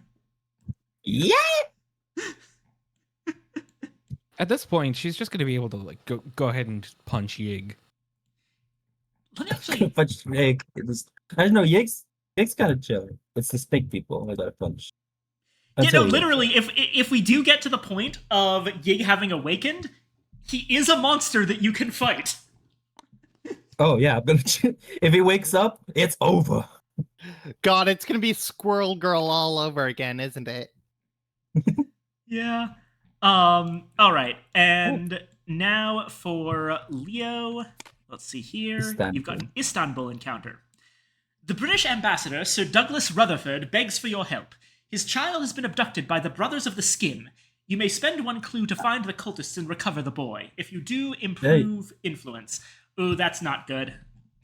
Oh wait, no. We don't have the clues to spare. Sorry, man. Sorry, man. Your kid's gone.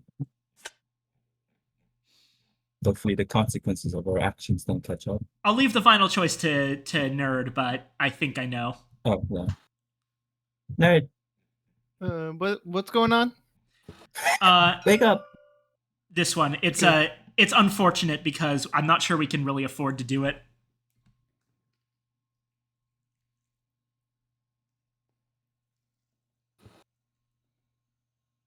Apologies. Yeah. Sorry, the snake people got him. We have bigger fish to fry. I care not for your son. We have bigger snakes to fry. I still need to get more men. Anyway, Mythos deck. Scary. Heat wave singes the globe. Okay. Omen Howdy. moves. No doom from that. We do get another revelation, which does mean that we once again are going to increase doom from the Amazon being a problem. Verily. And we're going to spawn another monster at Space 19. This one's a riot. I realize now I was. Why did I go to Sydney? I was supposed to go up. I realized. Because you were going to deal with this over here, which is honestly a Yes, bigger problem. yeah. No, it's because I meant to. I was thinking it was like, oh, I'm gonna go up. I'm gonna get a boat ticket. I can go downwards, and then I forgot. I mean, yeah, it's fine. They need like, I need 4 monsters. I can come back. Yeah. Okay. This is a foreshadowing. And also,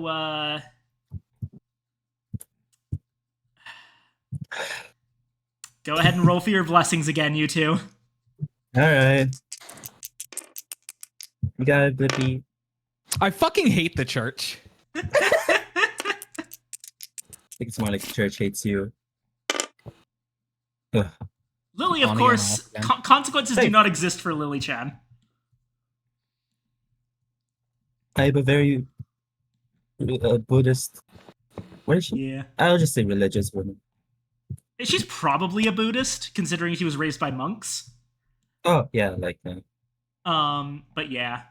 And we're gonna spawn a gate. It is in San Francisco, and there's a goat spawn. So good. Flip. Oh. Oh. Ooh. Oh. Generally speaking, a dark pact is like a debt, but worse. Oh, never mind. Maybe not. You can see here, like, debts you can get rid of with, the difference is, debts you can get rid of with influence, but they automatically fire during Revelation.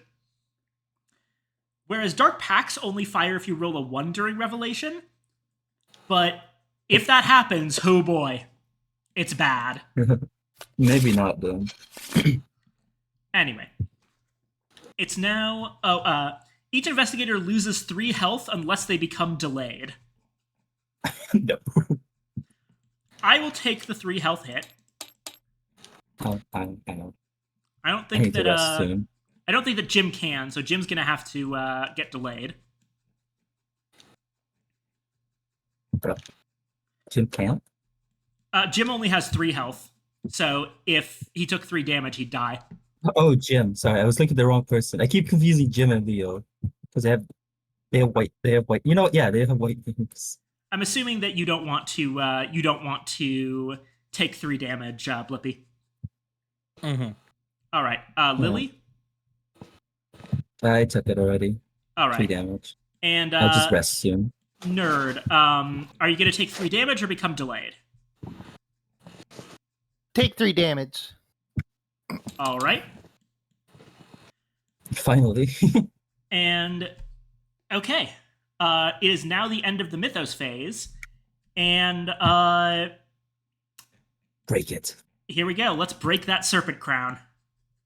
Wait, I was breaking the crown's hold. I think you get to keep the crown. Yeah, break the crown's hold in the minds of those that is dominated. Okay. Oh, Bending my 2 focus. Alrighty. Yes! also, one more thing we forgot to do.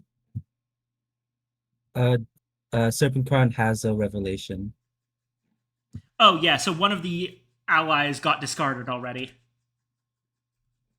So it's basically you get to choose one ally to keep. Yeah. So nerd, we missed a step because the serpent crown also has a revelation effect. So you already lost one of the allies. I heard. Oh, gotcha.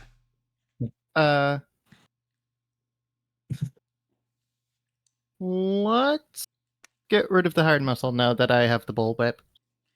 Right. Okay. So now you spend 4 clues and discard 2 more allies.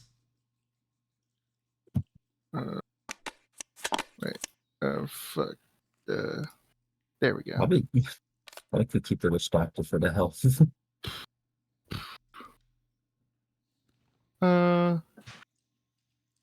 So 4 clues. Mm-hmm. I discard them, right? Yep. Put them in the trash. Okay. Then. Oh, wait, the Vatican. Oh, no, Arcane. you already solved. Wait, no. Yeah, Vatican Missionary and Arcane Scholar. All right. They'll go to the discard. Yes. We solved the mystery. And there we You go. and me, Witch Doctor. All right. Crown of the Serpent has been solved. And you get to keep it. It's nice. It's a nice reward, even if it's a Yeah. little daunting. All right. What's our next mystery? Kinyan Unearthed. Just outside of Binger, Oklahoma, an opening has been discovered on top of a large mound. It leads to the ancient forgotten realm of Kinyan. When this card enters play, place the mystery token on space 6. Right here. Okay, but Oklahoma? Yeah. Yeah. As an encounter, an investigator on space 6 may explore the underground city of Kinyan by resolving a Kinyan Unearthed special encounter. At the end of the Mythos phase, if there are Eldritch tokens on this card equal to half of the number of players, solve this mystery. These cards right here that have been sitting here the whole time are the Kinyan Unearthed. Mm. All right. I already have the game plan in mind.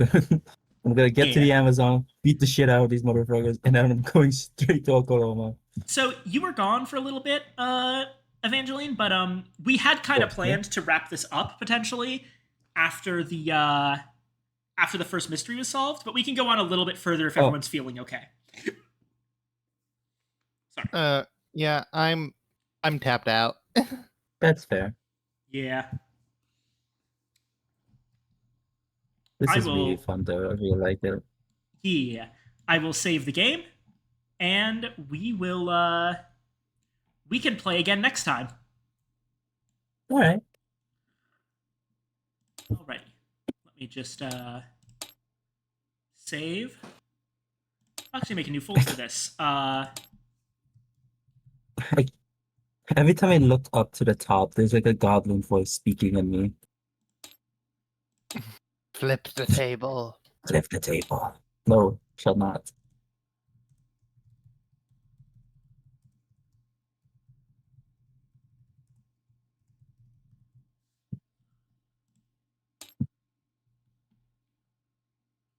There we go. The save has been made. I will put in a one of my favorite little tools. I'm going to save it again after this, but we're going to put down a note card that's going to be right in the middle of the board. And I'm going to make it read. Oh, not.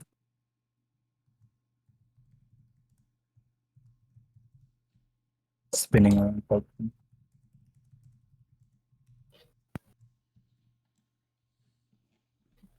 Action phase, top of a new turn. This is honestly one of my favorite things about Tabletop Simulator is that in real life, it's usually considered poor form to end a board game early because then it has to sit around on a table taking up space until you get back to it.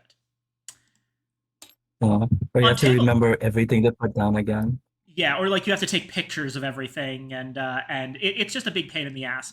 Whereas on Tabletop Simulator, I can just make a save state of the current board position, and then I can open it up at any time in the future. And also the fact we get infinite anything. Yeah, it's real nice. Alrighty, so that is the stream, everybody. Thank you all so much for coming. A special thanks to my wonderful Serpent Warriors here who showed up to play with me. And I will see you guys next time. Bye-bye. Bye-bye. Bye. Actually, hold on. I should probably raid someone. Oh, yeah. Is anyone... there's no one online that I... Yeah, I'll figure out raiding some other time. Bye-bye. Bon.